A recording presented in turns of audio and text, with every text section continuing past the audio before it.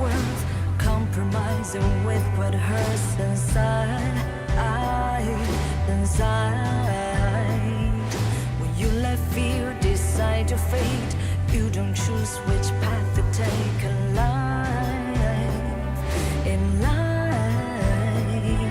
I'm finally letting go of everything that still holds me. I'm against the loss, but I won't give up, 'cause it's my time to shine. Standing in the spotlight, and no one let me down.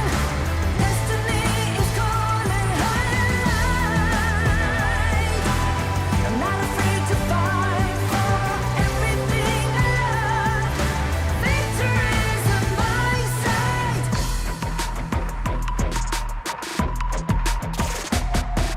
The more we lose, the more we gain. The more that nothing stays the same. In time,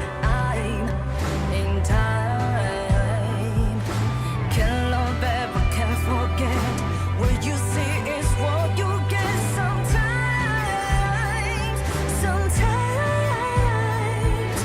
gonna show the world tonight, the light that shines inside us. We're against the odds, but we won't give up, 'cause it's our time to shine. Standing in the spotlight, can no one back us down. Destiny is calling high. We're not afraid to fight for everything we love. Victory is on our side. Takiki takiki takitao. Takiki takiki takitao. Takiki takiki takitao. Takiki takiki takitao.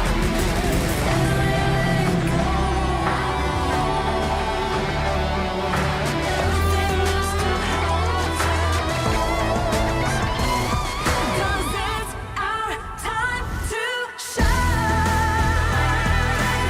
Standing in the spotlight, can no one back us down. Destiny is calling high. We're not afraid to fight for everything we love. Victory is on our side. It's our time to shine. High and light.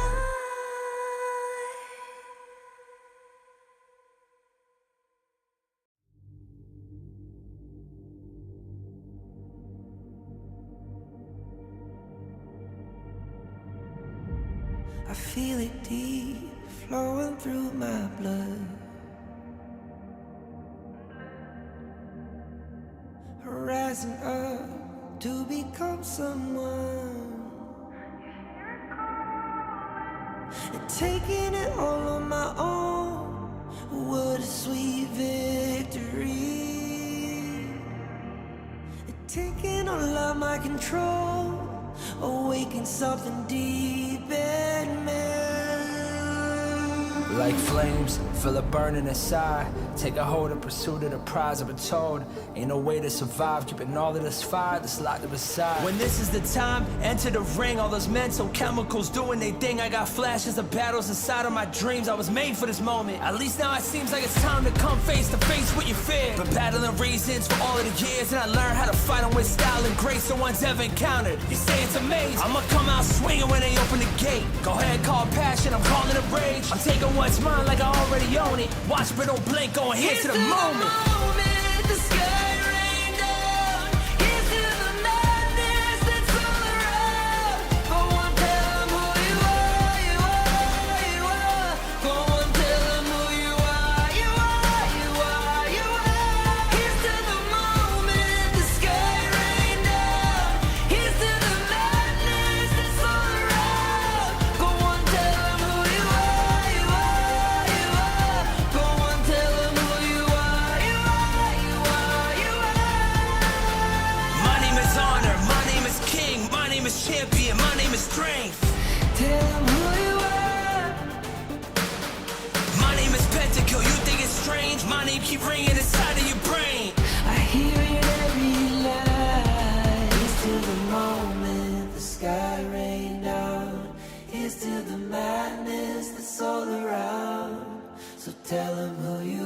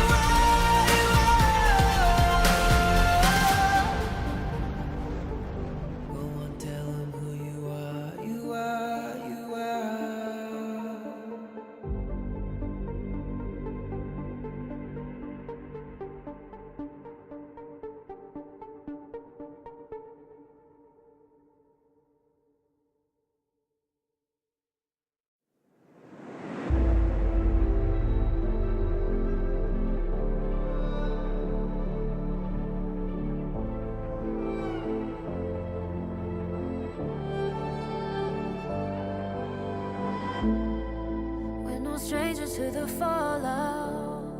It's what got us here. Ever changing, some chameleon. Blood, sweat, and tears. We'll never make it if we fall to everything that brings us down. With a comeback is now. Blood, sweat, and tears. Fight for what we want. Doesn't matter the cost. Every day, put in work. Blood, sweat, and tears. Nothing comes overnight. Strength in numbers, start to line. We don't bow to fear. Blood, sweat, and tears.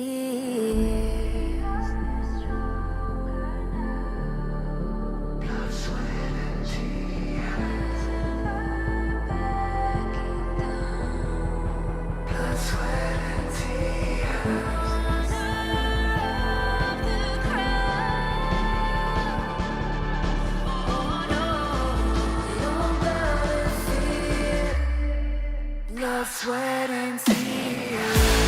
Fight for what we want. Doesn't matter the cost. Every day, put in work. Nothing comes overnight. Strength in numbers, start to line. We don't bow to fear. Blood, sweat, and tears. Fight for what we want. Every day, fight for what we want. Nothing comes overnight. Blood, sweat, and tears. Fight for what we want. Doesn't matter the cost. Every day, put in work. Blood, sweat, and tears. Nothing comes overnight. Strength in numbers, start to line. We don't go to fear. Blood, sweat, and tears. Fight for what we want. Doesn't matter the cost. Every day, put in work. Blood, sweat, and tears. Nothing comes overnight. Strength in numbers, start to line. We don't go to fear. Blood, sweat, and tears.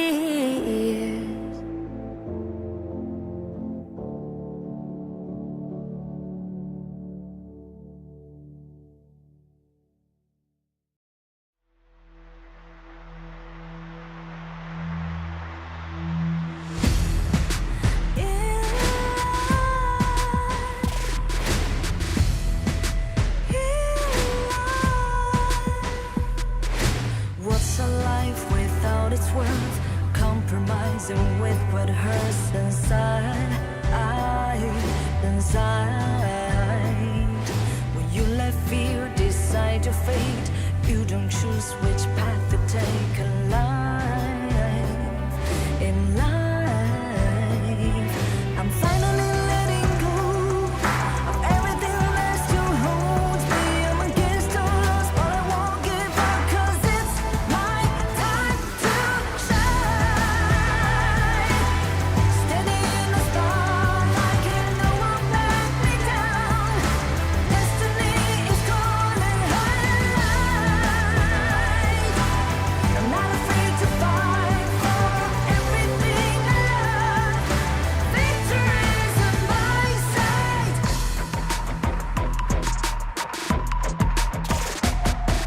The more we lose, the more we gain. The more that nothing stays the same. In time, can love ever, can't forget. What you see is what you get. Sometimes,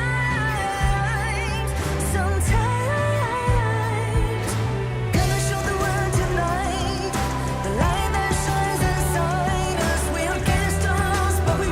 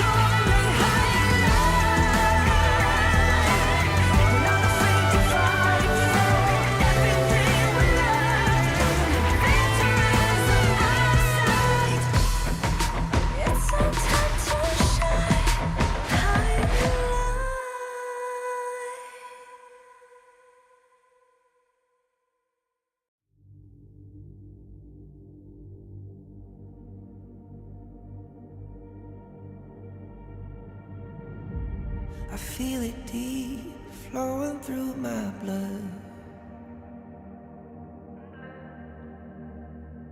Rising up to become someone, and taking it all on my own. What a sweet victory. And taking all of my control, awaken something deep in me. Like flames, feel it burning inside. Take a hold in pursuit of the prize. I've been told ain't no way to survive, keeping all of this fire that's locked up inside. When this is the time, enter the ring. All those mental chemicals doing they thing. I got flashes of battles inside of my dreams. I was made for this moment. At least now it seems like it's time to come face to face with your fear. Been battling reasons for all of the years, and I learned how to fight them with style and grace no one's ever encountered. You say it's amazing, I'ma come out swinging when they open the gate. Go ahead, call passion, I'm calling it rage. I'm taking what's mine like I already own it. Watch but don't blink, going here to the moment. The sky rain down. Here's to the madness that's all around. Go on, tell them who you are, you are, you are. Go on, tell them who you are, you are, you are, you are. Here's to the moment, the sky rain down. Here's to the madness that's all around. Go on, tell them who you are, you are, you are. Go on, tell them who you are, you are, you are, you are. My name is honor, my name is king, my name is champion, my name is strength. Tell them who you are. My name is Pentakill, you think it's strange? My name keep ringing inside of your brain. I hear it every night. Here's to the moment the sky rain down. Here's to the madness that's all around. So tell them who you are, you are, you are. Go and tell them who you are, you are, you are. Here's to the moment the sky rain down. Here's to the madness that's all around. Go on, tell them who you are, you are, you are. Go on, tell them who you are, you are, you are, you are. Here's to the moment the sky rain down. Here's to the madness that's all around. Go on, tell them who you are, you are, you are. Go on, tell them who you are, you are, you are. Go and tell them who you are, you are, you are.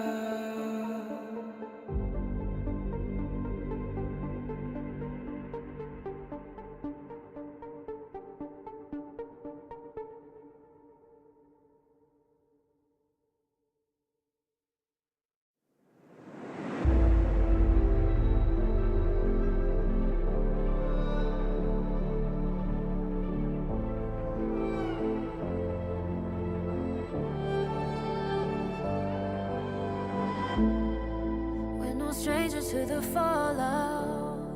It's what got us here. Ever changing, some chameleon. Blood, sweat, and tears. We'll never make it if we fall to everything that brings us down. With a comeback is now. Blood, sweat, and tears. Fight for what we want. Doesn't matter the cost. Every day, put in work. Blood, sweat, and tears. Nothing comes overnight. Strength in numbers, start to line. We don't bow to fear. Blood, sweat, and tears.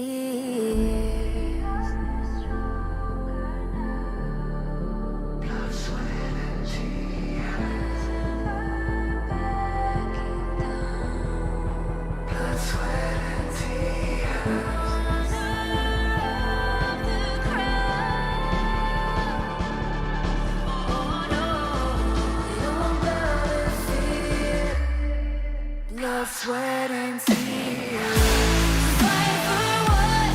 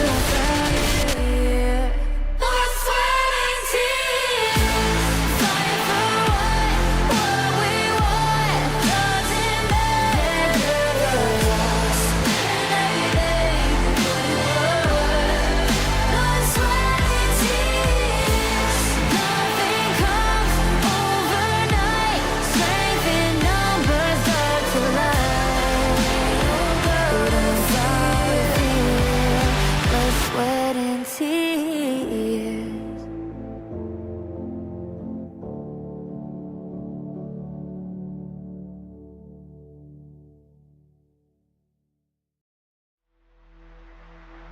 Can't forget what you see is what you get sometimes. Sometimes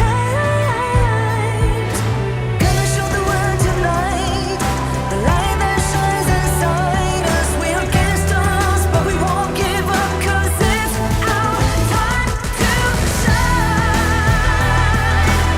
Standing in the spotlight, can no one back us down. Destiny is calling high and light. We're not afraid to fight for everything we love. Victory's on our side. Takiki takiki takitao. Takiki takiki takitao. Takiki takiki takitao. Takiki takiki takitao.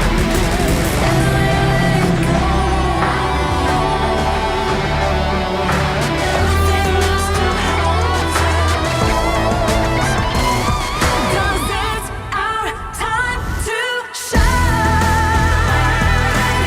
Standing in the spotlight, can no one back us down. Destiny is calling high and light. We're not afraid to fight for everything we love. Victory's on our side. It's our time to shine high and light.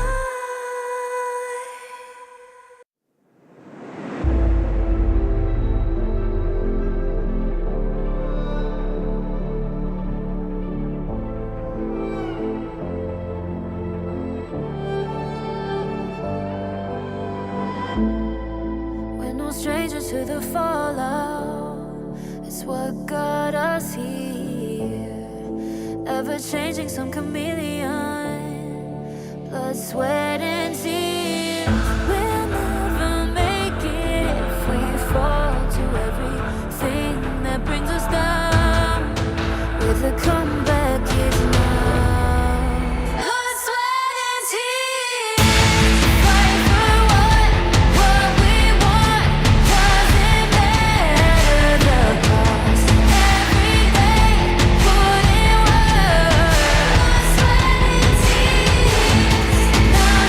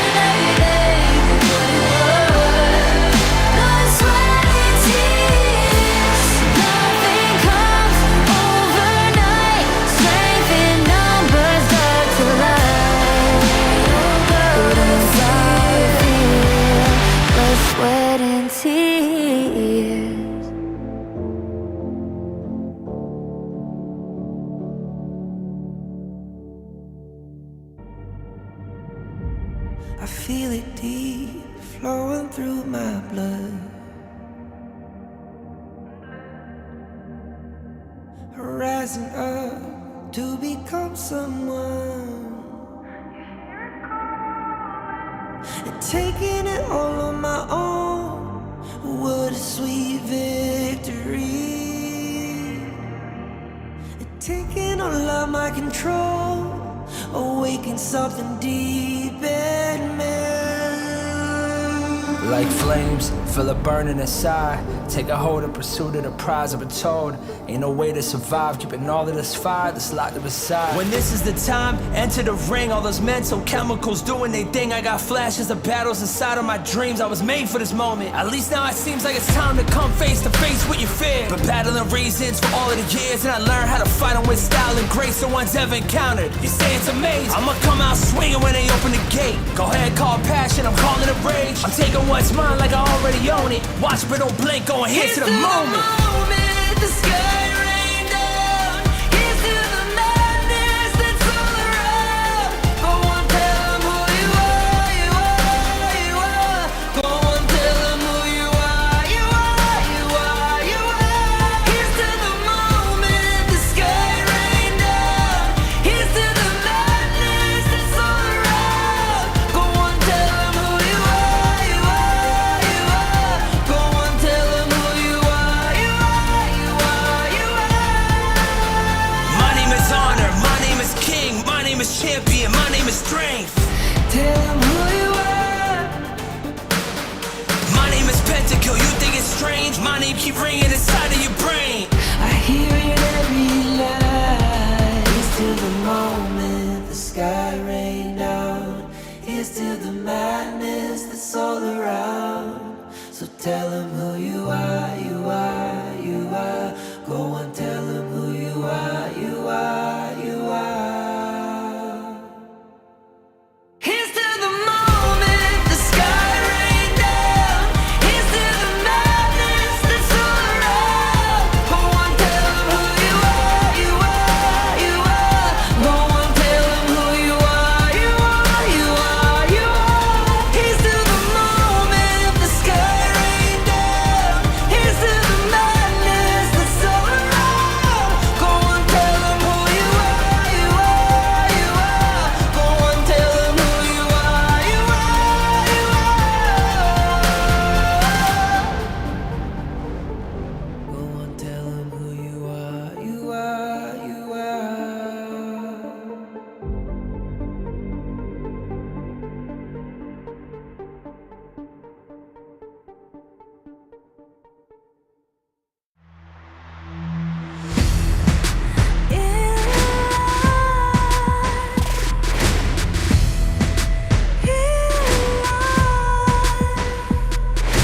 What's a life without its worth?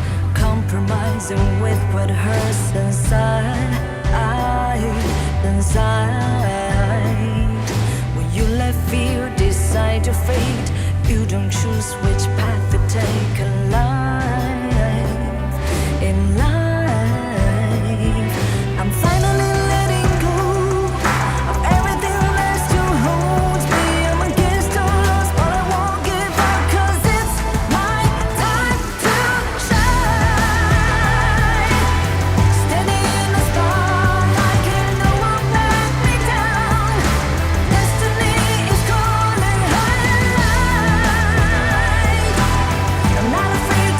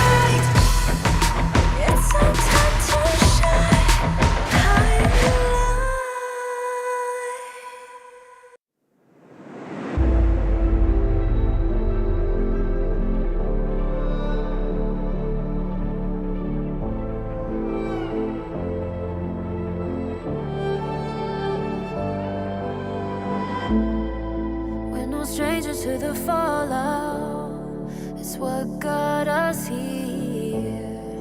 Ever changing, some chameleon. Blood, sweat, and tears. We'll never make it if we fall to everything that brings us down. With a comeback is now. Blood, sweat, and tears. Fight for what we want. Doesn't matter the cost. Every day, put in work. Blood, sweat, and tears.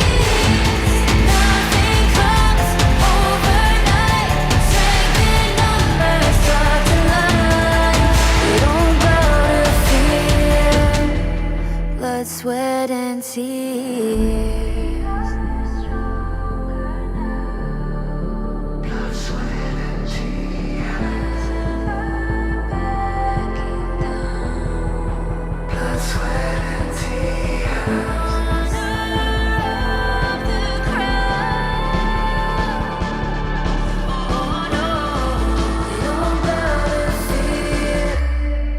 Blood, sweat, and tears. Blood, sweat, and tears. Fight for what we want. Doesn't matter the cost. Every day, put in work. Nothing comes overnight.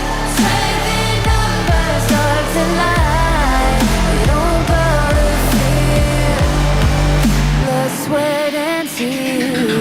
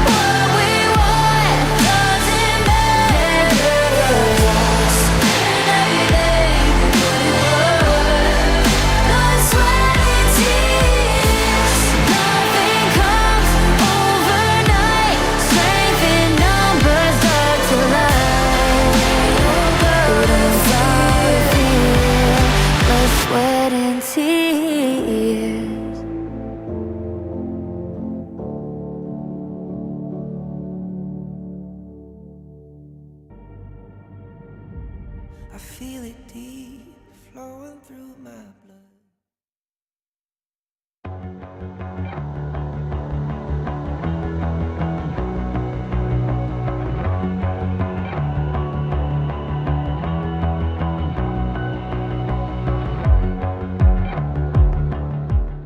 Welcome to the 2024 Honor of Kings Championship, the pinnacle esports event of the year, where 16 best teams from all of the world clash on the stage for the ultimate glory. Following 4 teams will be the seeds for the 2024 championship: Black Shrew Esports, Dominator Esports, Nova Esports, and Alpha 7 Esports.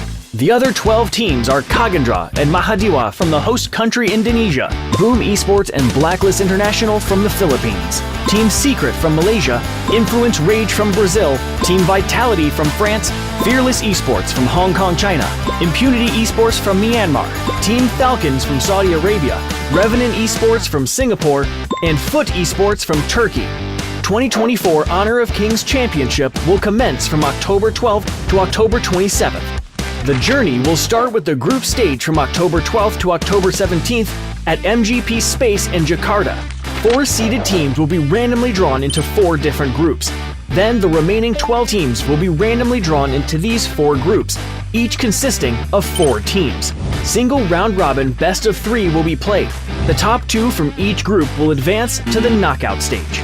The knockout stage will be divided into a winner's bracket and a loser's bracket, playing a double elimination best of 5. The knockout stage will be played at 2 venues. From October 18th to October 20th, the first venue is MGP Space. Teams that lose 2 matches in this stage will no longer have a chance to advance or participate in any further stage. From October 25th to October 27th, the matches will be taking place at Lipo Malkemang. It will feature intense competitions, with the winning teams of the upper and lower brackets advancing to the Grand Finals. The Grand Finals will be best of 7, and the winner will rise to the top and become the champion of the 2024 Honor of Kings Championship.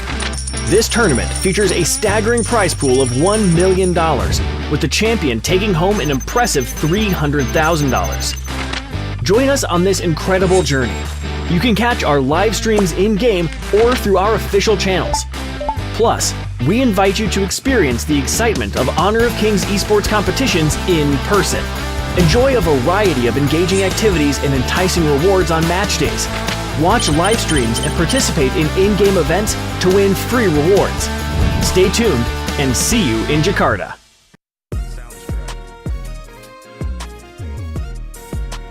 So we're going to play some games. The first one is like Suwit Jari.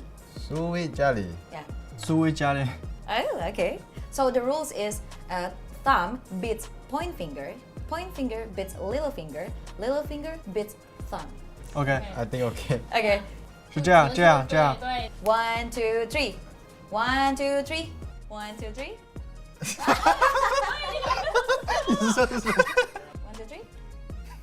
24. That's it. That's it. Now Wendy wins. Yeah. Wendy wins. Okay. Next one is I have something. Oh. What do you think is this? Is pizza? Can you say it like kerak telur? Kerak tawa. Kerak Kerak telur. Kerak telur. Yeah. Okay. Kerak telur is a Betawi traditional spicy omelette dish in Betawi cuisine. It is made from like glutinous rice cooked with egg and served with serundeng. Is it okay? Oh, okay. Well, they seems like it like. That's good. How many you give? Like scale 1 to 10. I give 100. Oh, 100. 100. So it's good. They like it. Delicious. Delicious. Good, very good. Good. Okay, that's it. Bye. Bye.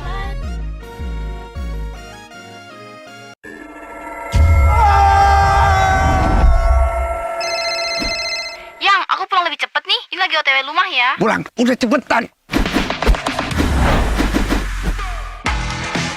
Teknologi Fast Cooling dan iFeel membuat ruangan dingin di setiap sudut. Dinginnya nyebar, langsung chill, auto nyaman.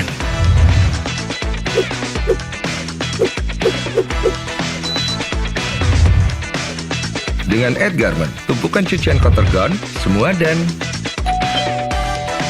semua yang ada di dalam jadi lebih terjaga, lebih dingin, dan lebih segar dengan Power Cool. Nikmati gambar yang lebih real dengan Kilet Pro dan Dolby Vision. Rasakan pengalaman suara yang mengitarimu dengan Dolby Atmos. Sayang.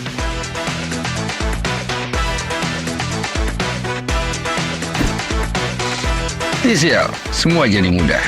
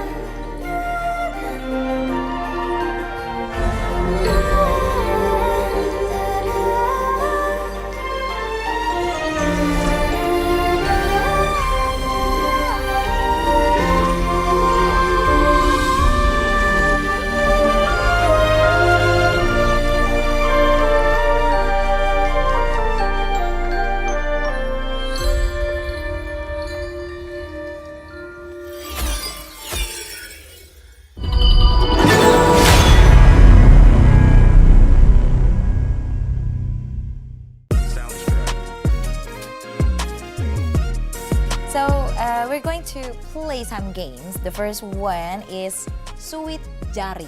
So the rules is point finger beats little finger and little finger beats thumb. Okay. 1, 2, 3, go. One. Okay. 1, 2, 3. 1, 2, 3. One, 1, two. 2, Wait, light lang. Yeah. 1, 2, 3. 1, 2, 3. 1, 2, 3. 1, 2, 3. Oh, okay. Wait, I win. So the next one is I have some food for you. Can you guess what it is? Nasi. No. Ice You cream? can open Okay. and smell it. It is a rujak serut. Can you say it? Rujak sarot. Rujak serut. Okay. Mm. Okay. However, the fruit used are typically sour. So it's not like all of them is sweet. And they are coated in spicy sauce. Is it a bit spicy? Little. Okay. Little. So the fruit are also shredded, not cut like most salads. Like shred. Yeah. If I ask you to rate from scale 1 to 10. 9.5. 9.5. 9 because of the spicy and uniqueness. Okay. Bye-bye.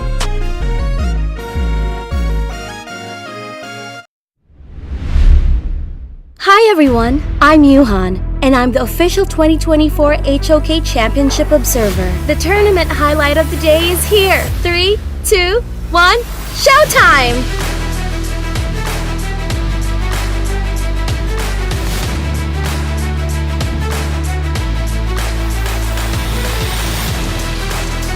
Freshly blade, reforged blades, and they're gonna go in the stampede back from Waypit, just trying to stay alive. He turns back to a man. Just Six thought about going in. He's gonna be a little low, but they go right back in, and Muji's starting to do some work. But he does die in return. Azar has that damage. Azar getting blown up by the Blazing Brilliance. He's gonna be killed. Wendy does get that pick off. This is the problem, right? So they were able to have a fantastic day.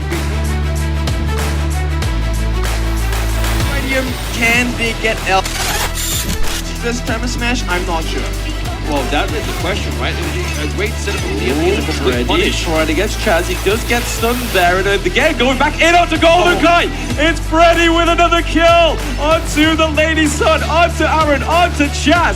Toshi coming in as well. Chill is picking up some kills for himself. He's like, boys, leave some of the buffet for me. They take down 4 of the side of Blacklist, looking to push this mid lane. It's DMT. Yeah, we are close. Gotta kind of work around that, and by having that control from Zingling, he's gonna be important here. Yep, Zingling jumps in as well. He gets the knockup. JR is taken out. There's a lot of damage taken away from the side of BSC. Everything's happening in front of the pin. And right now the reset comes in. KK is caught in no man's land. Busan King will be the one to deal with the death blow as well. Zingling, he's gonna be the next one to fall. At the same time, Dao, there's not enough damage. KK is dead. And Busan King, he's going to escort him to death.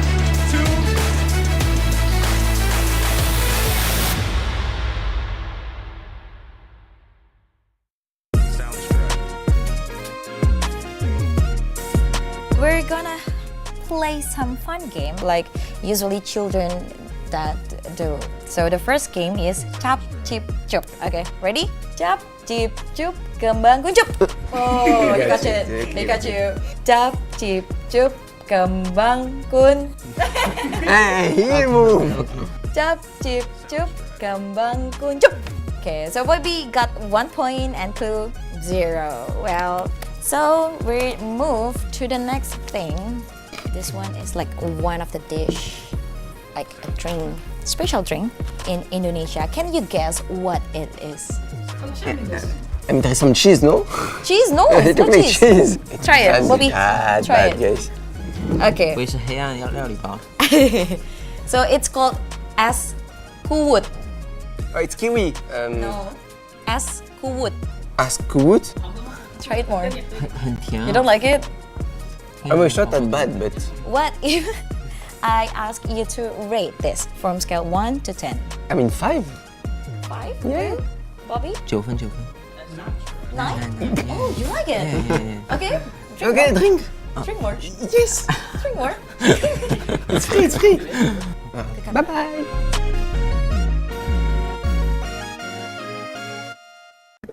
I'm Winter from Vitality. Hi, I'm Yao Yao from Vitality. Winter, are you the main shot caller in the team? No, actually it's our mid lane and our top lane is the main caller. How does training dynamic work out in the team? Are you able to keep up with the boys? Yeah, from the start it's a bit tiring because we have to play in full focus for maybe like 4 to 5 BO3s a day, but then now I'm coping well with it. Coach Yao Yao, what are some unique values that Winter bring to the team better than a boy roam? I think esports is an industry regardless of your gender. So the reason why I choose Winter to be our starter is because she is capable of it. She is patient and is willing to communicate with all the players. That is really good. Do you think we are going to see more female players on highest professional esports stage in the future? Yeah, I feel like it's an honor to be the first, and I feel like obviously there will be more in the future. I think it's very exciting for us to see more and more ladies would be interested in this game, and as long as they can see both of us get on the stage and have the courage to have a try, I think it's worthwhile.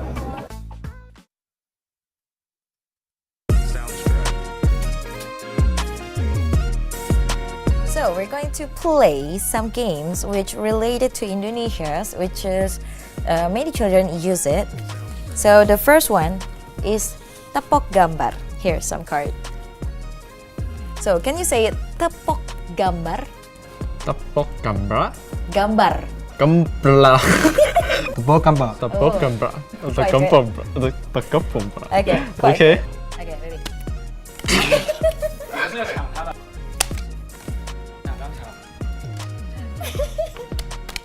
Yeah, like that.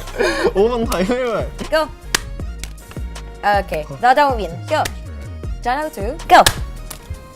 Okay, Dodo 3. So, Dodo win. The next one is some Indonesian snacks. Well, it's called pai susu. Pai susu. Yeah. Pai susu. Okay. Pai susu is an Indonesian custard tart pastry consisting of a short tart pastry filled with egg custard and condensed milk. Yeah. So pai means like pie, susu means milk. Yeah, good. Good. Good? Good. Like this? That's Good? very yummy. Okay. Yummy. In scale 1 to 10, what would you rate it? Okay. Fable 8 and Dodo? Ooh, 9. Well, thank you. Bye. Bye. 我常常在想，如果我不执着于梦想，我的人生将会如何？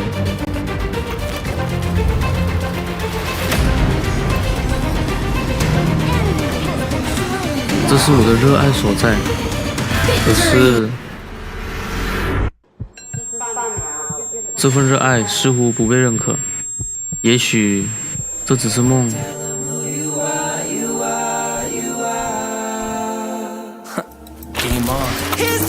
就让热爱、勇气成为我追梦的燃料。要实现这梦想，就必须马上行动，做就对了。SOK 或许就是我实现梦想的地方。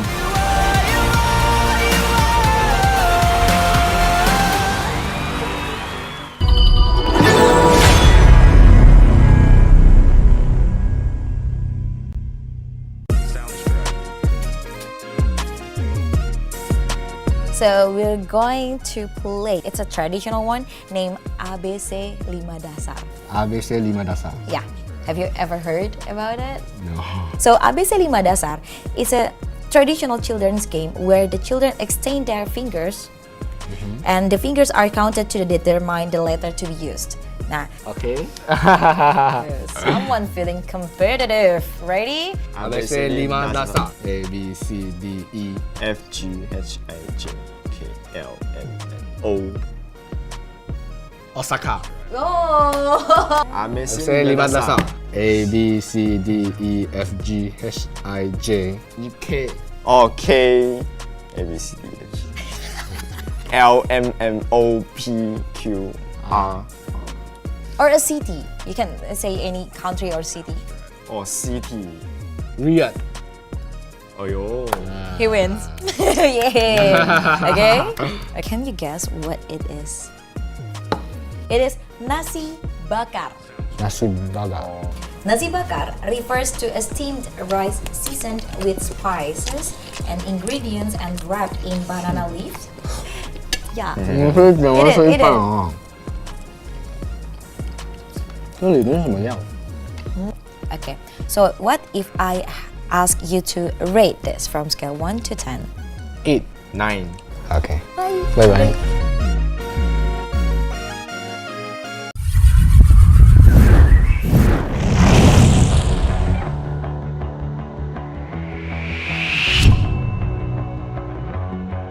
Okay boy. Dharma boy ingat. Good shiwap. Oke, tapos na pre! Okay, good shiwap. Good shiwap. Good shiwap yan boss. Boss, gosen boss. Good shiwap lang boss. Nice one boss. Nice one boss. Gigil na ako pre, gigil na ako pre. Wait lang daw, wait lang daw. 一技能挡针击球， 3秒。死了。OK， 上路有线，上路搞了。OK。先杀人，先杀人，扎起，打掉点。Nice。Bisa. Oke. Can tower guys. Oh no wave ya. Elo. Nice steal can bro. Chill bro, and bro. Top 3 bro. Indonesia. Santai, masih belum. Chill only one. Indonesia. Dominator. Easy. Easy guys, nice game guys. Ini dulu. Aman aja, enak aja kok. Datang bos. 好，大致命棒起来，我套了个盾，真金没大，狂点没闪，继续点塔，别先进去了，别先进去，抢点，狂点先，点塔，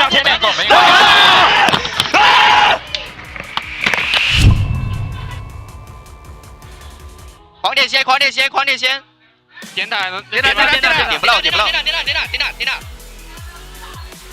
了。可以点，点掉。点。顶住！牛逼！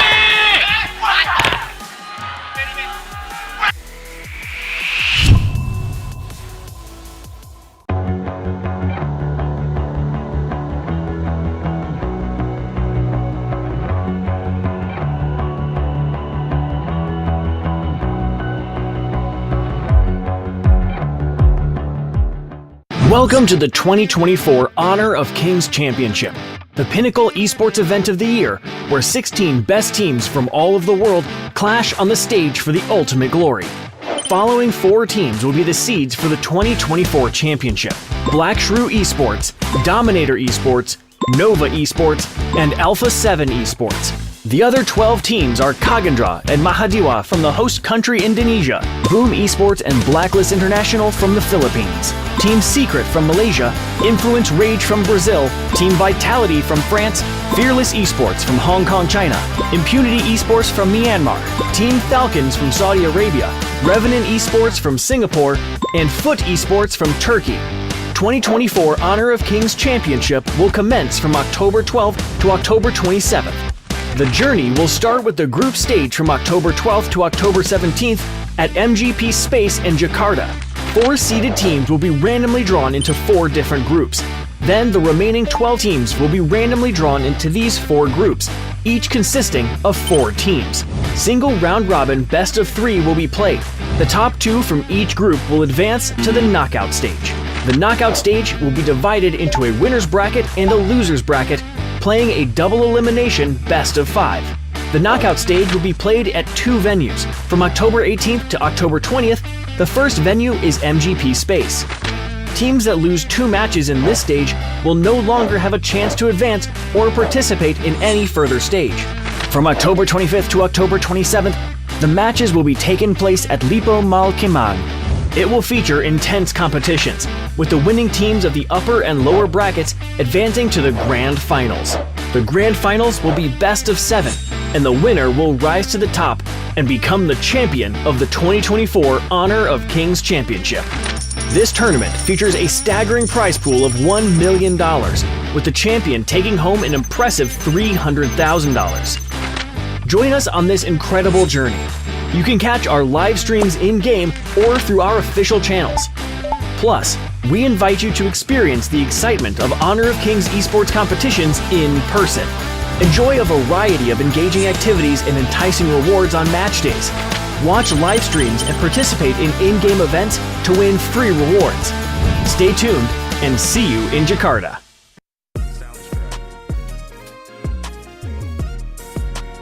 So we're going to play some games. The first one is like Suwit Jari.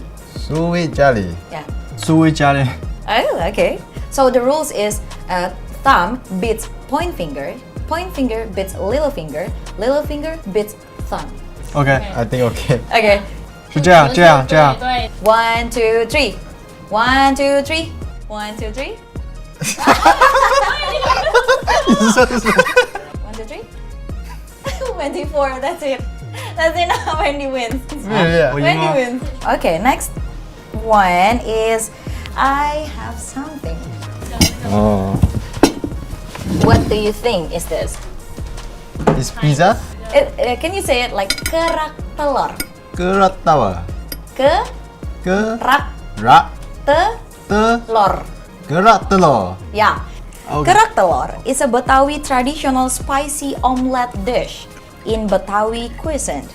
It is made from like glutinous rice cooked with egg and served with serundeng. Is it okay? Oh, okay. Well, they seems like it. Like That's good. how many you give? Like scale 1 to 10. I give 100. Oh, 100. 100. So it's good. They like it. Delicious. Delicious? Good, very good. Good. Okay, that's it. Bye.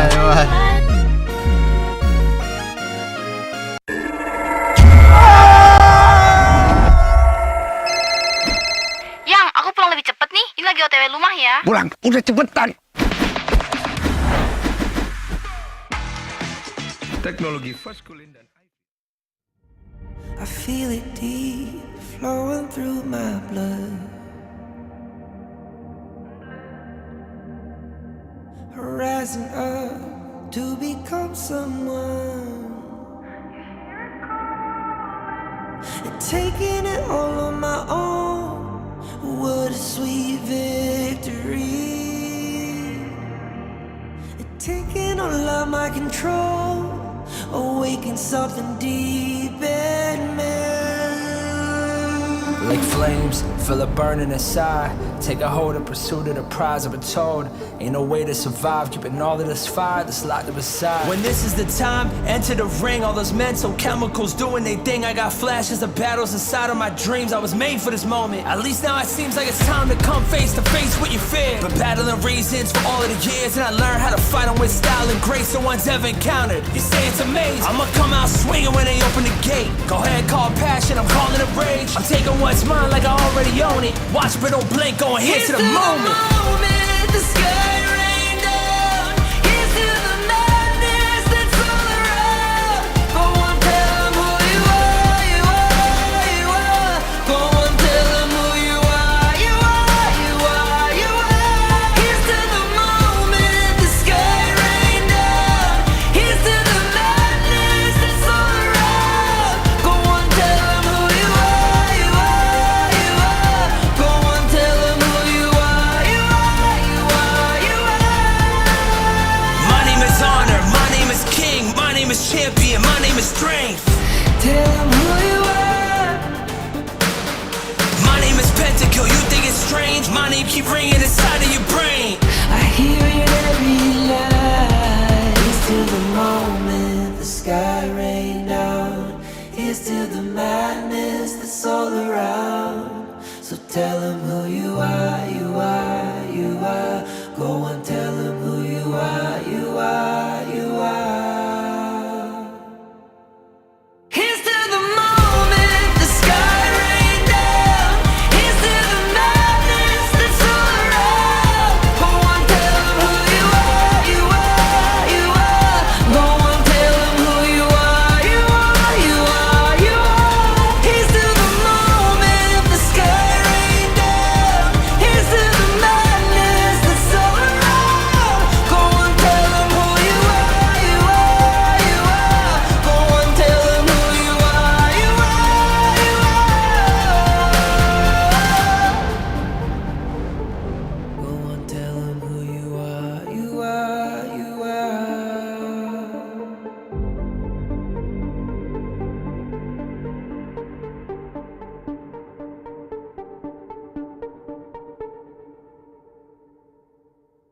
You've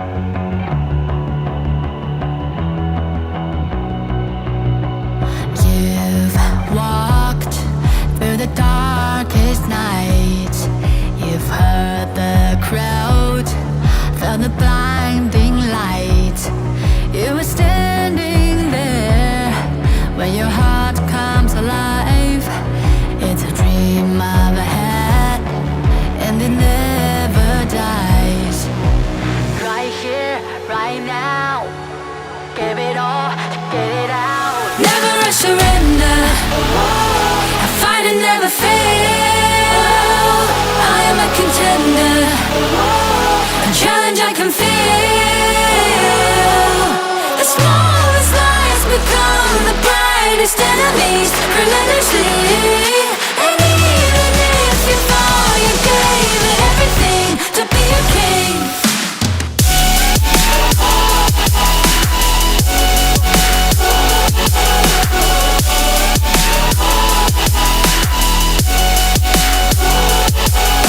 You carved your way with a sharp attack. You watched it all burn, and you never looked back. There will come a day when your fears will arise. You protect your crown, so it never dies. Never a surrender, I fight and never fail. I am a contender, a challenge I can feel. The smallest lies become the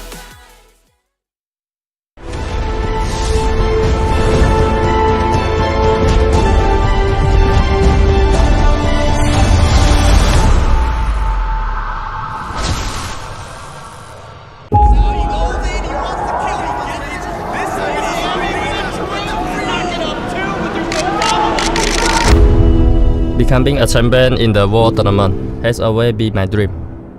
In this silence is that small moment that remind me to fight.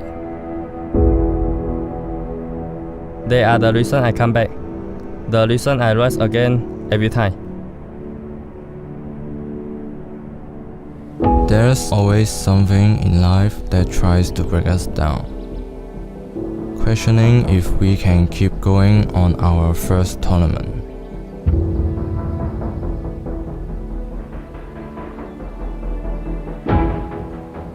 We hold on and never let go of hope. Through every challenge, we rise together, no matter what.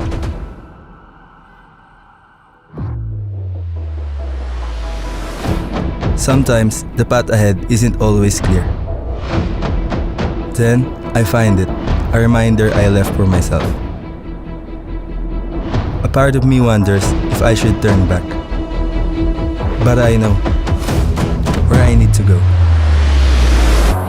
When you're chasing a dream, the world outside becomes a blur. It's all about the battle right in front of you. Every move, every second counts. Nothing else matters. Not the noise, not the distractions. But we see right through them. We're here to win. Nothing else.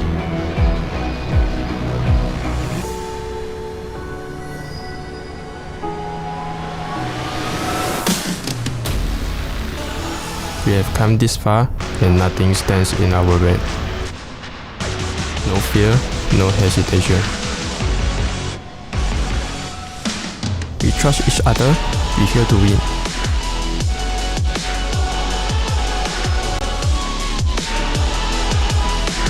We are warriors, together, unstoppable.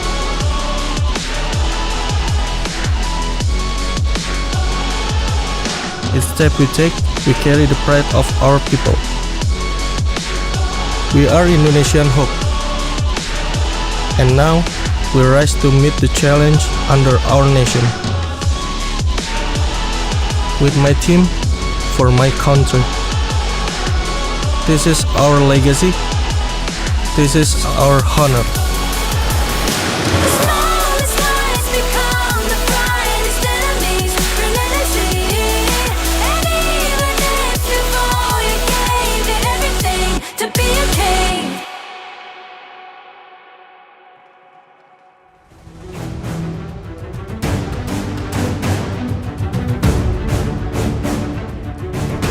After endless of training, countless of battle, we finally have our top 6 teams around the globe. But only one will crown as kings and kings. But who will take the pride and trophy back to their region? Welcome, ladies and gentlemen, to 2024 Honor of Kings Championship in Lipo Mall Kemang, Jakarta, Indonesia. Woo! Saya mau cek dulu mana suaranya pecinta HOK. Wow, what an energy. Yes, itu yang kita harapkan setelah 4 hari cucu persiapan dan akhirnya kita kembali bersama host favorit kalian. Saya Darius Lin bersama partner saya. I'm Cucu. Jauh-jauh datang dari Malaysia. Yeah. Wow, datang untuk HOK. Iya. Yes, dan tentunya Cucu, setiap perjalanan, how do you feel in Indonesia? You look so pretty today. Oh, hari ini hari batik ya. Hari batik ya, siapa Iya. nih yang pakai batik? Kayaknya mana batiknya? Kita batik? dua aja. Kita dua ada, aja. Ada banyak ya. Iya. Yes. Tentunya setiap perjalanan sampai ke sini adalah sebuah cerita masing-masing dan kita hari ini sudah banyak tim dari seluruh belahan dunia datang ke sini untuk punya satu tujuan, satu mimpi dan satu impian. So we're gonna recap how the journey of the players from their start till at this stage. Let's walk down the memory lane of the players and teams. Hi everyone, I'm Yuhan, and I'm the official 2024 HOK Championship Observer. Catch today's most exciting moments. Come and watch your favorite players in action.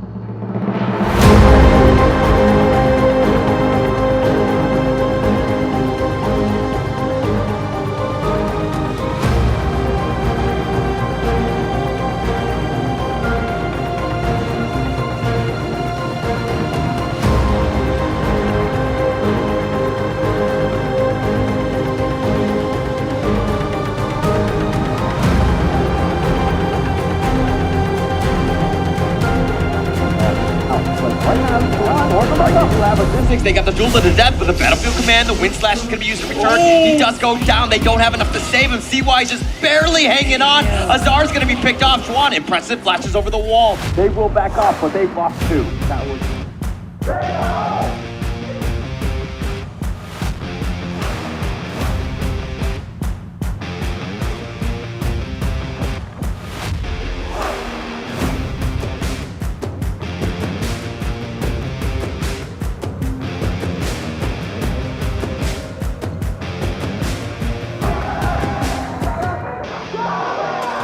There it is again, going back in onto Golden Kai.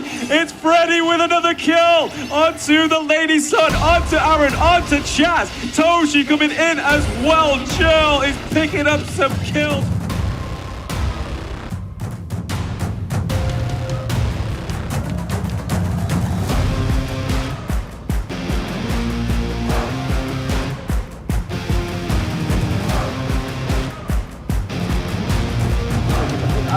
So many things just went wrong for BSC. Yeah, the silence come in. Woodwind is falling low, does not have the beast form, will be taken out as the trade comes to the side of BSC.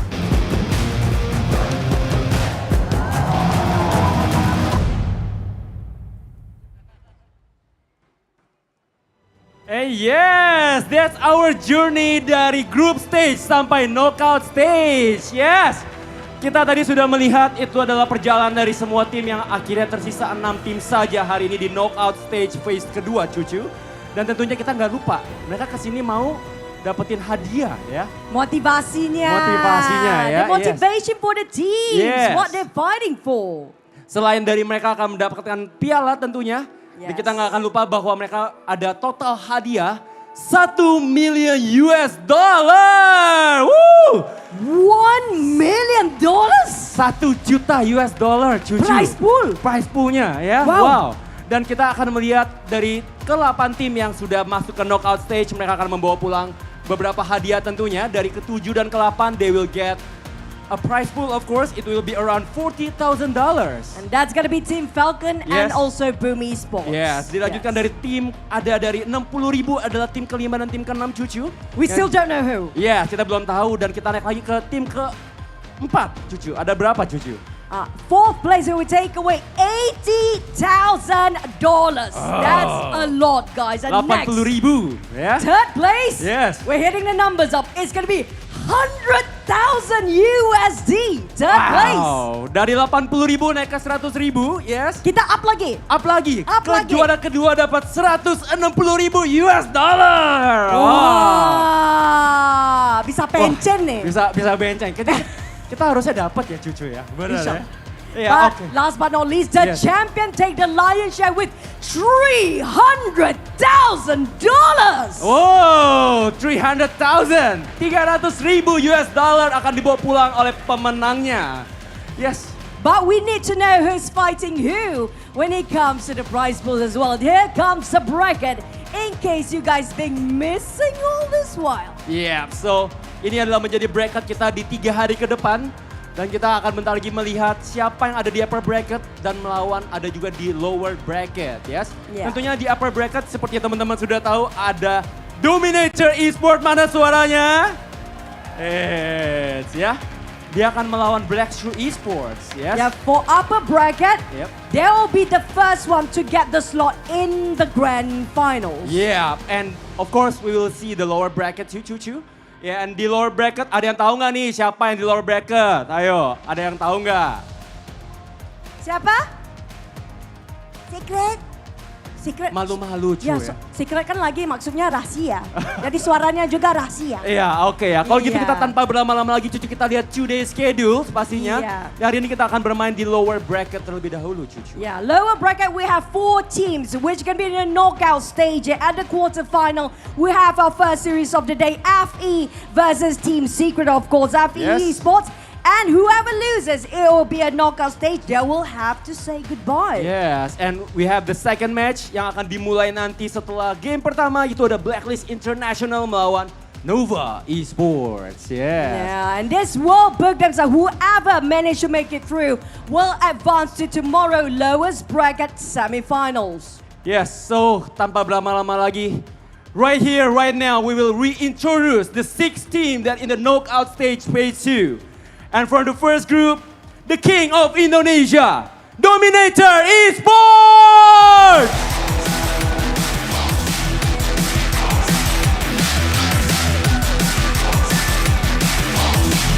They dominate every matches with still 100% win rate. This is the unbeatable team in the series. Roar Dominator!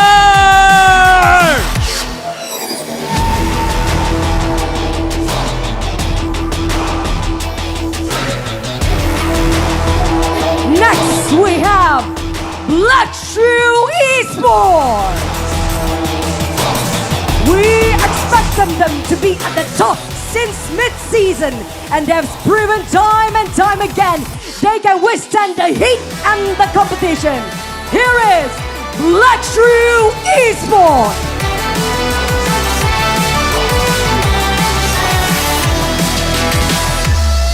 And the next team come from the Philippines, carrying the flag, Blacklist International!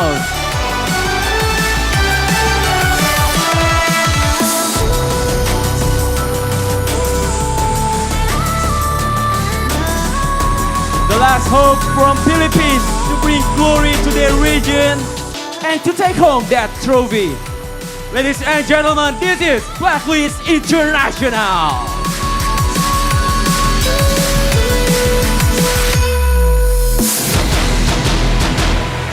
Next up, Nova Esports. They bring in the aggression and quick plays every single time to give us an entertaining match. To fight for their lives one more today, here is Nova Esports.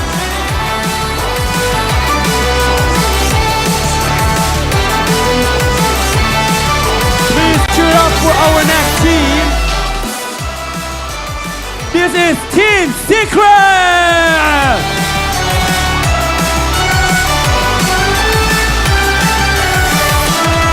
Their setback will stop them from turning teams around in this tournament.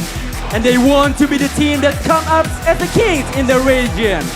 So please welcome our first contender, Team Secret.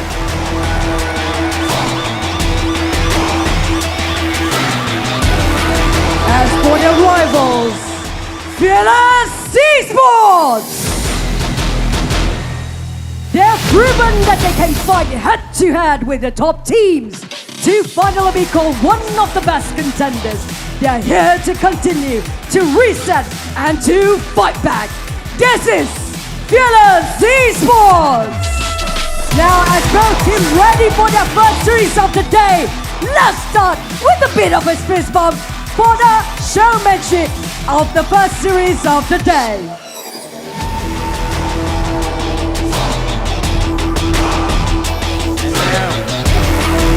We will face each other at our first match. Whoever wins this can advance later, but who do you think will actually take this first series away? Yes. And before we start the match, Cucu, aku mau tes dulu semangatnya, oke? Jadi kalau hostnya nanti bilang honor of king, fight for honor, teman-teman balasnya adalah never surrender. Bisa? Oke, tahu ya lagunya The Contender ya, Cucu? Iya. Oke, aku ulang sekali lagi ya.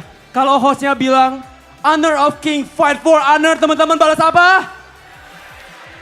Lembek, Cucu.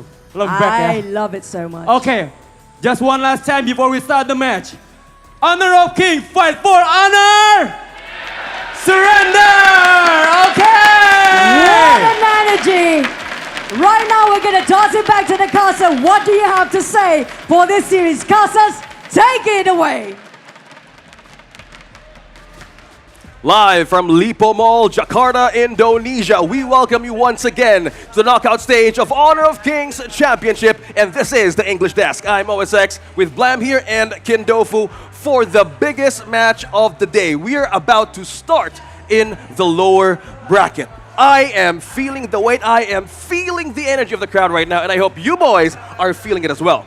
Yeah, a lot of tension here, right? And of course, there is a good reason for the tension as well. This is the lower brackets, meaning if you lose this series, you are going home. Yeah, that's the weight of the series, right? Because right now, we're seeing Team Secret, and also we're seeing one more team who's going to fight to move forward. Because, again, this match is most likely one of the comebacks that we were looking for from day number one.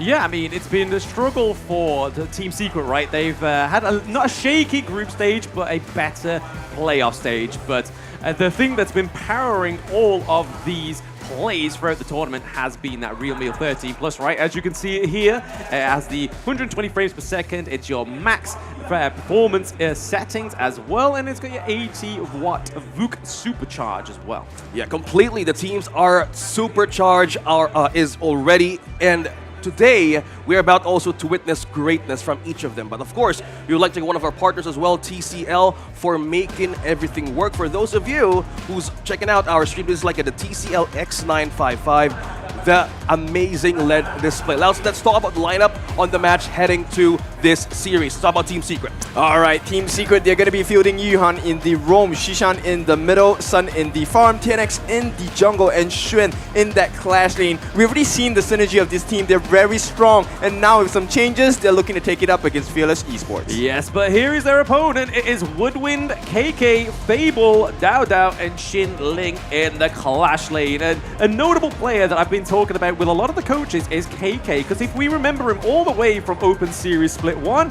he has improved the most, I think, in this lineup.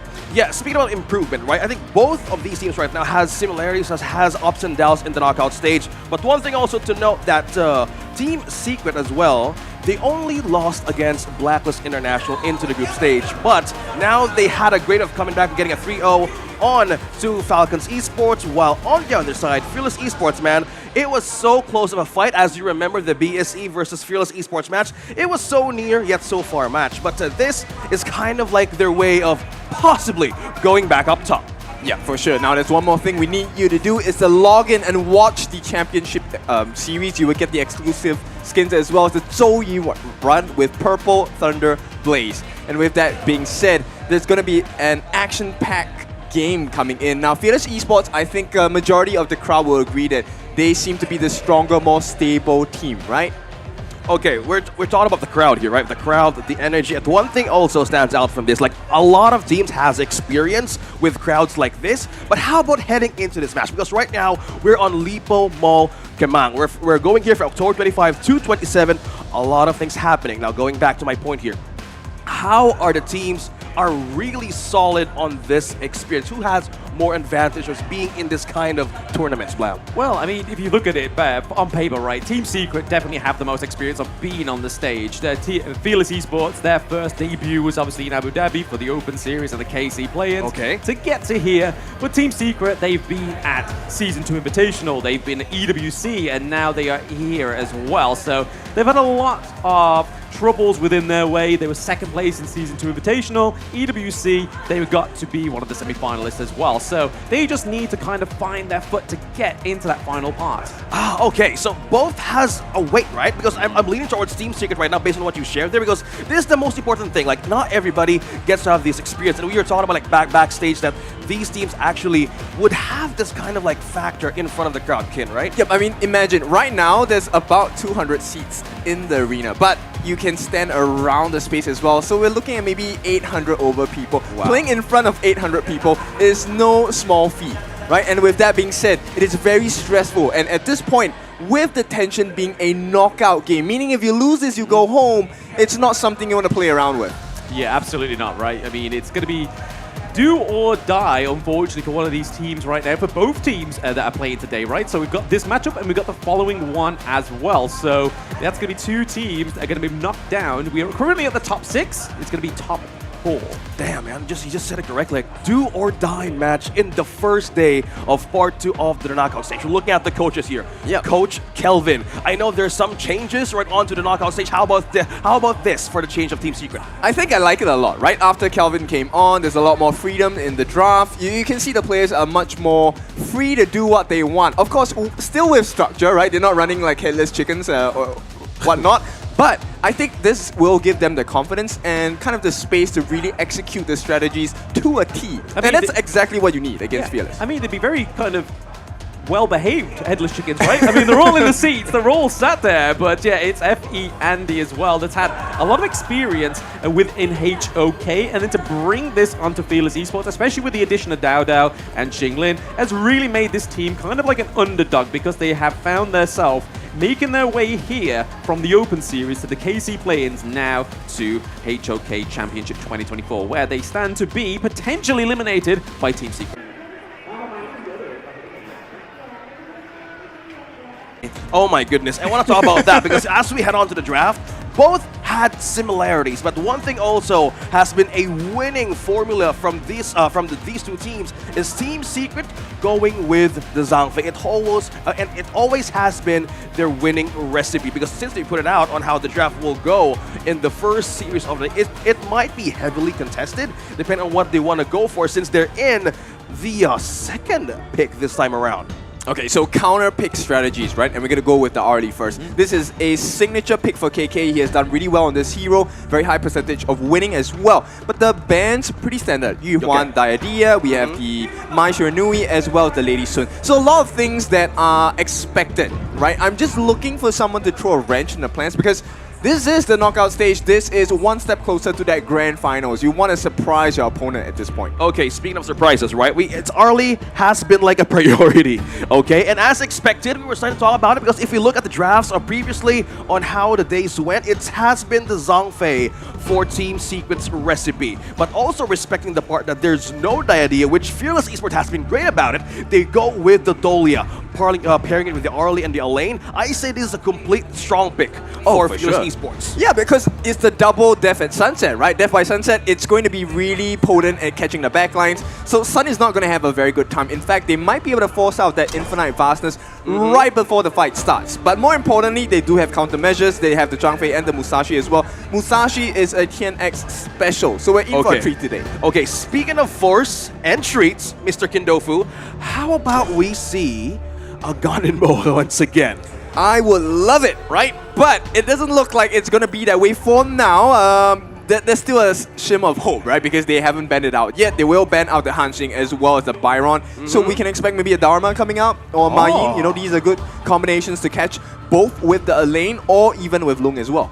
Okay, so both great additions. We're seeing the most stable ones as well. And as we talk about the draft here on the last man of Team Secret, it's the Angela. They know there's no one tanky yet for Fearless Esports, and they saw it coming as well. The Dharma being taken out, as you pointed out. But this is just the great draft overall start for these two teams. Because with this, how will they go from here? There's no Dharma. What will be the follow-up since they've taken out the Angela as an easy meltdown for hard tanks as well? I think a Ma Yin will be good here, right? Someone to be able to catch out and force KK to stay in that space. And of course, with that being said, Team Secret, they pick up the Lady Chen. They like that CC control, the destructive deluge. Definitely going to be very good at catching the people out. But I still am very concerned about this Xingling Elaine because we've already seen him on this guy and he is just insane. Oh yeah, speaking of insanity, right? Like the Princess Frost adding to this composition that Fearless Esports has started, like the Arlie, you have the Dolia, so we're looking at two great ultimates in the hands of the Dolia that can be beneficial in hard team fights a Team Secret can initiate. Okay, this is a very scary draft coming out from Fearless, right? Because the counter initiation by Princess Frost is going to be really strong. Frigid Prison definitely going to change a lot of fights for Fearless Esports. At the same time, right, Team Secret, they do have the potential to kind of turn that situation. Yeah. But I don't see it as easily executed from the side of Fearless. Okay, so there's a lot of layers that needs to happen here on the last pick that is Monkey for Fearless Esports. By the way, we have a real-life Monkey here on the site. If you want to go and check it out, we're at Lipo Mall Kemang. But to pair it all up, on point there, Mr. Kindofu. Of course. The Mayin, he has been a great formula as well for Team Secret. If this is like the backline penetration they can do against Fearless Esports way. Yeah, and you know what? This begs the question, who are we leaning towards as a desk? Ooh. No individuality today. We are here as the English desk. Let's decide as the English desk, who do we favor more? No more sitting on the fence, Black. Ow, what do you mean? The fence is gone, bro. It's the playoffs. The fence is gone. But, I mean, I really like the fact right on the side of Fearless Esports, so they're going to have that double ultimate for the Celestial Melody. Elaine is going to be able to get that Death on Sunset twice, so the access into the backline of Team Secret is going to be pretty huge and fruitful, right? Okay, I'm gonna agree with him, mainly because of the early game power spike that this composition has. Already a fight at level 1! What's going on here? We just got in, and everybody's just like, okay, counter aggression, find a great way to put pressure. Team Secret started with an invade here on Fearless Esports camp. We have never seen this in the playoffs. We have never seen this in the group stages as well. So this is something new from Team Secret. They need to shock the opponent, and they will. They get the steal as well. Okay. That's how they want to start here. That's why the Zhangfei here really matters for Team Secret. They have that early evade composition. You have a hard crowd control. Very easy for the Luong to just keep on using the basic attacks. But this is like going back how the draft is going to go in the early game. I'm leaning towards, okay, this one-on-one right now. Yeah, I don't think anything's going to come out of that one, right? I mean, there's just too much whatever's flipping away from the Mayin. She has the HP regen. She can sit at the bottom of the base tower and just kind of heal up there. Okay, speaking of the bottom lane right now, we're looking at Fearless Esports and Team Secret. Early game, there's nothing much more they can do. It's just try to hit that level 4. But on your other hand... Oh, the flaming palms come through from KK! Oh, to KK! It's going to be first blood for TSN! Oh my goodness, we're just talking about power spike, but he was the first to go down. KK being the first casualty. Yeah, but it looks like, you know, Team Secret, they're using a different formula of farming, right? It's not about farming the minions, not about farming the jungles. We want to farm the heroes. And that's something that's really big from the side of Team Secret. And when you give Sun a lead, you know he does not waste that lead away. Yeah, he really gives a thumbs up right away to the crowd and to everybody in the camera. Now let's talk about the access here between from Team Secret and Fearless Esports. We are talking about the backline entry right now onto the early game. If we look at a TNX and between Dao Dao, we're seeing the gap, right? It's a 2-level gap. Right now, okay, Dao Dao gets the 1, but TNX is looking for more. Oh, Fable gets taken down into the mid lane thanks to the Musashi, right? This Team Secret has been playing a lot more aggressive than usual, right? They're normally a lot more cordial, a lot more gentleman-like for the British, They're still going in. Yeah. Yep, they're still going in. They get another Crimson Gold, and they're not letting Fearless Esports have any room to breathe. Well, that is just a complete right sample on how what Team Secret can do in early game aggression. So this kind of lead slowly translates for a snowball potential for TNX and Sun as well. So distance-wise, nobody can come close, but oh, Suwon. Close. Ooh, okay, going back to the point here, Kin. How is this? How is this looking forward for Fearless Esports? What do they need to do to cross that bridge?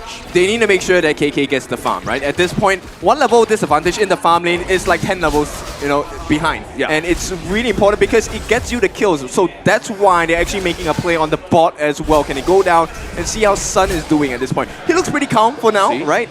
And I just want to say some fact of the day, right? Okay. So Sun's birthday was very recent, and in Season 2 qualifiers, no matter which team played, when they had a member who had a birthday, they always won.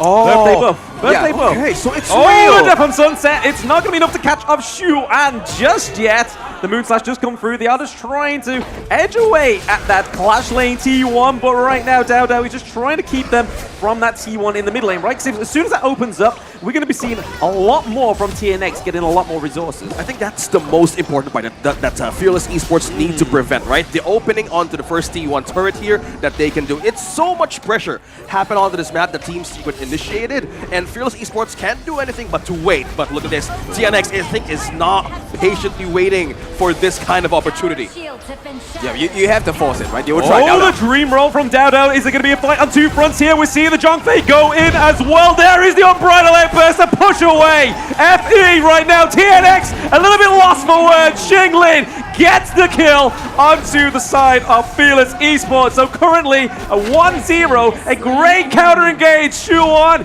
gets the kill onto Fable as well. So 1-1 overall for both teams. Oh my goodness, we're literally seeing the power spike of Team Secret pressure around Fearless Esports. There's nothing much the damage can do on that kind of team fight, Skin.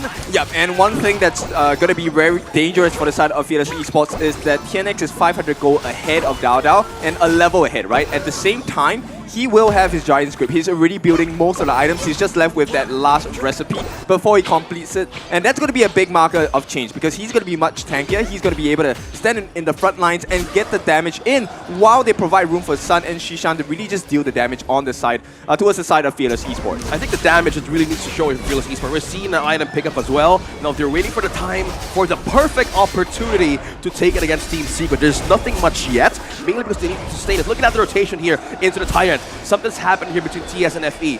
Will that be contested? No, it won't be. Because right now, just looking for a counter vision as well, heading towards the bottom side of the map. Yep, this is something that's very new. I've never seen Team Secret play on such a high pace, right? At this point, Fearless Esports, they were just hovering around the pit because they thought that, hey, maybe they're trying to bait us in, but TNX was just taking the Crimson Golem. Again, man, as Blam said it, they had experience. They had more ways to exercise this kind of threat, right? So with this, another golem could be stolen by Team Secret from now. Look at this. Oh, okay, so they're going for the re-engage. Is a duel of death coming in from TNX, takes down Dao. Down goes Fable as well. The death on Sunset does access to the back line though for the side of Fearless Esports, but it is the infinite fastness that comes through. Saving Sun, TNX, it's a team wipe at 6 minutes. Man, an ace right away. Team Secret, we've been seeing the aggression early on, but it was most likely the biggest picture here. Everybody is gonna get depleted from the moment they want to get some items in, and that kind of moment, Fearless Esports completely lost. Yep, they're fast and they're extremely furious at this pace, right? Blistering speed. Take a look at the team fight. That backline jump by TNX created so much room on the backlines as well. Sun was just having free reign to really jump in. The double death at Sunset didn't do anything for the side of Fearless Esports. And Secret right now are very comfortable, very strongly. It's 5,000 gold ahead. Oh my goodness, don't want to get ahead of myself because right now, Fearless Esports, this is not like the same thing that we've seen from the knockout stage in the first part in the Honor of Kings Championship. From all of the lanes and the aggression they have been doing, they have completely been shaken up, man. Yep, it's close to a 1,500 lead in terms of gold just between TNX and Dao as well. This is the most I've seen Dao struggle in a game. Oh yeah, man, the struggle here is most likely that thing that needs to be addressed by Fearless Esports. There's no front line that can hold so much against Yuhan. He has been very good in zoning out every part of FE right now, but the damage return of FE is not showing just yet because right now they're detecting another the dream roll. The dudes have the destructive deluge, but it is going to be KK picking up the kill from TNX and Xuan. So that was a good initiation from Fearless, right? They really set that up very well. They were like, hey, yes, you've wiped us out, but we're going to continue and try and take some kills from you. I mean, it's 3-8 right now, and there's still 4K gold difference. There's still quite a while for Fearless Esports to actually get from this. Yeah, we can't count them out just yet because the moment of comeback here for Fearless is still there. Not unless TS keeps on pressuring them, but that counter that they want to do against that golem really works so well to not just give another chance of taking them down. So another objective is open. We have the Overlord present for either of these two teams to take, but one thing also that I'm seeing here for Fearless Esports is they want to equalize the lane push right now. It's kind of hard that we've seen Sun and Yuan rotate now in the top lane, mainly because they have opened the T1 turret. Now they followed it with the top lane turret as well. Yeah, it's something that's really difficult, right? Because at this time, if you're looking at the number of turrets they've taken, that's why their goal lead is so huge as well, coupled with the kills as well. Something that Fearless Esports needs to manage. So right now, avoiding teamfights will be the best solution because they're under level at the same time, right? Yeah. But they need to take these towers, they need to take these objectives, or else they can't recover. Okay, speaking of recovery, man, we talked about like the 4K gold lead. Now it's completely increased it, and they need to stop that window right now if Fearless Esports wants to take it because it's not the time yet for KK to fight back. Again, they've been really struggling to find an opening. There's nothing much Woodwood can do as of this moment because Dao Dao and Xinglin is most likely here, the initiators from Fearless Esports. Once another fight, they have been enjoying this part of the map, right? Yeah, and in secret, it's like a pit bull, right? When they bite on, they don't let go. 7 seconds in, they're already in the jungle. So TNX takes away. Sun, no, Sun gets it. No, they get the Crimson Golem from the side of Fearless Esports, right? And it goes over to Sun. So I feel like that's the best outcome of that Crimson Golem, right? Already lit in the flaming palms onto Dodo. We do see the Death on Sunset come through. Nice catch. But there he is. Xuan just coming in. Cleans up Fable. Looking for Xinling. There's the knockup as once more. And getting the flaming palms. Sun is chasing the Dolia with the Infinite Fastness coming back into the high ground turret is Team Secret. They have the minion wave. They've just got to secure it and push it towards the crystal here. Flaming Palms doing so much damage. It is a duel at death. It is probably a final fight here for Fearless Esports in Game 1. Team Secret take down the crystal. Big win. Oh my goodness, we were seeing hopes there from KK pushing into the top lane. Were they thinking of a better trade counter-wise, macro-wise, but it was too late. Team Secret was so quick with finishing that kind of defense straightly down bottom. Yeah, they were stronger, they were faster, they were more smart and better at the decision makings across the match itself. And I like this new confidence coming in from Team Secret, right? This is what we expected of them from game number 1 on the first day of the group stages as well. Now, is this the final form of Team Secret? I don't think so. I think we're in for more. I am waiting for more, Kin, because as we know how Team Secret started in day number 1 of the group stage in the HOKC, this is a different beast that we're seeing from them. Literally, as we go into that first minute, it was a complete aggression, rinse and repeat, and it was so hard. It was so hard for Fearless Esports to bounce back, man. Yeah, I mean, this is why you don't give TNX that Musashi, right? Musashi came across, Zhang Fei came across, it's kind of like, do you know who you're playing with? Yeah, this is the guy that won a game without Smite. Yeah, this is TNX. Yeah, the mastery right now, speaking, experience translating to success in game number 1. It was so hard. There was no catch, there was no front line, and there was no counter invade that they were trying to do. What can the Doligan do? What can Princess Frost can do? It's so hard, man, because they have taken down the Lady Jeanne, and it was a bit of a struggle to bounce back from that goalie. We're kind of like, okay, 4K, but it was so big of a risk, and it was very costly. In the last few moments, when Arlie or KK was up top, and they were holding it down bottom, they were completely separated in the map. Okay, so let me ask you this. If you go to war, would you like to wear a singlet or would you like to wear armor? You want to answer that? I think I know your answer, right? I think we know. Okay, so Context. wait. Here's my point, right? So Team Secret understood that the backline is very fragile, right? Okay. So what do? You strip the armor off. You get to that singlet, right? You get to the flesh. And in that, they took out Dao Dao. So Dao Dao was that armor that, you know, Fearless Esports was supposed to be able to go and counter them with. But that's why they invaded the jungle so hard, because once Dao Dao is down, you have no defense. Yeah, it's been a struggle, right? Let's go back to the highlights once more in game number 1. Hi everyone, I'm Yuhan, and I'm the official 2024 HOK Championship Observer. The tournament highlight of the day is here. 3, 2, 1, showtime! Welcome to the new Team Secret. This first blood was a little bit of a nail-biter, right? Sun just getting that last hit in right before he escapes, and I think this is the start of the downfall. Once your farm lane is down by 1 kill, your opponent jungle gets obliterated by Mr. TNX. That's the end of the game for you. Yeah, everybody's here being torn to half by Yuan. That kind of zoning, that kind of defense that Team Secret has been initiating around Fearless Esports, it has been so hard. Nobody can come close, even Dowda, look at this HP, dropping out really sweet with TNX. This Musashi alone, my goodness. The advantage of Team Secret really spoke to this one. Yep, and it's a multi-claw machine, right? Because at the same time, Xuan on the front lines, he was catching out the people like Fable as well as Woodwind bit by bit. Every single time, he was making sure that nobody was able to touch Sun or Shishan as well. And the two of them really laid down a lot of damage. I'm curious to see in the stats who did more. Yeah, this was the moment, right? They were trying to gamble something here, but they were trying, but so far with 4-man into the bottom lane, with minions pushing in, it was too late for Fearless Esports to fight back. Now the question is, they need to adjust something out. We're in the best of 5, we're heading to game number 2, and this could be the possible scenario of a comeback. Again, we're trying to see here on what is the strength of Fearless Esports heading to this day. But for this one, game number 1, giving everybody a thumbs up in our screen. Let's head back to see who is the MVP for game number 1. It has to be our Musashi, right? Mr. TNX.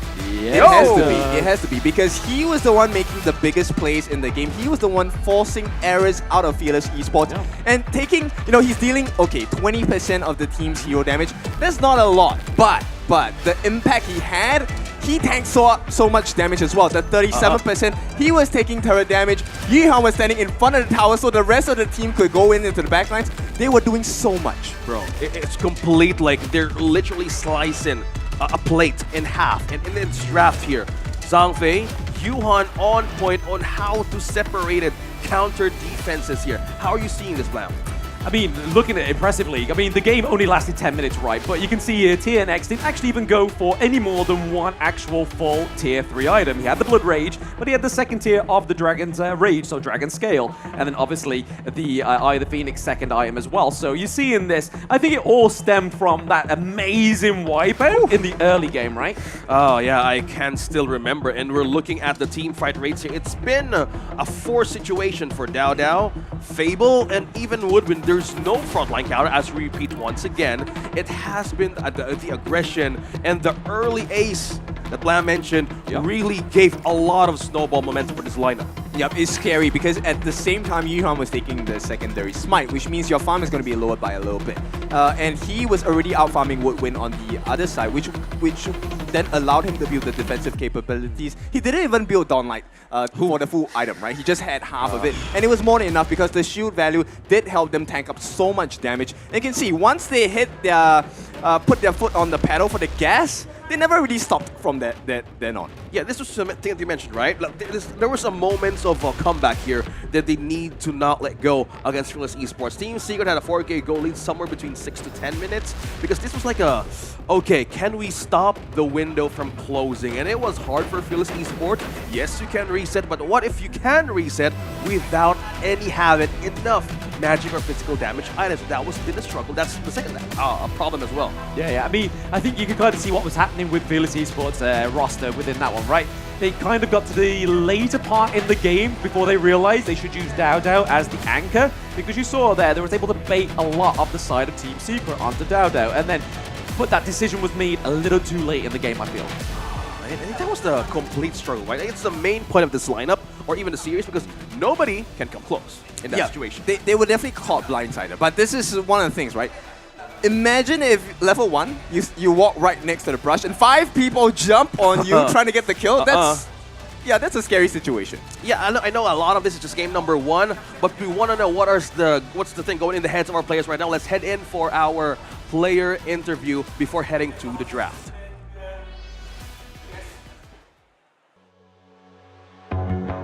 Hi everyone, I'm Yuhan, and I'm the official 2024 HOK Championship Observer. Now let's invite the players to share their feelings from the tournament. 打 TS 的话，我觉得就保持我们后两把的赢的这两把的节奏来打，我感觉 TS 还是没有什么太大的问题的，赢下 TS 没有太大的问题。我会把每一场比赛当最后一场来打，因为我们已经掉败者组了，所以我们会尽全力去打。这里是战场，不适合弱者，好吗？打 TS 的话，3比0吧，不给他们一点喘息的机会。 Okay, we see a lot of confidence, we see a lot of 3-0s, but slowly it has been taken out against Fearless Esports. They're kind of going confident with that interview, but something was completely missing in that game, Ken. Yeah, for sure. I think it's also confidence, right? Because once they were shook off, from that first initial aggression, I think that's where things start to change a lot for the side of Fearless Esports. Yeah, we want to talk about change, we want to see about improvement heading into game number 2. But right now, let's officially, like Realme here being the official gaming phone of Honor of Kings Championship Performance Max, featuring Dimensity 7200E processor, V-Sync cooling technology, and 80-watt super hook fast charging. So you can experience it yourself. There's a 5v5 in the HOK Carnival area that we might try soon. It could be something that we can look forward to, because right now... okay. What do you mean try soon? I'm going when you guys are doing the draft. See? I'm going to go on the grab machine, right? Somebody's excited to just going to 5v5 because that is the one way that we see to support here. And you also can support the players by rating and win the championship. So join the HOK Championship so you can actually have the perks in winning amazing things right now. So watch the match right now because there's amazing rewards happening. I've been starting to do my daily task. How about you? Yes, I have. Oh, really? We have won our first ranked match. Gun and Mo, what were you using? Me, I was using Marco Polo. Ah, yes. Oh. So we got the goodies. We got an extra skin as well. Okay. So everything is good. And of course, you can win more as well. All you have to do is log in and watch the matches. You can win all the heroes, all the skins. Chance. It's a chance. It's not guaranteed, right? So all you have to do is watch the in-game matches, claim your lucky number, and you will stand a chance to win all of the heroes and the skins as a grand prize. Not only that, there will only be 3 grand prize winners server-wide. Okay, server-wide, meaning it doesn't matter your domain, doesn't matter where you're from, 3 people only. Guys, a lot of perks. It's Friday Frenzy, and enjoy all of the rank protection and double MVP stars you can get, because right now we're about to head on to the draft here in game number 2. I'm loving this. Yeah. It's like a literally face-to-face camera between Team Secret and Fearless Esports, just looking at each other and having the edge possibly in game number 2. Okay, I feel like Secret has so many buffs. Number 1, they have the Kelvin buff, right? The coach buff. They have the Sun birthday buff as well. And okay, it's not home crowd, but this is the crowd buff as well. And I think some teams have shown that when you put them in a live venue, they play so much more and play so much better as well. I think it's all about translating that energy, right? Either you accept it, that you can actually fear and can eat you up so bad, or translate the kind of energy to a better one, and it could be your winning chance in heading to game number 2, because maybe Fearless Esports just shaking things up in game number 1.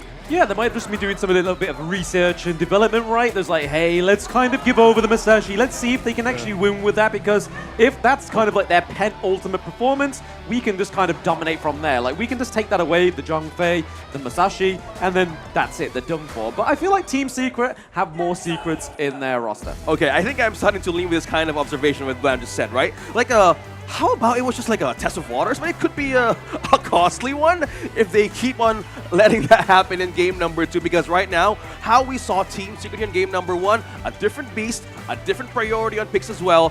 We see a bit of a, maybe a change here, or maybe just don't change what's not broken for Team Secret, because Zhangfei has been doing great. But the question is, who will be on the prio pick this time? Oh, Fearless Esports, they can decide once more. Yep, identical bans, and they go back onto the RD once again. They feel that, you know what, KK RD wasn't the problem. I agree with them. I think at the end of the day, it was just they didn't protect their jungle fast enough. And Team Secret, they say, no, it's a warm-up game, right? The real exercise is here. Let's see, we can win this game even faster. They go with the exact same start as well. Musashi and the Zhangfei. Oh, it's similar things, right? It's the similar things. For Team Secret, they banned the idea. They show up with the lane. Okay, Similar picks as well for game number 1, not changing a thing. Yeah, I mean, I think they're just going for what Ken said, right? It's not really the problem of the actual team roster, it was the execution. It was that team wipe, man. That's really kind of cut them off. Okay, do you want to do it once more, execution-wise? Take 2 for Fearless Esports. Will we see a shakeup? The Lady Sun has been banned and Dharma as well. Exact same bans as well. Okay. Nothing changes here. Let's see what will be the last 2 picks will go. Oh, yeah. Even the Angela. Okay. Okay. No melting moments for the Zhangfei. Still can do the same thing. I think in teams in HOKC, Fearless Esports is not afraid to try once more, heading to game number 2 in the same draft. Yeah, I want to see what this final ban is. It's similar, it's going to be the Byron as well. And I feel like right now, it will be so funny if, you know, Dauda walks through that same brush path again and he gets jumped by 5 different members once more. Oh my goodness. Oh my. I've been saying it's so bad here because it's the same thing. Not changing a different pick for Team Secret. Okay, one. Okay, only one. We got Mr. Dun here. Hey, it's the dude. See, I did expect this pick to come through in game 1, but maybe this is what they were thinking about, right? It's like, hey, let's actually not do too well on this one, and we'll see if Monkey works or Dune. And I feel like Dune would work better, right? Because, I mean, the Unruly Blade, he can soak a lot of damage. He's got the Wind Slash, right? You've seen me on the Dude. If I can do it, Dao can definitely do it, right? Yeah, for sure. Yeah. I think the intensity and the speed is much faster, right? Because at the same time, for Menki to use that Dream Roam, it comes once every long while. But for Dune, with the Dolia as well, with the Celestial Melody, refresh. Every 5 seconds, you have a new Unruly Blade. And with Gale's Benediction, you're able to stay in the fight much longer compared to Menki. Okay, you place it really quickly. We've seen the crowd react as well. The Charlotte, this is the thing that changed the last 2 picks between FV and TS. Damage and also frontline tank. Will this be the answer in taking game number 2 by Fearless Esports as you guys placed? We have more ways to utilize this kind of lineup. Will this be enough of the aggression plays that the Team Secret has been showing in the first game of the day? All right, this is going to be an important marker because right now it's almost the same draft. And if Fearless falter again, it is Death's Door greeting them right now. Oh my goodness. Again, we are placing this first match and we're casting the first match in the lower bracket. This is a do or die series, and we need to see here some bit of adjustment that FE can do. I don't want to be that guy, but Team Secret did exactly the same kind of thing in Season 2 Invitational, right? 2-0, and then the enemy team took Silver Scrapes to 3-2. So I don't want to be that guy, but I'm being that guy. I'm being the villain on the broadcast. Okay, so you are, right? Own it, be accountable. Well, it's facts, right? This has been the experience, that has been the journey of Team Secret. Let's see on how Fearless Esports could translate that into a winning success this time around in game number 2. So no early game aggression from Team Secret in the camp of Fearless Esports. Mainly they're respecting here the frontline control that the Dun can do in the early stage of the game. Yeah, and right away you can see advantage going over the Fearless Esports already, right? Because right now KK has the confidence to come in, live step out as well. Gotten that Firehawk on the bottom side. And with that, this is going to be an advantage that they will not miss on the side of Fearless Esports as well. Yeah, that's half HP taken out from KK. So this is like the wonders that we were trying to see with the Zhangfei and the long pick. It has been this, but looking at the clash lane here. Okay, eyeing on this Xinglin. It's most likely the Team Secret is just doing a counter invade here. And how they want to feel it through Fearless Esports, just in case they might get visited. They're rotating as 3 coming from the red buff this time around. Yeah, okay, all advantage to Fearless Esports. Everything is going in their favor right now. Okay, that was decent. I like that play there, right? But the Wavebreaker does come through, kind of deters TNX and Shishan from that one. But I liked the fact that he baited the Wind Slash, he missed the knock-up from the second proc of it, and then went in, right? So I feel like if there was a little bit more time, it would have been cleaner on the side of Team Secret. Okay, so they're trying to bait and switch, probably proc out some resources, but one thing... Breaker, there's the right on the wave. A lot of damage coming through. KK's not going to fall because he has the healing from Dolia. Oh, okay, so it's literally just a barrage of attacks across the gorge. Up in the clash lane, down in the farm lane. But speaking of down, is TNX going to be the first? Blood the Destructive Deluge is not enough. Babel gets the kill, but Shishan onto Xinglin as well. Dao looking pretty low, but he is Dune. He can get out for now. Okay, better adjustment for FE, countering the vision and aggressiveness as well. That kind of attention that was brought into the top lane, Fearless Esports literally felt that something was missing, and that was their way of amplifying the first kill for Fearless this in second game. Yeah, do not be confused. Right now, Fearless Esports, they still have the lead. They are in control. It's a slight control, right? Yeah. But they are just a little bit ahead of Team Secret. So Team Secret, they have to make something work. TNX needs to find more space to farm and hopefully get the pickups. Right now, they're in parallel state. Duel to the depth. There was no combination coming through, which is why they failed their initial gank attempt. I think the initial parts of what FE can do here is just literally bait everything out. With the Arlie and again, Woodwood being present still into the farm lane is most likely the great stuff that we're trying to aim for in game number 1. As you said, execution, they want to do it once more in game number 2, and so far they have been holding it through. Yeah, I mean, you can go into see right now that Sun still kind of, he was for a second having the gold lead, but then all of a sudden, KK's just able to turn that around very fast. So, Fearless Esports are definitely playing a lot better of an early game in this game too. Okay, early game is just the thing that Fearless Esports literally needed, and the last pick of the Dune here is slowly becoming a great factor in early game counter initiations. They know how strong Team Secret is on the power spike, but this is just their one way of delaying and giving so much space for KK, as you mentioned. Yeah, and right now, you know, Xuan has already turned it around, right? He now has the EXP advantage in the lane as well. It was Xingling who was holding that lane earlier, and at this point, it looks like the first initiation will be towards this neutral objective. Tyrant, of course, going to be the objective of choice. They want to be able to start fights, get the kills as well, and this is how they're going to gain the map control. Yeah, I mean, it looks a lot more stronger here for Team Secret, right? They pushed the farm lane all the way down to the T1, right? So they have a lot of pressure. It looks like they're not going to take it because they can see that they have the vision on Fearless Esports, that they were very much in that mid lane. I mean, a little bit of hesitation here from Team Secret. I feel like they could have got that Tyrant a lot quicker because Dune is now obviously up to scratch, trying to get the Azure Golem as they take this neutral objective. So hey, extra damage going over to Team Secret. Those flaming palms are going to be pretty crucial. Yeah, good thing they maximize it as well. And again, there was moments of hesitation there that we were trying to observe too. So with that kind of space, it needs to translate something out because FV is not really committing to any team fights, and you need to be quicker on how to address that on the upper hand. Slowfar in the space, we're really looking at Fable here, and he has been a great aid in most of the lanes right now for FE to buy more time. Yeah, but at this point, I don't think it's enough, right? But okay, Yuhan falling a bit low.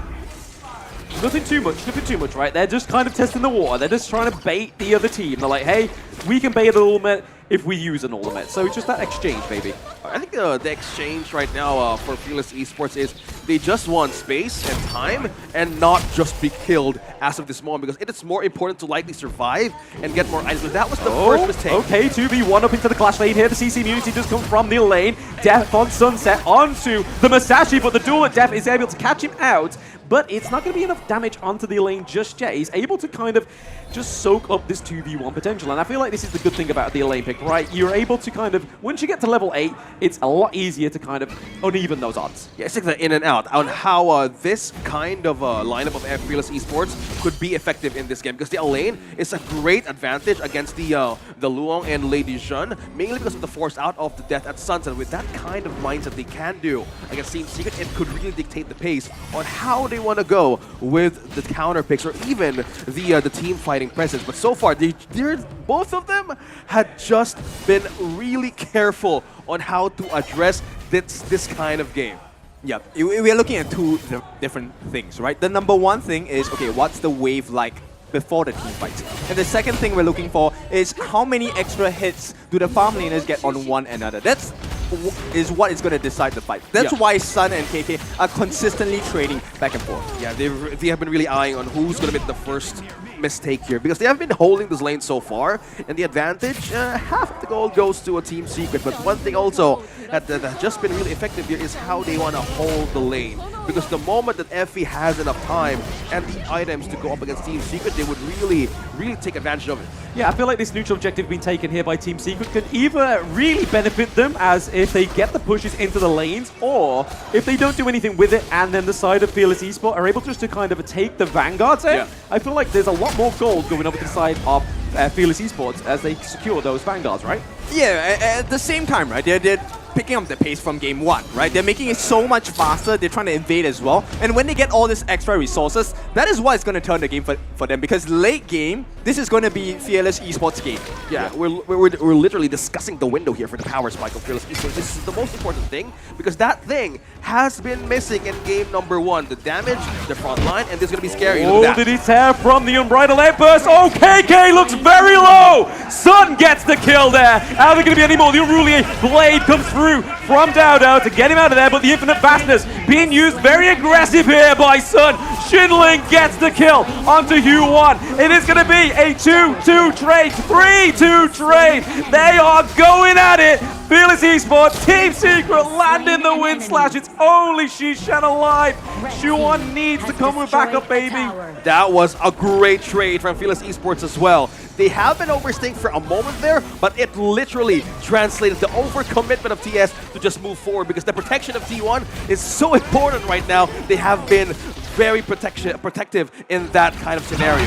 So start, Unbridled Outburst, that was a nice ultimate onto that KK early, right? With the Imperil State, the last hit from Sun coming in. And you know what? This was a great fight for Fearless Esports because they won this fight, but they lost the map. Because the result of this, they lost the T1 on the bot as well. And this is not going to help them in the growth. In fact, it's a slight recovery only. And Secret, they still have the lead. Yeah, they need to move quicker as well. I know Arlie has a window here to power spike, but one thing also the Team Secret has felt, we need to do something here. Control the map, distract everything out, because Fearless Esports has been staying at some point, and this is like the commitment that they need to do up against TS right now. Yeah, I mean, a little bit of commitment there needed, right? But I feel like if they take this fight right now when Sun's out of the equation, I feel like it's going to go into the favor of Fearless Esports. They're able to get that T1 into the farm lane, which again is just relieving the control, relieving that pressure, right? Okay, relief of pressure. What can Fearless Esports can do right now to address that? They need to work hard on the map, right? At this point, if you take a look at what Secret is doing, they're pulling them all over the place. And Long,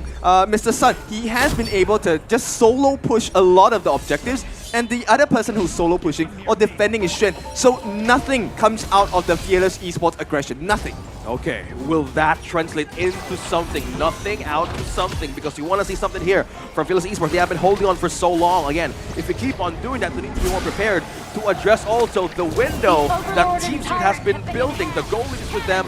Tyrant is open. I think they have more ways to answer this, but looking at the positioning here of TNX as well, very good position. Yeah, on Sunset into the back line. I mean, Sun looks pretty low. It's a good way to take away the lung, right? So there's the Unbridled Outrage. Push him back.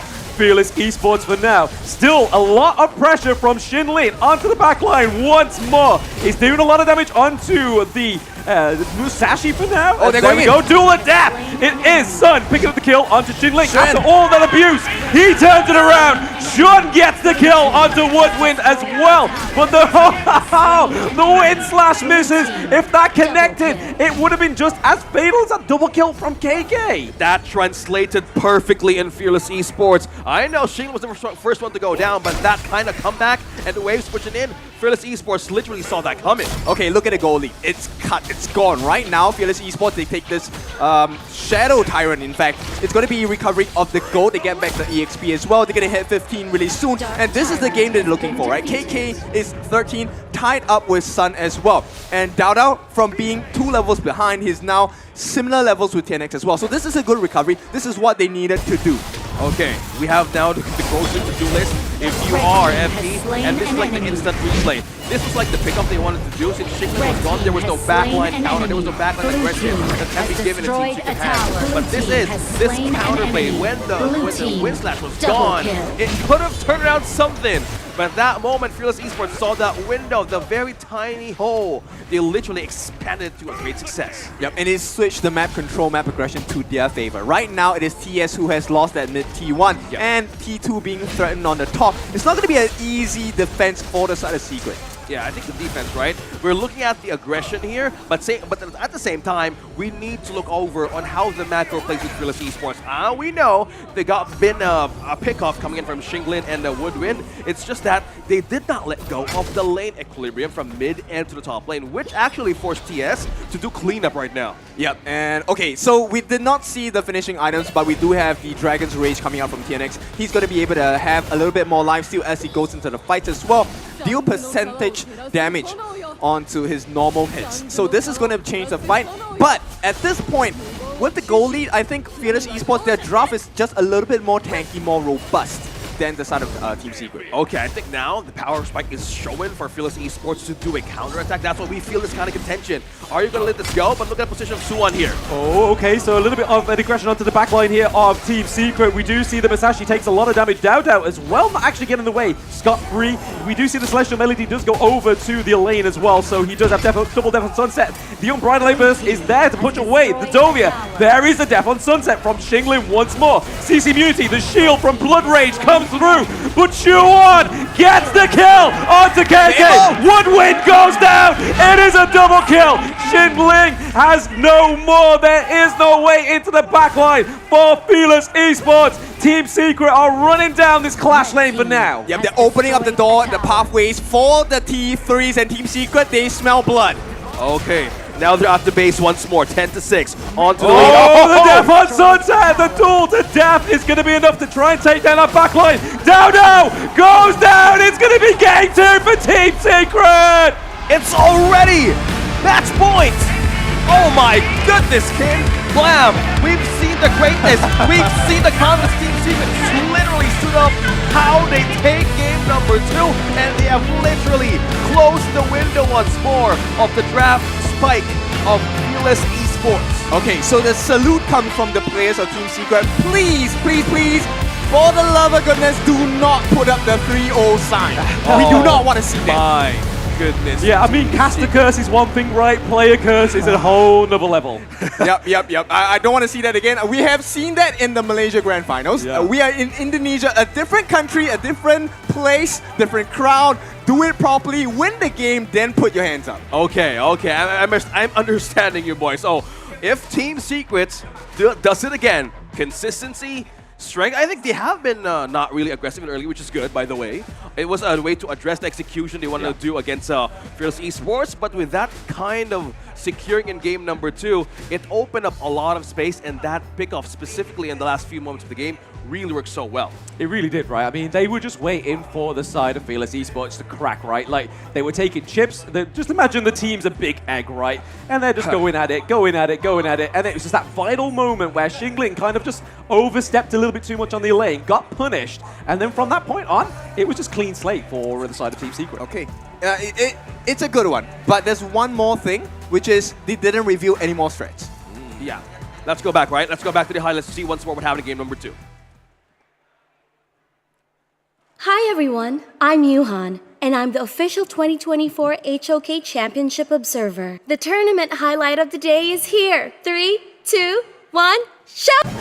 Deja vu, boys and girls.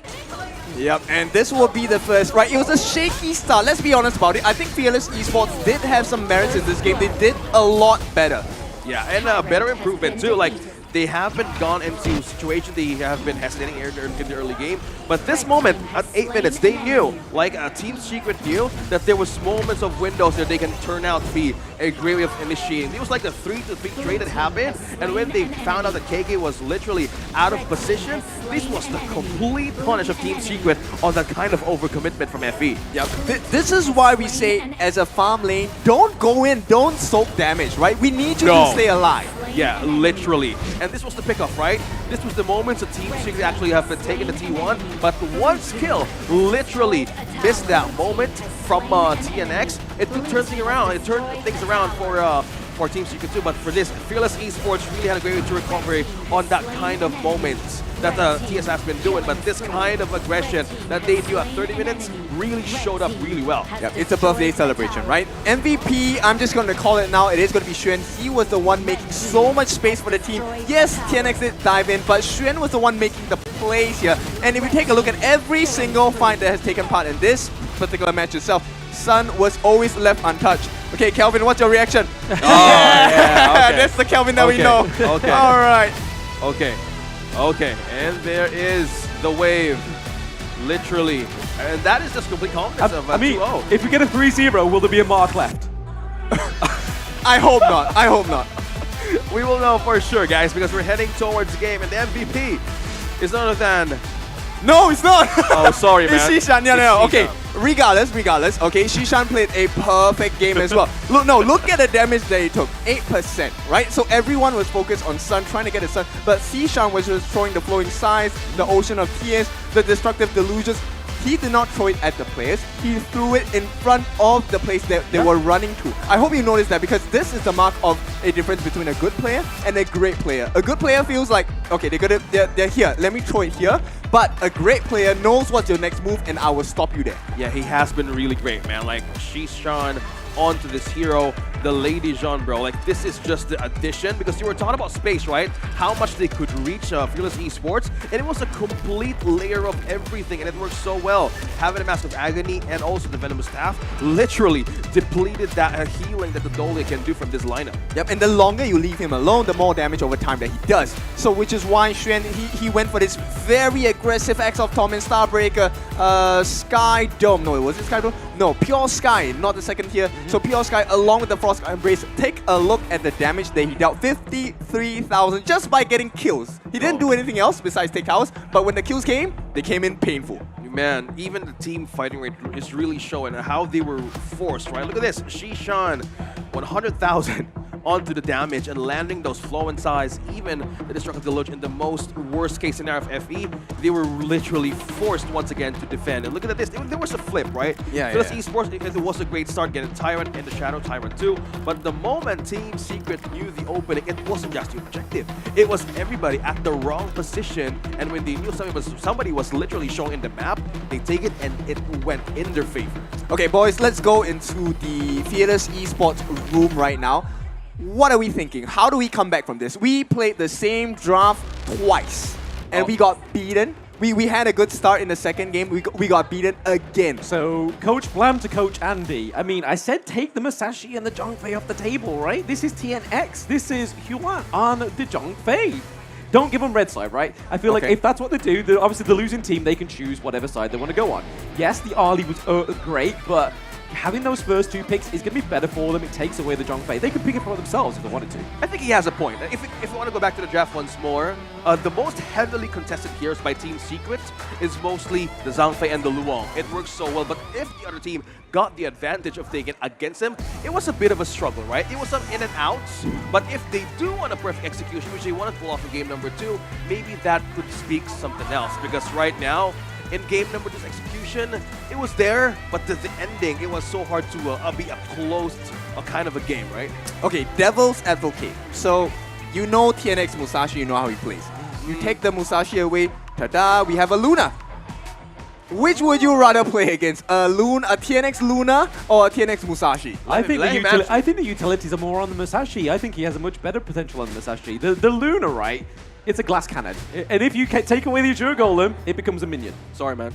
Well, okay, glass cannon. 2-1, baby! No. We have seen how he has played. His Luna survives for very, very long. Okay. I'm going to go with it once more. They've taken Musashi in the second game. The Team Secret's not changing a thing.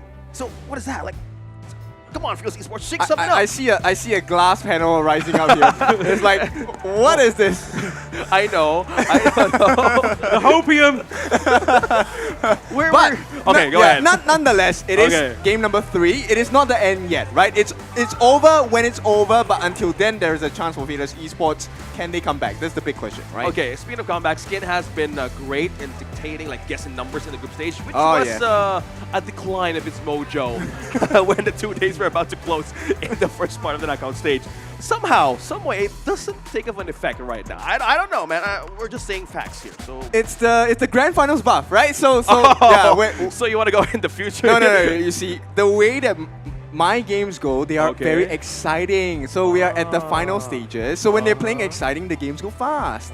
Okay, let's see. He stated out that Team Secret could actually have a flip of potential that it could be reverse swept, because we've seen the confidence, we've seen him playing in different tournaments as well. So will they prevent that thing from happening this time around to take it to a sweep? Again, they're match points, and this is just the second part of the knockout stage, which is a do-or-die match. It is a do-or-die match, right? I mean, but like I said, at the beginning of Game 2, I didn't want to be that guy. Team Secret have been in this situation time and time again. 2-0, they look like they're going to get their foot through the door very easy, but then, toodaloo, Fearless Esports come through with a 3-2. Oh my goodness. Man, I am listing these facts right now because this could happen moments from now. We're looking at the players once more. You asked us, what is the mindset right now of Fearless Esports? They were not afraid to commit. to get the same lineup with the change of done once more in game number 2. They were just fearless enough to do a one more take for execution, but so far, slowly it was denied by the draft. But what could have been the better state of that composition anyway? I don't think there was a need. I really still think it's the same formula as game 1. It's an execution. It's not an error. It's just a better execution coming in from Team Secret, right? So at this point, I mean, we go back to the facts first, okay? So there's opinions, and the opinion is that, yes, maybe there is a potential of a reverse sweep, but the fact of the matter is, it's 2-0, and Secret have been dominant in game 1 and 2. Yeah, I mean that kind of start that Team Secret has right now, they need to keep it at a closed kind of fight. I mean, literally finish it 3-0 if they don't want the curse to kick in. And again, we're stating facts here. Things can happen because Fearless Esports, yeah, we've seen the comeback, right? 2-0, BSE versus Fearless Esports, okay? But we're seeing, or we're looking at the coach right now of Team Secret, Kelvin, as of this moment. Will that happen? Because in the match of BSE, Fearless Esports says no for a sweep. Well, based on what we have seen Kelvin tell his team, I think it's always the standard, right? Let's keep it cool, let's keep it composed. We do our best, we get the best results. If it doesn't work our way, it's fine, we'll try again. For Andy, I like him in the sense where I feel he's very aggressive. He's very clean, very structured. Right? It comes in, Fearless Esports is a surgical unit, right? Once we get what we need, we'll pick you apart piece by piece. And I think Secret might not survive it. I don't know, man. I mean, Fearless Esports still have a lot in them, right? They're able to... They've been in this scenario once before. They've taken, in group stages, they lost a few rounds to a lot of the teams, but then was able to bring it back. So... And that was a best of 3, right? So they can only really have that leeway of 1 game difference. So this is the... I think this is the point where we see them turning around. Okay, okay. I think this is also testament to how their journey has been. They came in through the qualifiers, through play-ins, and they, honestly, they have been smashing every single team that they have come across. So this is the biggest challenge for them because they've never lost on such a scale before. Yes, they have lost against the stronger teams in this tournament, but not like this. Not in front of, like, what, how many hundreds of people here? Oh yeah, I think that's one way to put it, right? Because again, Team Secret lost only to Blacklist. That's the reason why they're in the lower bracket. And they swept and eliminated Falcon Esports in the lower bracket. And now, will they do it once more? Because literally, they came from a sweep. Oh, okay. They banned it out. They literally respect it. Because again, maybe they also see the fact that, oh, they might pick it up. The Musashi has been a great tempo dictator. They have a wider reach combined with the Zhangfei and the Luong. Well, this is like the question once more. Will they ban out, but the priority of the Yuan? Yeah, I was about to say, you know what, Yuan is the Dao Dao special. That is what he's known for. And Team Secret say, no, no, no, this is our time. Wow, going back to what they're literally strong at. The Yuan first pick. Yeah, they've taken out the Dharma, mainly because of how this here is just effective. But the Zhangfei, okay, as we kind of said it, Zhangfei stolen by FE. Okay, just a guess. It looks like we might see a Garden right? We have seen this Team Secret lineup. They use it with Garden as well. They use the range of Tragic Beauty as well as the Mournful Temple to aim the couple blades. That's what they told me. I think, okay. The range is exactly the same. So when Yu Huan uses Mournful Temple, that's where the Garden knows that this target hittable. Oh my couple god. blades. So with that kind of layer and master and experience that Team Secret has, that space. I know TS stands for Team Secret, but now in my head it stands for Team Space. Okay. It's because of the line they want to play with, right? Because it's adding up the Dolia as well, man. The Dolia and the Luong, it's a bit of an exchange. I know we're kind of like placing it out on the team fighting presence that these first 3 picks can actually work against FE. It's mainly because of the zone. It's mainly because of the kit that they can do against Zhangfei and Lady Jean. And the most effective way to counter this kind of hard crowd control is Peel. Yeah, it is. I mean, Zhangfei is a beefy boy, right? Once he gets the Unbridled Outburst, he's going to be quite the task to kind of bring him down. At the same time, while you're trying to handle the beast or tame the beast, you have KK on this Lady Sun as well as Fable on this Lady Chen as well. So it's a lot of damage. We've already seen how Shishan used Lady Chen in game number 2. Yeah. Fable is no different. In fact, Fable might even be better.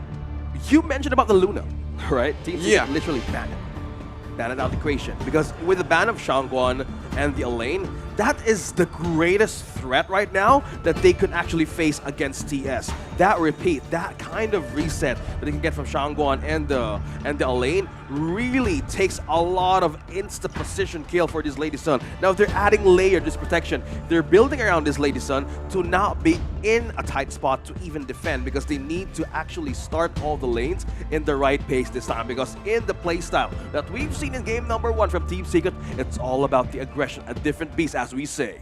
Yeah, level 2, that's a small power spike, right? Lady Chen gets both of her first and second skills.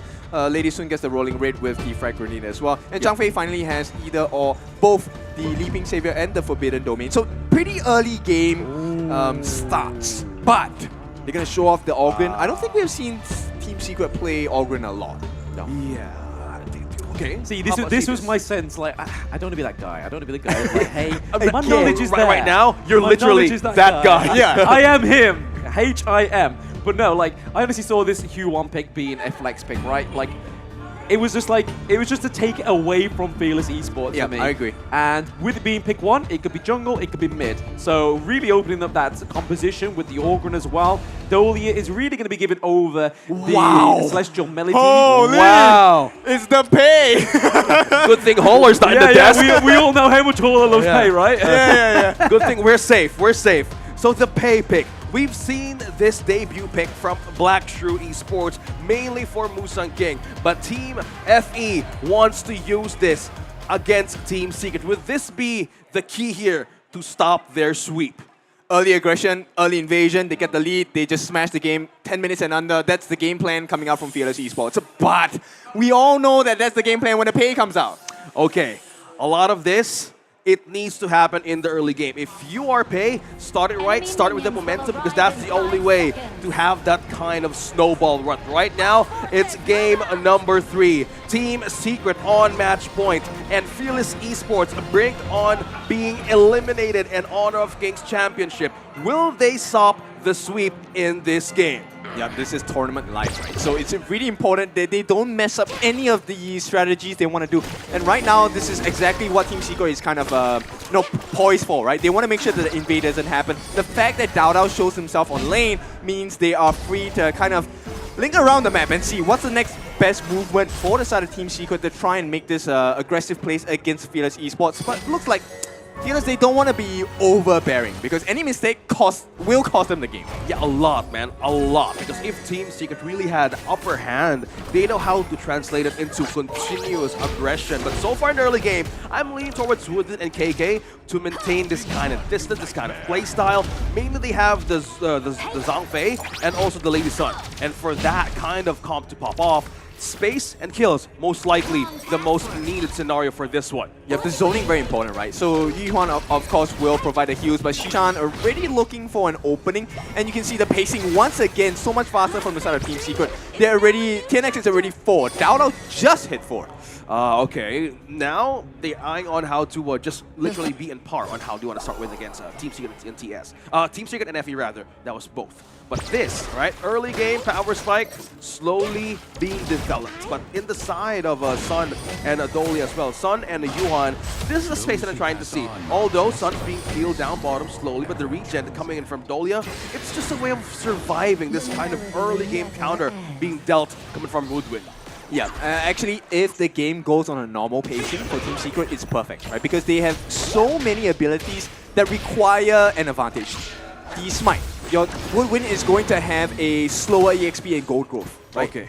Double Smite, Dao Dao doesn't get the invade, he loses his power spike as an early game jungler. A lot of resource can be taken out with the kind of composition Team Secret has, because the double smite here is just the confidence of a Fearless Esports, mainly because of this one hero, GNX on the Ogryn. If they manage to close him out or zone him up properly, all of the objectives could be literally stolen by FE, depending on how execution goes.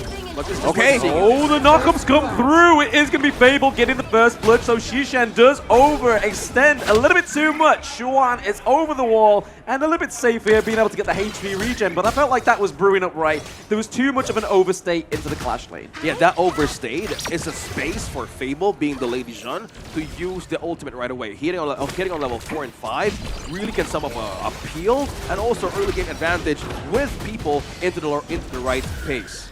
Yeah, this is exactly what they need to be doing, right? And you can see the benefits of doing so. About 1,000 gold ahead already, and if they can continue this aggression, this will be perfect. But at the same time, you can see, right? I like the way that Fable is playing. He is using this Lady Chun as an assassin-style mid laner. I think they have more confidence to do so because this kind of disruption in team fights, Lady Chun has been very effective. It has been a crucial situation for a team to respond, mainly because of the peel, mainly because of the damage burst, magic damage burst rather, and it's so hard to come back from that. It has crowd control too, coming in from the iceberg, and it's just a great way of securing a controlled damage over time to Team Secret that needs to counter. Yeah, exactly. Actually, there's a couple of things that Team Secret are doing that I really like. It's nothing too new or exciting, but it's just a refresh Celestial Melody for the usage of the Flaming Palm. Gets that extra damage as well. Really increases the pace. Yeah. But TNX is not looking too healthy at this point. Yeah, I think the pay also. It pays off to get that early game momentum, but even not getting kills, right? It's just mainly just not being disrupted as well. Oh, this is just the control that we're talking about, boys. The double smite, crowd control, Zhangfei. Now stolen in the draft, working well for Fearless Esports. Yeah, it's a good one, right? And with this extra lead that they have, they can take more fights. The buff lasts for like, what, 70 seconds at this point? Yeah. So Fearless Esports, they'll be looking for more opportunities in the next 70 seconds. In fact, they don't even have to care about the 70. Right now, it's really just, can we find that opening position? I think the opening position right now of Team Secret, FE is building an invisible wall that they cannot cross. Maybe if they let it happen into the middle stage of the game. This is where Lady Sun shines, and as well as Spade. There was no kind of a start on the team fights, but with the startup of the Venomous stuff, did not beat the Massive Agony first. I think this changes everything out for Fearless Esports in team fights, man.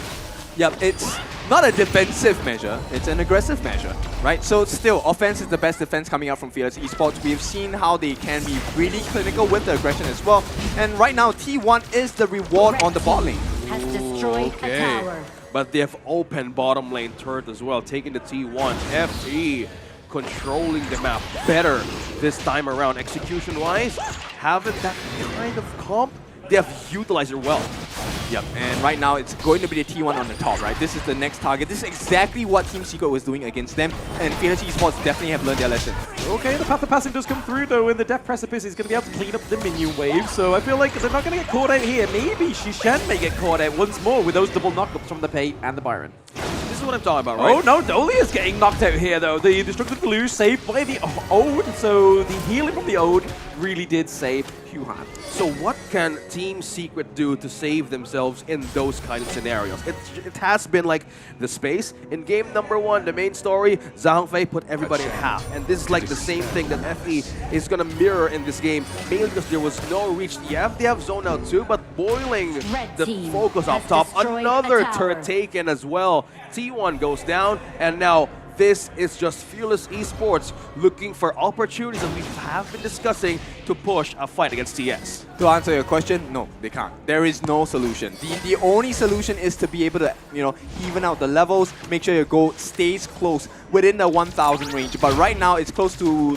2,000 in advantage to the side of Fearless Esports. So right now, Fearless, they will take any fight, right? In fact, they will try to force fights as well, because that is what keeps the lead up for them. And Dowdao is already one level ahead of TNX. He has recovered. He has hit the markers for what it is to play this round. Oh my goodness. Another advantage for the first Overlord taken by Fearless Esports. TNX can't do anything mainly because of this composition. Double smite, having the damage as well, and having the lead too for Fearless Esports. This lineup is slowly struggling in team fights and objective contests as well. Yeah, so similar to what was done in Game 1, Game 2, now all of Team Secret's aggression, futile, right? And Fearless Esports, they know that they're ahead, right? They are opening up the map slowly but surely, and at this point, anyone on the side of Team Secret that is a straggler, steps out of position even for a little bit, Fearless Esports will take them out. One thing also to note, there was no turrets taken out in the side of Fearless Esports. So there's no reach at any point. Okay, explosion coming through. Yeah, we're able to get the Azure Golem, but it is going to be a kill onto Xinling as well. It is not the Conductor of Souls, but it is going to be the execute from the Orgrin right now. So TNX did find a way in there. He's able to keep his Azure Golem for now. Okay, now we're seeing another problem too for Team Secret. There's no way. The Conductor They're of Souls committing. comes through the flaming palms, the infinite vastness. Is he going to be used aggressively or defensively? Sun is going back into the backline there just to keep himself safe. But that T1 opening up is huge for the side of Team Secret. Is this the comeback that they were trying to go for? Again, right now, Team Secret, I know they have been losing it in a contest with the objectives, but opening that T1, we're slowly seeing the gold lead being in par of Fearless Esports. Now they have taken the Tyrant as well. Damage buff, and they have more peel this time around. That has been missing in the early game. Yeah, you know, when we were talking about comeback, this was not the kind of comeback I was expecting. But yes, it is Team Secret coming back into this game. They recover the gold advantage. It's about 1,000 at this point. They cut it by half. And more importantly, now you can see they're playing a little bit more confidently. And Fearless Esports, they will be a bit more cautious. And that is to their detriment. They cannot be cautious. They must be the ones who are making the initiations, being aggressive. That's what DAO needs. They need the initiation from the team. So this is the question.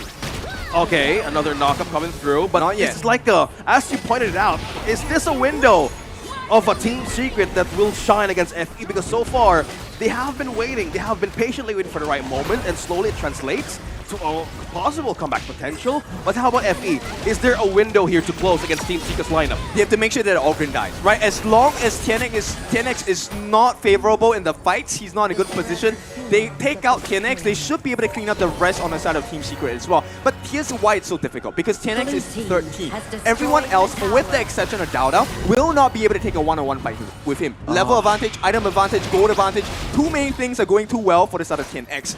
So DAO needs the team to do something. It's a team game. I know it's 10 minutes already, seeing a 1-to-1 scoreline, but one thing also to note here is the slow gold follow-up that Team Secret literally built at this moment. Now, from the moments of Fearless Esports got a 2K, 3K gold lead, now it's now in par with them slowly, and Team Secret is chasing up. Okay, another objective taken. Look at the position here of Mayin though.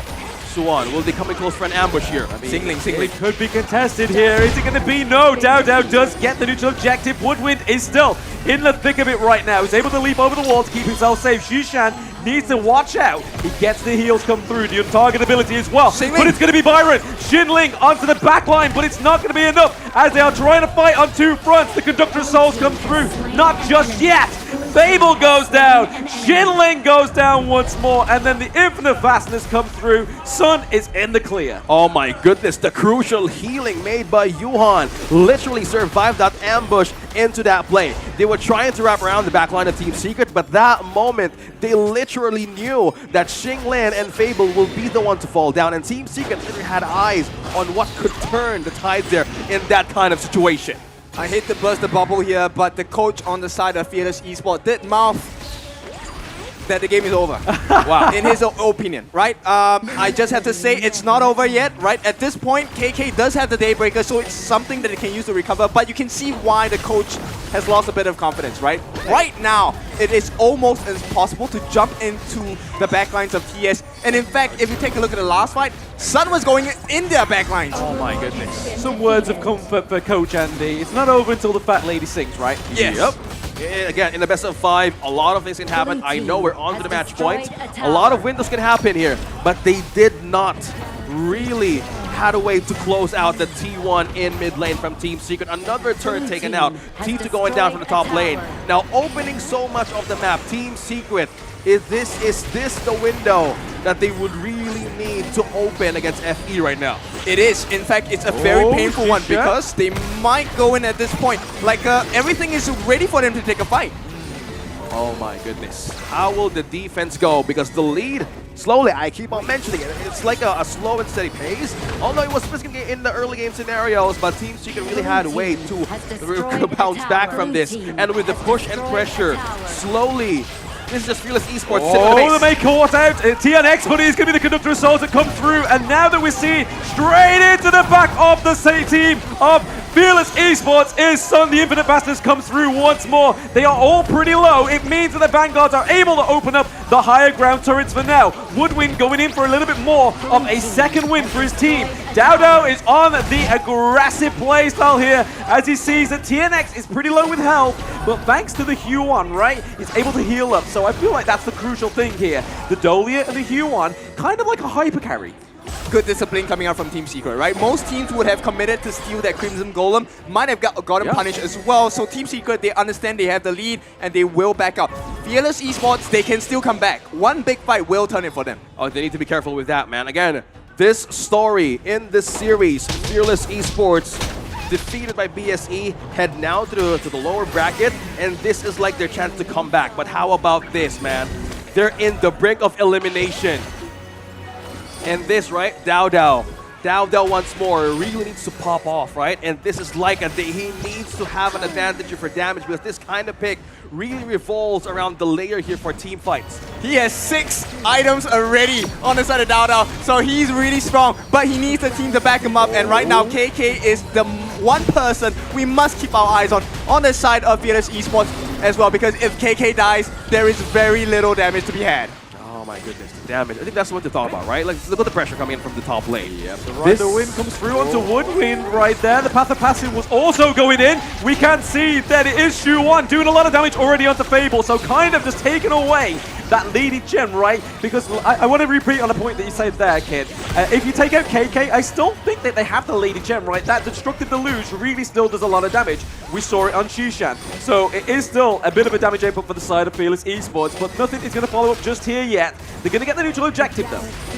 Pickoff is the most important way. Oh, they wait for the Unbridled Outburst to come through just as Woodwind was on death's precipice. He uses it to get that second win. But it's just to try and bait this neutral objective. The Tyrant is going to go over to the side of Team Secret once more. Oh my, another objective taken out of FE's hands. Shadow Tyrant. Oh, Shuan, what are you doing there, buddy? You a little lost? Oh, they were holding the line that nobody can cross, even in their own camp. Fearless Esports, they had the lead early game, but we're not counting them out just yet, because a main pickoff here would really help. They have tools as well to answer, but the question is, who do they target here against TS? I don't know, because everyone is walking in the clump, right? But that's one thing that's beneficial to the side of FE, because right now KK is able to get the rolling rates as well. Down goes the high ground turret. The Path of Passing is there just to give him a little bit more of edge into the team fight, but a lot of damage going over the shingling from those flaming palms. It's not going to connect quite enough because the shield comes through for the Byron. The Pure Sky is negating that fatal damage, but what is fatal right now? Shingling goes down. It's currently a 1-1 trade for Sun as well. Bye-bye KK. They have the minions at the base. Double kill for TNX. The Conductor of Souls is being used. Fable, it's going to be a 3-1 for Team Secret. Fearless Esports, no more.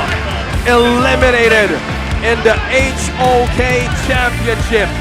Fearless Esports and Team Secret once more wins a sweep in the lower bracket.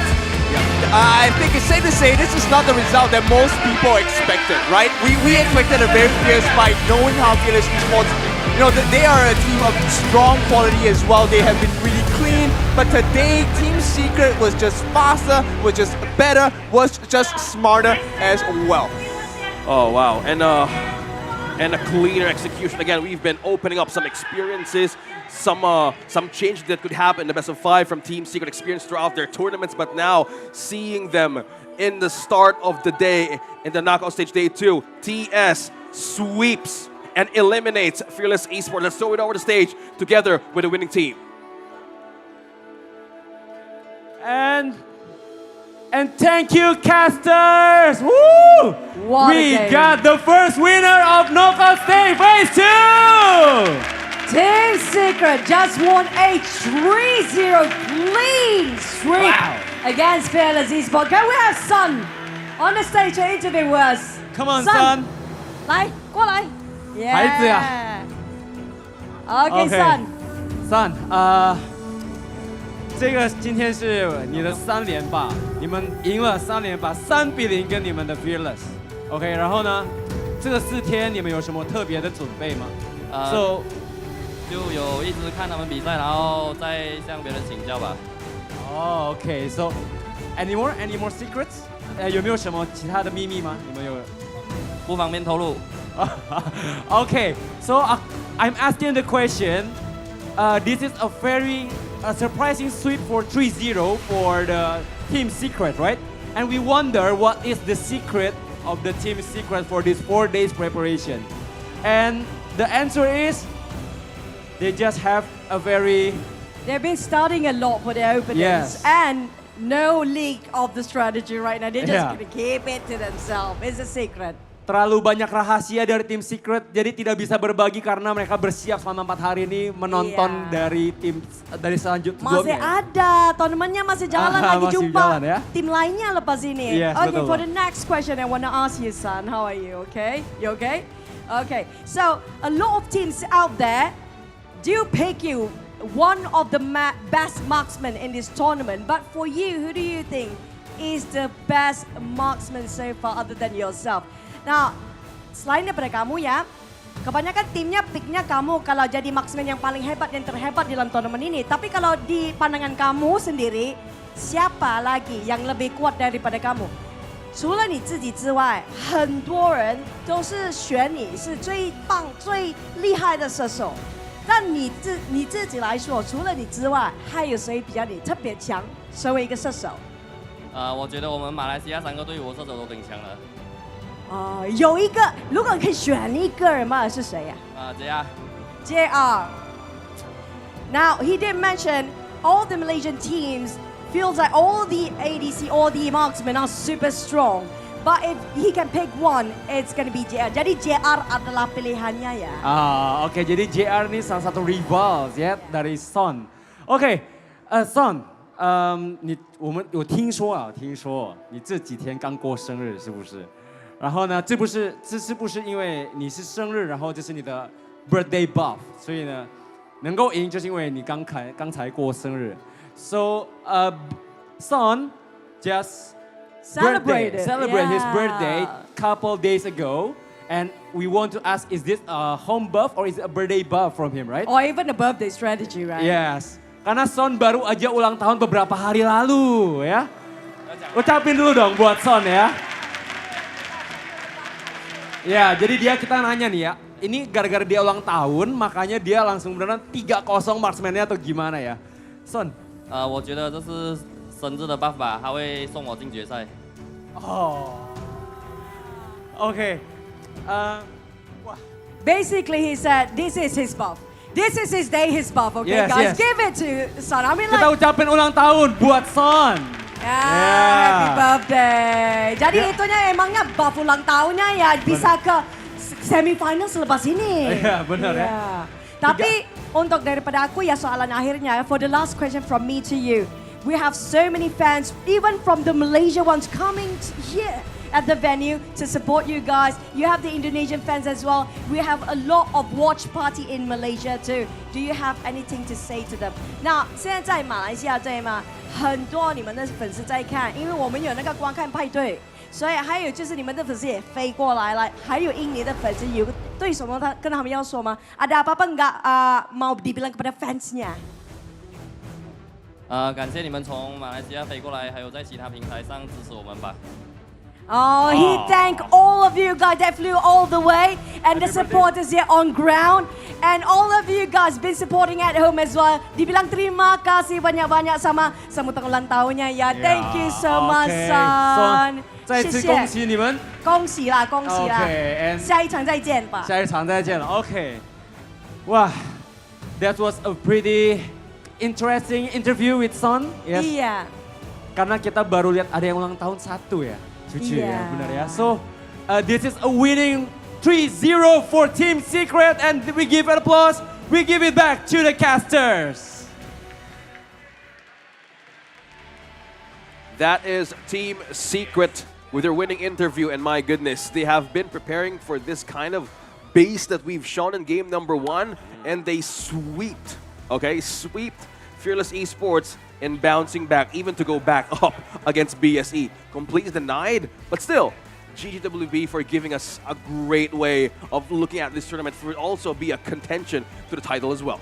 Yep, they took a leap, they got the sweep, and now they get to keep their dreams alive, right? Ooh, so, wordplay. With that being said, I think we need to take a look at the highlights. We also need to take a look at the itemization because I think this was the best performance that Fearless Esports have put in the 3-game series, and it was a huge risk. Let's be honest about it. The pay pick, we all know how it functions, right? If the game is not over within the first 15 minutes with pay, it's over. Yeah, good thing, again, Holler's not here because there were some moments that a pay could literally shine, but it wasn't the first blood, right? They didn't manage to get the first blood, they didn't manage to give him a good head start, and it was a struggling factor, right? So let's go back into the highlights once more on what happened in that game. Game number 3 taken by Team Secret. Hi everyone, I'm Yuhan, and I'm the official 2024 HOK Championship Observer. The tournament highlight of the day is here. 3, 2, 1, showtime! Yep, and that's the way the cookie crumbles. It was a nice first blood attempt, right? So Fearless Esports, they understood the assignment. They needed to be aggressive. They got the aggressions in the early parts of the game. The goalie was pretty healthy as well, but slowly they could not withstand the pressure from Team Secret. I just want to go back on the point you said. You said that that's Fearless Esports' best performance? Out of the 3 games today, yeah, that was the best. Over the whole tournament, probably not. I feel like this is just like a Team Secret that they did not plan to play against. This is a completely different team from what we saw in the group stages, in the early parts of the playoffs.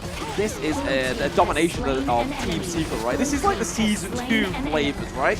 It's happened in just, what, in a month? Like, we see the second part of the team. Back to basics, sprinkles about Season 2 all over. I think that's the most important part, right? Going back to the roots, going back to where they're strong, and this is like how they want to take this game away. There were some moments of Shinglin that they want to go penetrate the back line, but this was just a mistake that they want to keep on doing against Team Secret. Look at that, man. Yeah, completely. Every time Xuan jumps in, the team follows so quickly, and Kinex with the organ always uses the conductor. So only at the most critical moments, like I would have freaked out, I would have pressed out many times earlier. Man, this is just discipline, right? Trigger discipline. And we see the coach celebrate into their own rooms, and that is just a complete salute once more. Completing the series with a 3-0. Making a statement into the second part of our knockout stage. Wow, 3-0 once more. Yeah, it's a beautiful story, but we have to see who are the markers of the MVP. It is going to be the very recent birthday boy, right? Happy birthday. Yep, happy birthday to you. So Team Secret Sun, 1-1 and 2, not the highest KDA. This was a pretty low kill game, right? But with 22% of the team's hero damage dealt. Bear in mind, I would like you to, if you're watching the replay, go and look at the one where he was chasing the backlines. He was going one-on-one with Fable on their Lady Chun as well. Yeah, I mean, this is the thing, right? Like, we saw that he didn't have the best early game. That 3v2 down into the T1, they took it really early, trying to actually take down the growth of the Lung, so Sun's actual performance in that one. But that didn't stop him. He was like, right, okay, I've lost my T1 down into the farm lane. It just means I'm going to be a bit more proactive with the macro. And he was able to do that, right? The 11.3k to KK's 10.7, who they had the same amount of kills. So this isn't like a very rare game where the farm lanes don't have many kills. Yeah, and going back to the kills too, like we started with game number 2, game number 1, Lady Chun picking up the Mask of Agony. It was a different approach. It was I forgot his name. This is like the Venom Staff. Oh my God. It wasn't the tip of my... Oh my God. Okay, 3-0, and we go back to the team fights here. This was like a complete force out for Fable to be in tight situations, but it didn't do much after all. I mean, you can't really blame Fearless Esports because they were put in the spot, right? If you take a look at the damage that Woodwind was tanking, he tanked up close to 110,000 worth of heroes damage coming in. But it was just because that it was later parts of the game already. There was no window to come back. There were so many moments where, yeah, maybe Dao could have committed for the kill, but every commitment means he would die. And 4v5s don't work well with this lineup against Team Secret. Especially when you got the organ, right? Just be able to use that as the front line as well as Xuan. I think that's the kind of real two focal points of Team Secret. Even though we saw that Sun actually got the MVP, I feel like those were the two kind of like stable, the two pillars of the team, right? I think the pillar here of this game is most likely the start of Philips Esports, they had the early game in their hand. They have more ways to force out a lot of resources, but this was just a flip, right? 10 minutes in, Team Secret understood the assignment, hold on, outplay, outlast, and this is just them, like, maintaining that discipline. And they, as you guys mentioned, there were some moments that it could possibly be FE, but this, we look at the updated bracket. Another sweep, once more from Team Secret. And this is just the lower bracket for the day. Is this a lower bracket buff for the Team Secret, right? But of course, with that being said, that's not the only series we have today. The next one we are very invested as well. Yeah. Blacklist International going up against Nova. Now, it's the same kind of story, right? We aren't really leaning into Blacklist. I think Nova has been the monster of a team that has shown that they want to make the most out of this tournament. But Blacklist, I feel like they are the dark horse. They have something hidden. Maybe they have a secret of their own that can pull a sucker punch or something. Again, they're the last remaining representative of the Philippines right now in the Honor of Kings Championship. And with that kind of a struggle that we've seen throughout them, it was the in and out, right? We were looking to see a better version for themselves into the next series. Now, that was just game number 1, and that has been powered by Realme, the official gaming phone of Honor of Kings Championship. Performance at max, featuring the Dimensity of 7300E processor V-Cool technology and 80-watt super fast charging. You can't miss out on any of the best moments in HOK with this one. Oh, okay. Wow. Yep, it's a big one, right? And I think one of the things we can definitely look is to rate this phone. I think we rate it 10 out of 10. But there's another thing you can do, which is to rate the different players in this competition as well, right? All you have to do is to join the HOK camp, rate your favorite players in the championship, and of course you stand to win exciting prizes as well. Now, if you're going to vote for the recent birthday boy, TS Sun, you can do it as well. If you're looking for a different type of player, Dao Dao as well, maybe that could be your player of choice. It could be. A lot of perks happen, especially now. It's Friday Frenzy. Now, we're in the Lipo Mall Kemang from October 25 to 27, and this is just still the knockout stage of Honor of Kings Championship. Join us. There's a lot of things happening. There's a giant monkey here in the back of the stage. Oh, yeah. Life-size. Is it that, though? Life-size monkey? And it's not Blam. Yeah, it's not Blam. So we wanted Blam to cosplay Mankey, but yeah, that obviously didn't work out. Yeah. But we have the small version behind us in the stage, right? But we have a 3-meter tall Mankey outside in the carnival zone. Oh my god. Right now we're into the zone of this series because right now, guys, you have a chance to win a Realme 13 when you subscribe and follow Honor of Kings Global Esports channels and tag championship participating teams into the comment section to win a Realme 13 with great rewards. Man, there's so much happening here. Freebies, loot, any merchandise you can dream of. It's here. It's happening here right now into the second stage of the knockout stage in Honor of Kings Championship in Lipo Mall. I'm excited how the next series is going to go. Once again, this has been the English Desk, and we are so much excited on how the teams could bring out a better version of themselves moving forward into the first day. I'm OSX, I'm with Blam, and this is Skin. We will go back in a few while.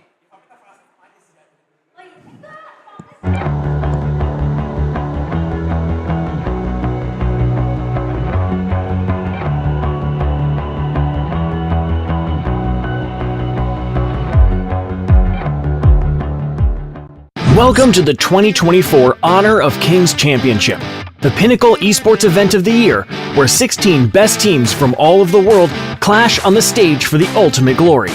Following 4 teams will be the seeds for the 2024 championship: Black Shrew Esports, Dominator Esports, Nova Esports, and Alpha 7 Esports. The other 12 teams are Kagendra and Mahadiwa from the host country Indonesia, Boom Esports and Blacklist International from the Philippines, Team Secret from Malaysia, Influence Rage from Brazil, Team Vitality from France, Fearless Esports from Hong Kong, China, Impunity Esports from Myanmar, Team Falcons from Saudi Arabia, Revenant Esports from Singapore, and Foot Esports from Turkey. 2024 Honor of Kings Championship will commence from October 12th to October 27th. The journey will start with the group stage from October 12th to October 17th at MGP Space in Jakarta. 4 seeded teams will be randomly drawn into 4 different groups. Then the remaining 12 teams will be randomly drawn into these 4 groups, each consisting of 4 teams. Single round robin best of 3 will be played. The top 2 from each group will advance to the knockout stage. The knockout stage will be divided into a winner's bracket and a loser's bracket, playing a double elimination best of 5. The knockout stage will be played at 2 venues. From October 18th to October 20th, the first venue is MGP Space. Teams that lose 2 matches in this stage will no longer have a chance to advance or participate in any further stage. From October 25th to October 27th, the matches will be taking place at Lipo Mal Kemang. It will feature intense competitions, with the winning teams of the upper and lower brackets advancing to the Grand Finals. The Grand Finals will be best of 7, and the winner will rise to the top and become the champion of the 2024 Honor of Kings Championship. This tournament features a staggering prize pool of $1 million, with the champion taking home an impressive $300,000. Join us on this incredible journey. You can catch our live streams in-game or through our official channels. Plus, we invite you to experience the excitement of Honor of Kings esports competitions in person. Enjoy a variety of engaging activities and enticing rewards on match days. Watch live streams and participate in in-game events to win free rewards. Stay tuned and see you in Jakarta.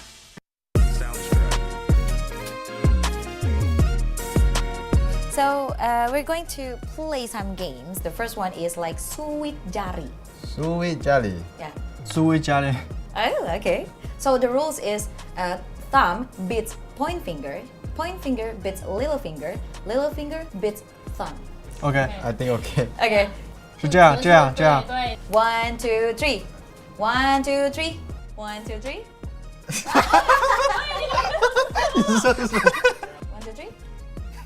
24. That's it. That's enough. Wendy wins. Yeah. Wendy wins. Okay. Next one is I have something. Oh. What do you think is this? Is pizza? Can you say it like kerak telur? Kerak telur. Kerak telur. Kerak telur. Yeah. Okay. Kerak telur is a Betawi traditional spicy omelette dish in Betawi cuisine. It is made from like glutinous rice cooked with egg and served with serundeng. Is it okay? Oh, okay. Well, they seems like it like. That's good. How many you give? Like scale 1 to 10. I give 100. Oh, 100. 100. So it's good. They like it. Delicious. Delicious? Good, very good. Good. Okay, that's it. Bye.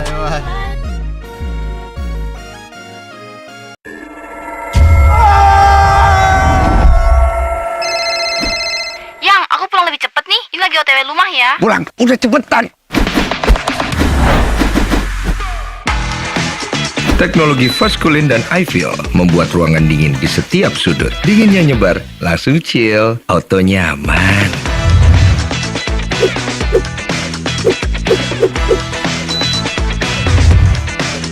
Dengan Air Garment, tumpukan cucian kotor gaun, semua yang ada di dalam jadi lebih terjaga, lebih dingin, dan lebih segar dengan Power Cool. Nikmati gambar yang lebih real dengan Kilet Pro dan Dolby Vision. Rasakan pengalaman suara yang mengitarimu dengan Dolby Atmos. Sayang.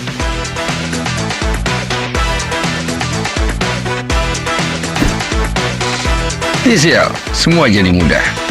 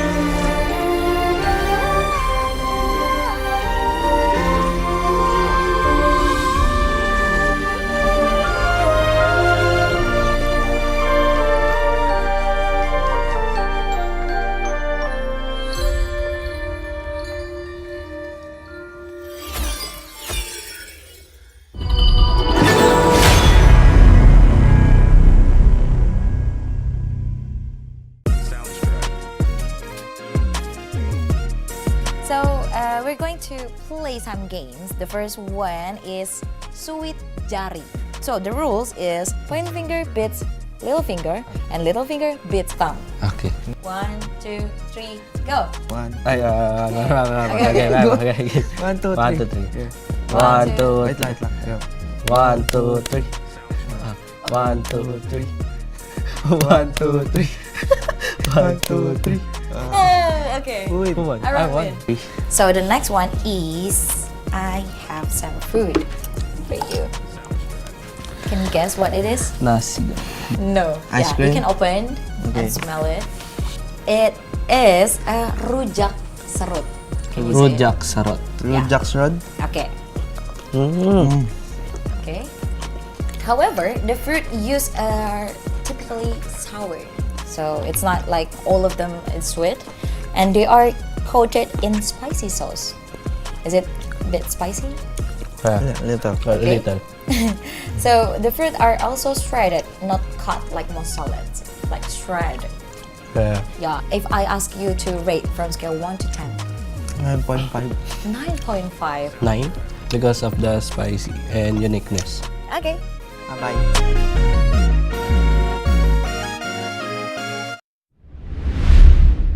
Hi everyone, I'm Yuhan, and I'm the official 2024 HOK Championship Observer. The tournament highlight of the day is here. 3, 2, 1, showtime!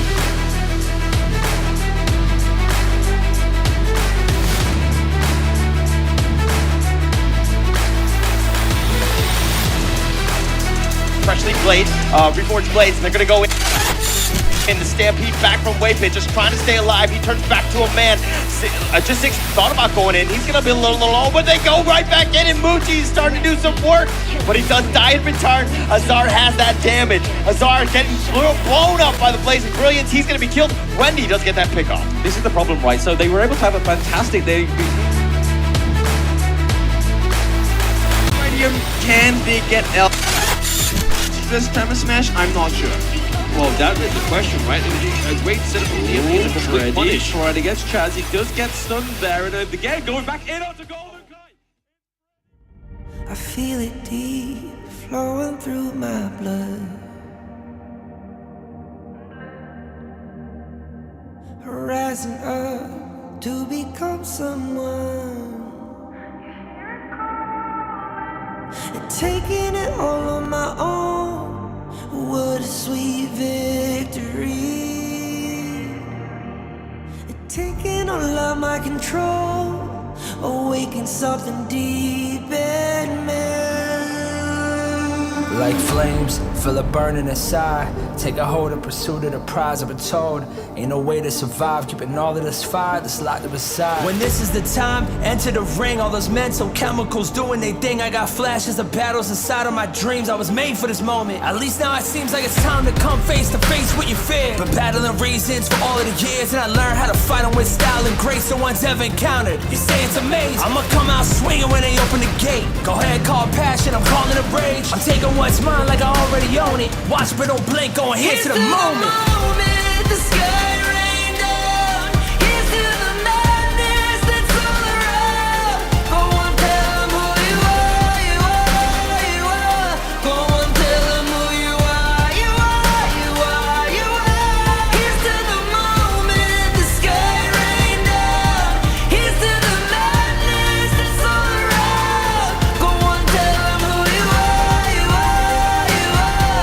Go on, tell them who you are, you are, you are, you are. My name is Honor, my name is King, my name is Champion, my name is Strength. Tell them who you are. My name is Pentakill, you think it's strange? My name keep ringing inside of your brain. I hear it every night. Here's to the moment the sky rained down. Here's to the madness that's all around. So tell them who you are, you are, you are. Go on, tell them who you are, you are, you are. Here's to the moment the sky rained down. Here's to the madness that's all around.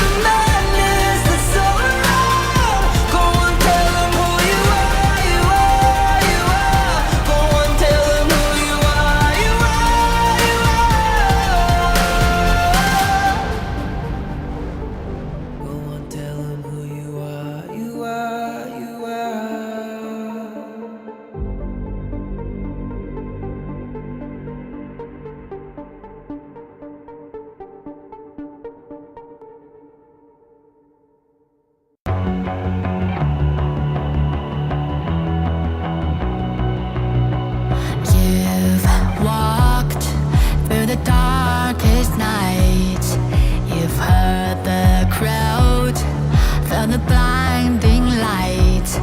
You were standing there when your heart comes alive. It's a dream I've had, and it never dies. Right here, right now, give it all, get it out. Never I surrender, I fight and never fail. I am a contender, a challenge I can feel. The smallest lies become the brightest enemies, relentlessly.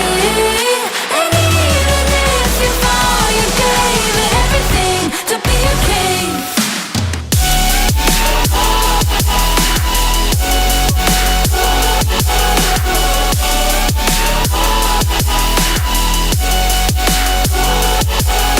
You carved your way with a sharp attack. You watched it all burn, and you never looked back.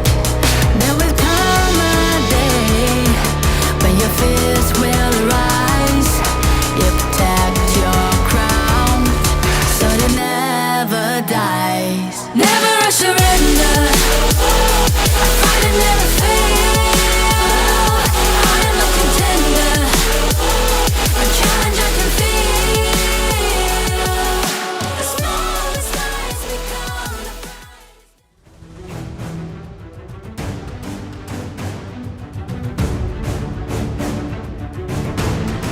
And we're back here, Lipo Mall. Come on to 2024 Honor of King Championship. Tepuk tangannya dulu buat kita semua. Hey, Cucu. Ayo, ini ada semangatnya. Mana suaranya? Indonesia. Indonesia. Mau semangat dong. Semangatnya ya. Kita aja nggak kalah semangat, Cucu ya. Yeah, we want the spirit. Come on, give us the energy. Yes, ya karena kita tadi sudah we have already seen the first match. There was a clean sweep, 3-0. Ya. 3-0, no wasting of time at all. Yes. And it was super fast, super aggressive. Yes. Dan kita bakal nggak tahu juga ternyata bisa 3-0 even udah sampai semifinal ya Cucu ya. Iya. Ya dan ini kita bakal melihat the second match pastinya. Siapa akan jadi lawan sama Team Secret selepas ini? Who will Team Secret fight after this? It will depend on this series because we have another 2 teams coming Yes. up. Maybe we can ask them like, kira-kira teman-teman pikir siapa nih yang bakal menang? Apakah Tim Nova?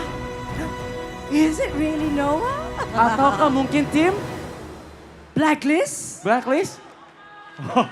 We got the fans there. Lakan Cucu. Matatak? There you go. Normalin. Okay. So, who do you think it will be? That's what we want to find out, Cucu. Yes, okay. So without further ado, the team is ready. Please welcome Nova Esports!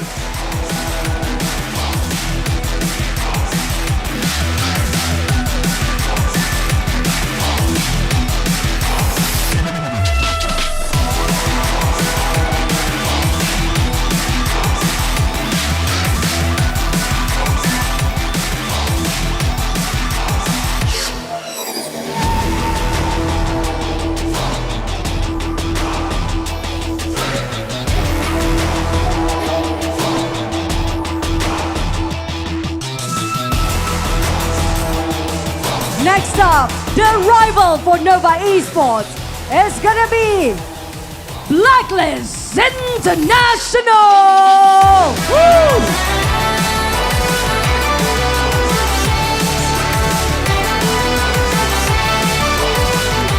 Now let's start our series very soon. As the players ready up,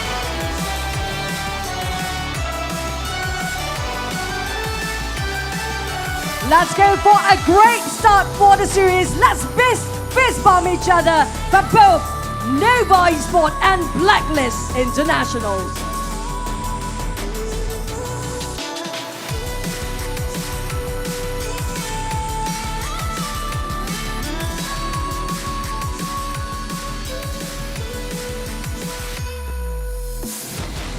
And yes, now they have been prepared. Choo-choo. So it will be a 3-0 clean sweep again, or what do you think? This one, man. Well, I have to ask the audience, are you guys ready for the next series?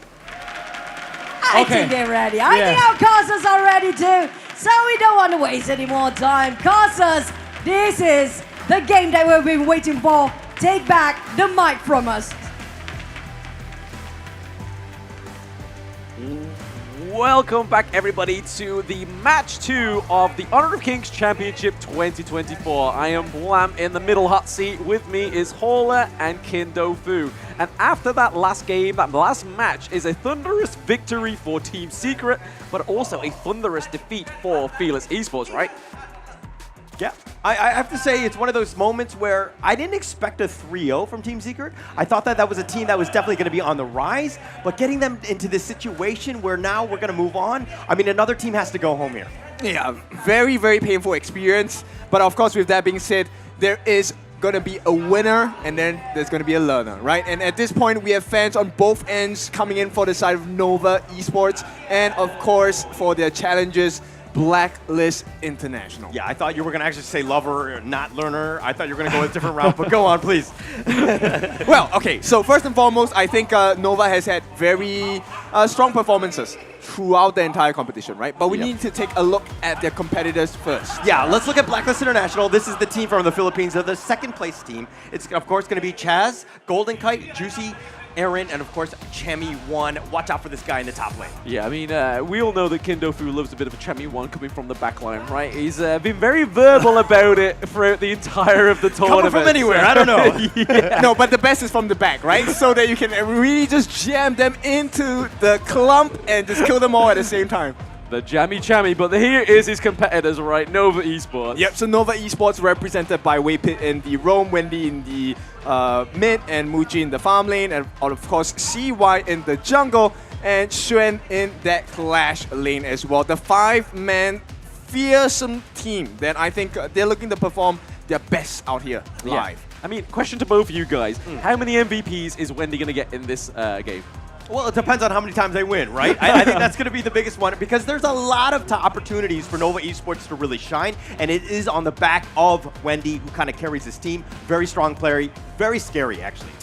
Yes, speaking of very scary, what's not very scary, but I mean, the performance is very scary, right? The potential of this phone, the Realme 13 plus 5G, so 120 frames per second. It is your max settings performance as well with 80-watt Super VOOC fast charge. And so if you're down with juice, plug it in for a few minutes and you'll be back up and running and smashing some crystals on the gorge. But this is the phone that is powering all the plays that you see on stage. Yeah, and of course, with that being said, this is complemented by TCL as well. They have a booth here at the back, right behind the main stage. This is going to be their X955QD Mini LED HDR 5000 nits as well. This has a 5000 plus local dimming zone. If you want to change your gaming view, this is the set to do it as well. Yes, so quite a few sponsors we've got for this tournament, but there's something that you can do, especially if you watch on Twitch, right? You watch it, and in the in-game client, you can watch the matches, log in, and you can literally win some free gifts here. So play 4 matches to receive the girl group animated theme. Who doesn't love an animated frame, right? I mean, it makes you look a little bit more jazzier as you lose on the gorge. But if you're not us, if you are us, then it's winning on the gorge. We've won one match today. Yeah, MVP, yo. Yeah, you were talking about losing and you looked directly at me. I was taking that a little personal here, but I think it's a great opportunity, right? Just to get your chance to have, to check out Honor of Kings Esports. Go to the Lupo Mall, Kamang. We are live right now. There are floors and floors of just people just staring at us, looking at what's going on, and of course, it's going to be going into the second match. It's going to be very exciting here. Yeah, it sounded like a bit of anxiety there from there's loads of people staring at me.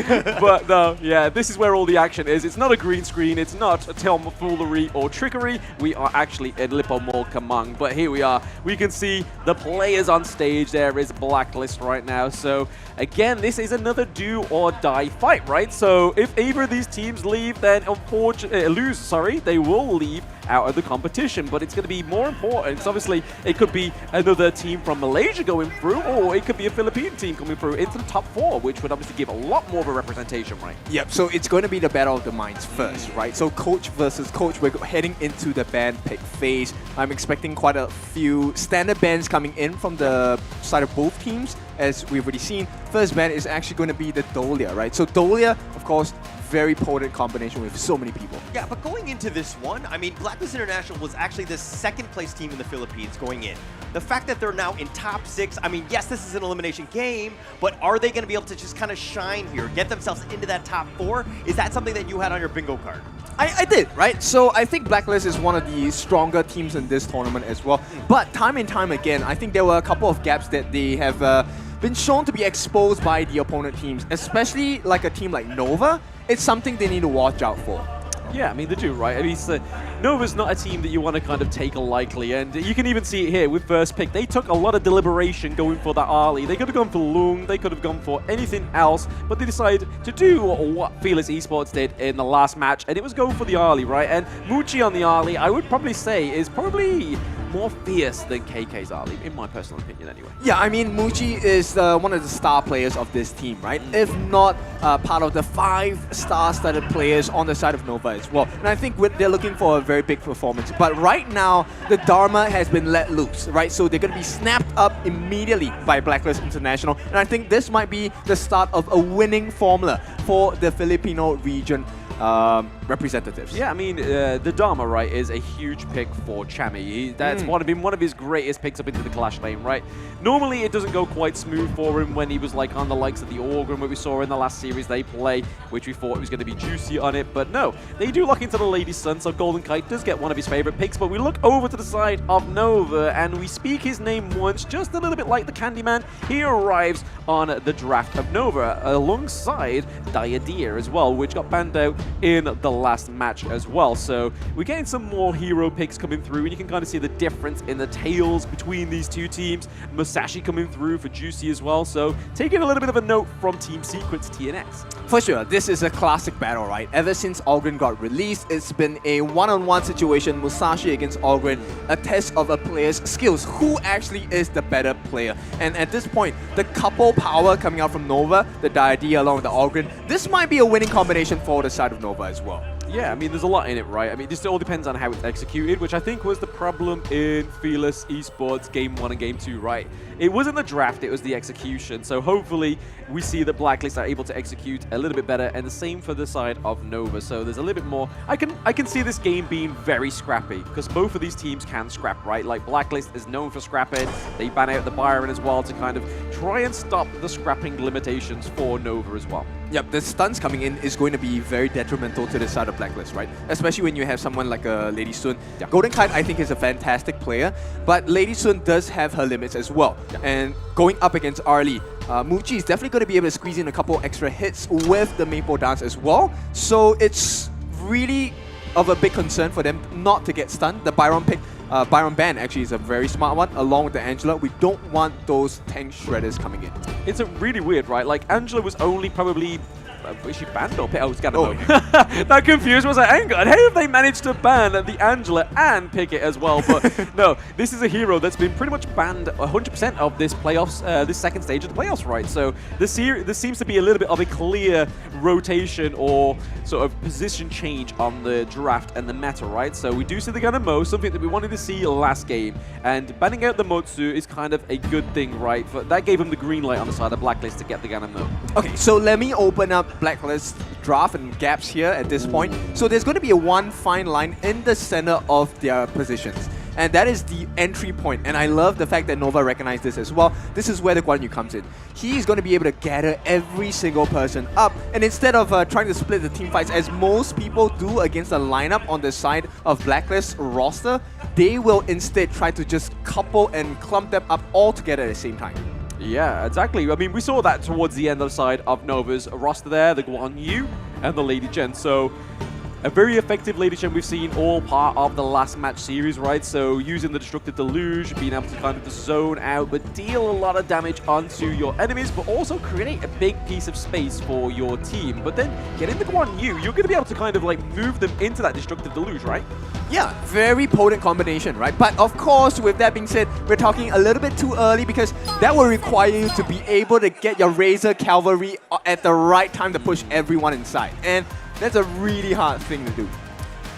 mean, you was all about the Razor Cavalry the other day, weren't you, Ken? You loved the horses coming through. I mean, it may be substituted for a bicycle in this sense because that is the skin for Guan Yu. But here we are, getting into game 1 of the last match of the day between Blacklist and Nova Esports. A lot on the line as we enter the Gorge. And that's right. And it's going to be really spicy because we know tournament life is on the line. One team is going to go home. One team continues the dream. Who will it be? I mean, only time will tell, right? We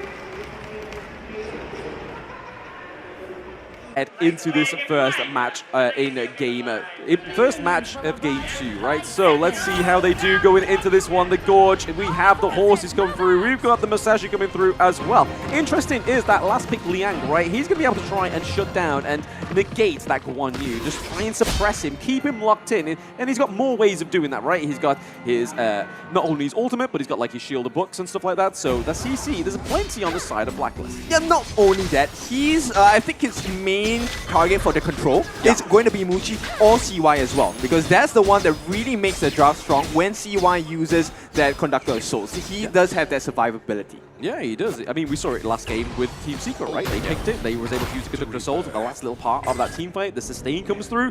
So it is a good pick for the side of Team Nova, and more importantly for CY. He's been showing very great jungle prowess throughout the entire of the tournament. But right now, you can kind of see a very basic early game, right? I mean, both the Lady Sun and the Ali need plenty of time to actually activate, right? Yes, and this is where the strategy comes in, right? Nova wants to place more emphasis to allow Muchi to get that gold advantage so he can win that one-on-one against Golden Kite. They don't mind losing Wendy against Aaron in the mid lane because it doesn't matter that much.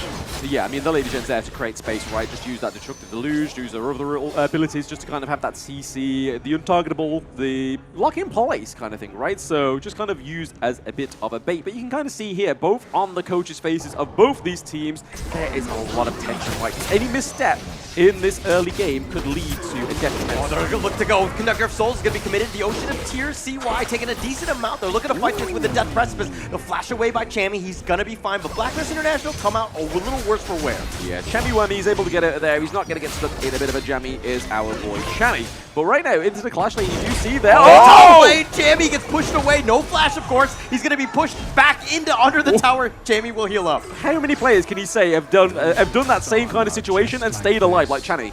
I don't think we can identify any, right? Because most of the time when we see the Razor Cavalry, it's almost instant death. Right now, CY will be in charge of making this a nightmare for the side of Blacklist International. Yeah, we can already see like the use of the Death Precipice trying to kind of slow down Chammy or Juicy there. But we see the Illuminate Slash just trying to pick off these last little bit. But Wendy is coming in with a rotate here. Perfect passive. Oh, go in for this one. He does a decent amount of damage. And CY will get first blood, and he walks away. In the bottom lane, they're going to go for more. Golden Kite flashing away solo, but does stay alive. Solo Bolo there. We see that Golden Kite is able to actually just roll back. And this is a bit of the same story, but on two sides of the map, right? Chammy almost went down, and also Golden Kite almost went down. But it was kind of very, very close. Yep. So they're dancing on knife edge at this point for the side of Blacklist International, because Nova, they can see the advantage, where they can get this advantage from, right? And at this point, Xuan, I think, has been doing a good job of controlling Chammy 1, which is not usually the case when you have this matchup, because with the slows, you know, Guan Yu doesn't get that kind of stamina recovery for his heroic charge. Yeah, you can kind of see that CY is already leading the gold lead as well, right? Between the jungles, you got the 2.3 to the enemies 1.9. So a lot more faster clear for the side of CY. Maybe a bit of an invite into an engage into this mid lane, just clearing it up, getting a little bit more gold because Wendy doesn't need it. But giving it over to CY is going to be a bit better in terms of this team comp, obviously in terms of the itemization and in terms of getting that. Yeah, and you know, they want to have the advantage for Golden Kite, but it's pretty clear now Muchi has that. So the only other way they can come in is probably getting from Chammy's lead or Aaron's lead, both of which they don't have. Oh, they do have the suppression. They go in Juicy, doing some serious damage. The Conductor of Souls, not enough to keep CY alive. Chammy's going to get the kill, but Juicy dies in return. It's a 1-for-1, and they both walk away. Juan, again, just scrambling to that top lane. Yeah, I don't know if you missed that towards the end part of that team fight, right? If those couple blades just kind of shifted a little bit more to the right, that would have been Xuan down as well. Yep, and take a look at the benefit of having Muji get fed early in the game. Level 6 is able to take this one, okay, I'm not gonna fail my math here. It's a 3-on-1 on the Tyrant. Quick maths by Kin Dofu, eh? Your favorite kind of Dofu. But we saw that they was able to get that neutral objective onto the side of Nova. So extra damage coming over. We can already see there's a big priority down into the farm lane T1. It kind of gives a bit more pressure over to the side of Blacklist because you know that Golden Kite doesn't have that safe space anymore. Yep, and you can see, right, Nova is already neutralizing every single lane of pressure coming in from Blacklist. And as this goes on, you will see the lead start to widen, and Blacklist will not be able to come back into this game unless Chammy gets his jam on.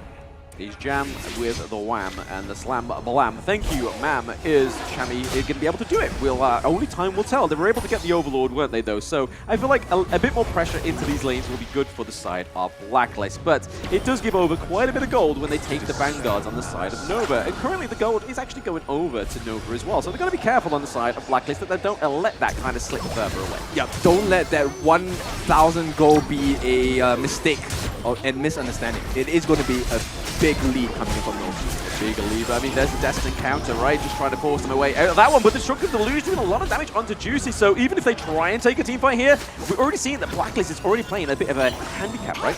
Okay, and Golden Kite is alone. So look at what Nova is doing, right? They identified Golden Kite. He needs to make sure he steps away. The whole team is here. Oh, Golden Kite trying to make a run for it. Not able to do it with a Soaring Grease Dragon. Cuts off the angle of retreat, and they're going to take out Golden Kite. Yeah, classic case of overstaying your welcome was Golden Kite into the farm lane. He was trying to get that T1 right. We saw the hopes and dreams of Blacklist Golden Kite, but it just was crushed by Guan Yu in that farm lane. And right now, it's kind of paid dividends for the side of Nova. They're able to get to this T2, try and take it. But they're fighting on two fronts here. Yeah, so from an aggression on the bot T1, it becomes now aggression to the T2 on the side of Blacklist International as well. And here's the thing, Aaron just hit level 8, he does not have the gold, he does not have the EXP, so it's really hard for him to get the damage in. Right now, there's not enough damage coming in from Blacklist International at all. Yeah, not enough damage at all, right? I mean, we can kind of see the Scepter of Reverberation come through for Gan and Mo, but we have the Mask of Agony onto Lady Chen, so a very big core item. Doomsday being built onto Muchi on the Ali, and we get the Axe of Torment coming through for Golden Kite. So he's already built that anti-squishy hero item. So Meteor already been built, so the armor penetration's there as well.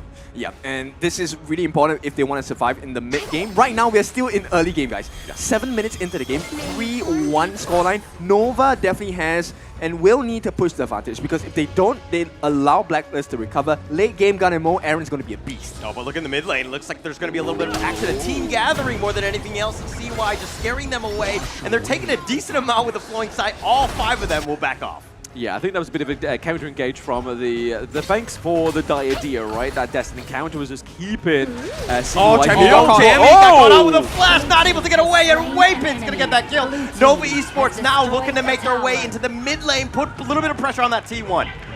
Yeah, a lot more pressure onto the T1 into the Clash lane, and they're looking to put some pressure here into the T2, so almost reciprocating the farm lane. Already conditioned down there, but here we go! Backside, and they find Aaron. They get another pick off, and Nova Esports, they don't care where the T1 is. They haven't even taken that one out. They're going to dive, and they're going to make it super difficult for you to get any sort of farm. Yep, the timing by Nova is just so impeccable, right? Because at this time, every kill they take, they can convert it into something. And right away, there's the T3 exposed for the side of Blacklist International. Yeah, I mean, the fight may not just end here, right? We were able to get the Crimson Golem over to the side of Blacklist, but that's kind of just like a very minor victory, right? Just keeping hold of those buffs that should be rightfully yours if you still have control of your jungle. But right now, we see that Nova are 26k to 22 on the side of Blacklist, and they're just helping themselves to their jungle. Yep, 4,000 is a big marker, especially when you're playing against a team like Nova, right? That 4,000 goal lead feels like it's 10, feels like it's 20. And at this point, 8.5 minutes into the game, Blacklist need to figure something out, because if they don't do this soon, I'm thinking, what, 12 minutes? It could spell the end of the game for them for number 1. Yeah, I mean, we speak about Blacklist doing something, right? So what can they do in this game 1, right, against the side of Nova? Chemi has to perform like a absolute menace, right? He needs to be able to catch the backlines on Nova, or at this case, just anyone. More than one person will do, but anyone from the side of Nova. Yeah, I mean, anybody right now, right? Anyone can answer the call on Blacklist, right? Anyone want to actually do anything, they need to take some of these towers as well, because they have no T1s. They only have one neutral objective going for the side of Blacklist, but right now, that's not actually going to serve them any kind of big they get the pick off and they destroy him. Golden Kite with a nice ambush. Blacklist International sticking together, find that pick off. Okay, that's a good start, right? Yep. But they need a little bit more right now. Can they get more out of the map? Because right now, pressure coming in from Nova. Yeah, a lot of pressure here from Nova. We can see the T2 looking to be assaulted here from that team. Nova is not going to be able to clean it up here because we see the couple blades come through. They're able to clear the minion wave as well. Chami was actually waiting in the bot. Yep, they may have caught out Chami. No, not Chami. Xuan at this point. Right now, Xuan, I think, is the most survivable out of Nova, just based on the fact of his rotations, right? But at the same time, Xuan is also the most vulnerable because if he gets consistently stunned up, he's gonna die. Yeah, exactly. I mean, to take a man off his horse, he's kind of like a bit not fatal as he was before, right? He's not be able to trample all over the noggins of Blacklist. Oh, the Razor Cavalry on the backside with the heroic charge, and Chami gets blown up with Chaz. Both of them getting killed. Juan with a nice play, repositioning. They're gonna take the turn as well. Yep. Neutral objectives, kills, everything. Itemization going over to the side of Nova for now, right? Aaron all by himself. He's just trying to split push, but all he can do is throw in a couple of blades. He's going to get under tower, and he's going to get sliced and diced, and Zwan will pick that one off as well. Yep, they're falling, they're crumbling. Blacklist International, they're struggling to keep up against the pacing of Nova. And once again, we might see another monster game this time coming out from Nova. Yeah, I mean, I think the side of Blacklist, right, they just kind of need to go back to the chopping board, right? Just chalk up something that's going to work, because now that they've lost the higher ground turrets, that comeback that we was talking about maybe just even moments ago doesn't look like it's going to happen, right? Yep, even if they make the catch, it's not going to be a kill. Muji does some work, and Chaz gets blown up. The Soaring Dragon on the backside, they've gotten 3. With Eric coming right back into this one, he wants to fight, but Golden Kite down. I don't know how you can fight. The base is wide open. The mid and the bottom T3s have been there. They do have the minions. CY still up in front. He needs to be careful. Juicy taking a lot of damage. He does get killed. He gets executed. CY will take that, and it looks like Nova Esports have got this game with Aaron. One last chance in the fountain, just trying to stay alive. They don't have the minions, but Nova Esports will just wait for the last super minion to be here, and it looks like Nova Esports will take game 1. And again, it seemed very systematic, but they were able to take this one out. Very well played by Nova Esports. Yeah, with time on their side, right? The privilege of the Death Spawner. They was able to get the minions all the way to that crystal, even with like no pressure. Just to say, hey bro, we got 5 people here. What's the matter? We can do this. Yep, they're just on a different tier, right? Because at this point, every single move they make is fully calculated. There is no risk involved. Even if they lose the fight, there is no pressure to be had from the side of Blacklist International. And if they win the fight, there's every single ounce of pressure coming in from all 3 lanes. Yeah, it's the only problem when you've got that Guan Yu that's able to give a lot of aggression onto the side of Nova, right? I really feel like it was Xuan's whole MO in that game 1 just to kind of set the pace for the side of Nova Esports. Yep, kind of reminds me of my Guan Yu. No, I'm lying here. No, definitely your Guan Yu robe? Yeah. Guan Yu robe? Chill, guys, chill. I'm just trying to have fun. At the expense of our MMR, right? Yeah, when you're doing these crazy tactics. We pay the cost. Yeah, we pay the cost. Yeah. It's worthwhile, guys. investment. It pays off. One right? team, one dream. Yeah. So at this point, I think Nova are just a more well-versed and more adept team at, making full use of their composition. Yeah. Right? The understanding the timings have been much cleaner. Not sure why they allowed the Diadea pick, because she was monumental in that growth. Yeah, I mean, not only that, right? I mean, Orgren, CY's Orgren was pretty fantastic as well, just being able to kind of navigate where he wants to go, not kind of like sticking to the boundaries of the Gorge map. He was able to use the Path of Passage, just be able to get into that back line and then set it up for Guan Yu as well. I mean, it's really easy when you're able to kind of find that angle because you have so much map control. You're able to just kind of go in from the reverse side and the sides. You basically take any angle that you want, but being able to push them out and to control that and to get the easy pick off was great. But let's check out what they did in these highlights here by Nova Esports.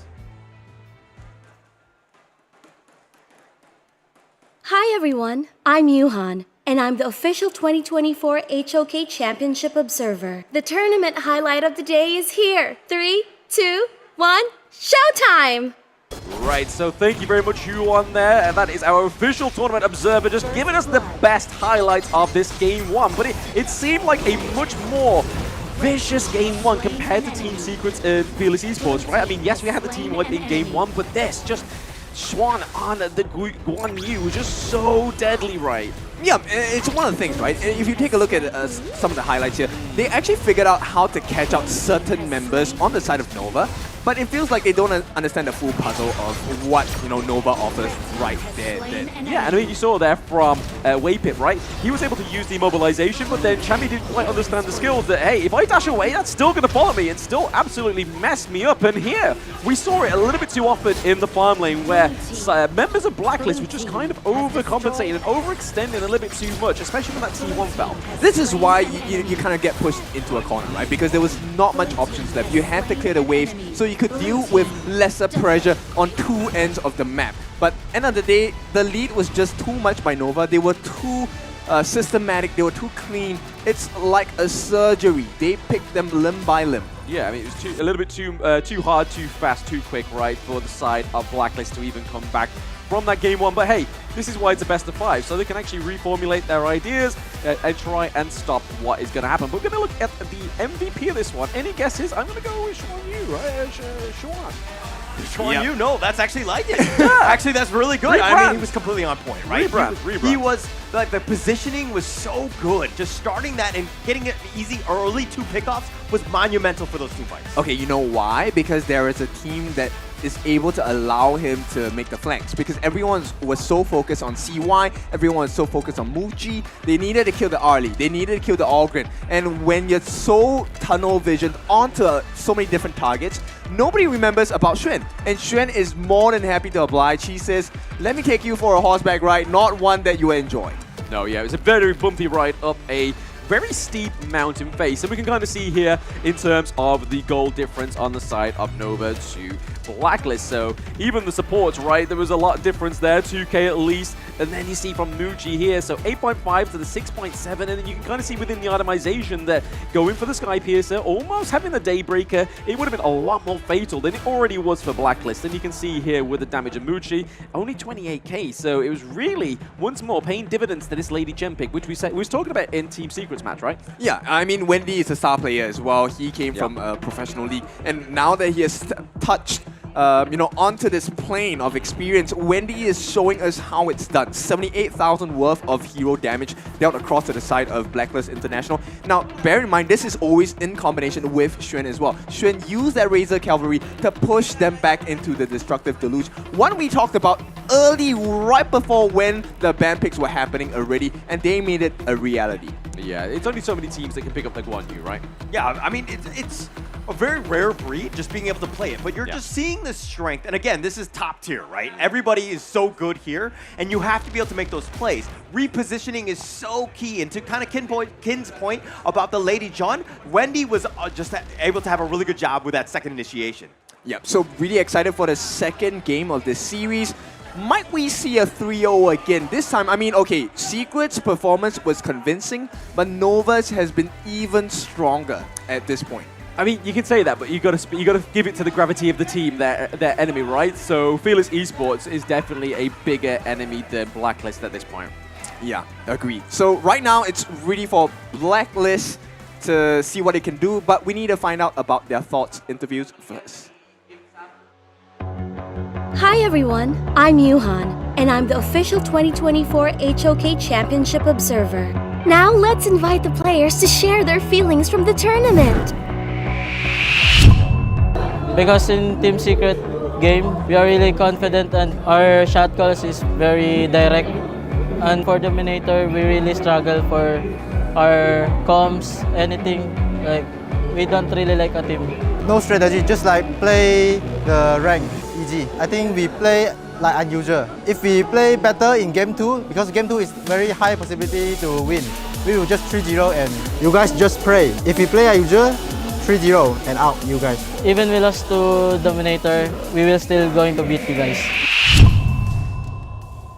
Yep, we heard it there from both of the teams from Blacklist and Nova Esports. Some really big fighting words, right, saying that they're going to 3-0. So, I mean, do you hope for a 3-0 or do you want a full best of 5?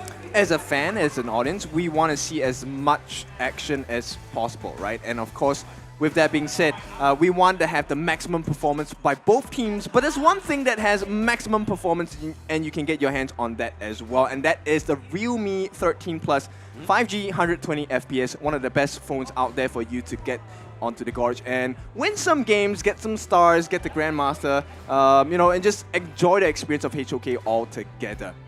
Yeah, I mean, that's the best thing, right? I mean, they can come and experience at Lippo Mall as well, right? So if you are local to Jakarta, come down, watch the games, and even get your hands on the Realme 13 Plus 5G. But also, don't forget to log into the game, watch and win with the championship exclusive skin, which is the Joyu Purple Thunder Blaze. So it's the best kind of price. It's the British man's favorite kind of price. It's free. All you need to do is put a bit of legwork.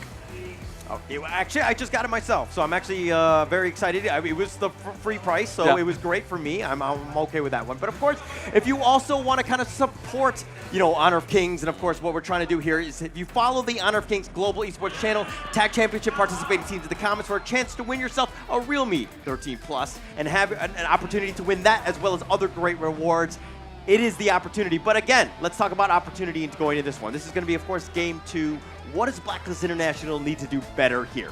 Yeah, I mean, quick T's and C's though. When he says Realme, it's not a real hauler, it's the Realme Phone 13 Plus. Boo, right? So boo, I was for sale. Don't expect a big body package coming through to your door. I mean, you may want it, you may not. It's what you get, right? But hey, you get a phone instead. But yeah, the expectations at this match too, right? So Game 2, I feel like if the Guan Yu comes through again, they kind of need a little bit more of a stop and pause team comp from the side of Blacklist, right? So they kind of need a little bit more of a front line, maybe like a Zhang Fei, something that kind of stops the Guan Yu in its place. I mean, the Liang was meant to have that function, right? But it didn't work.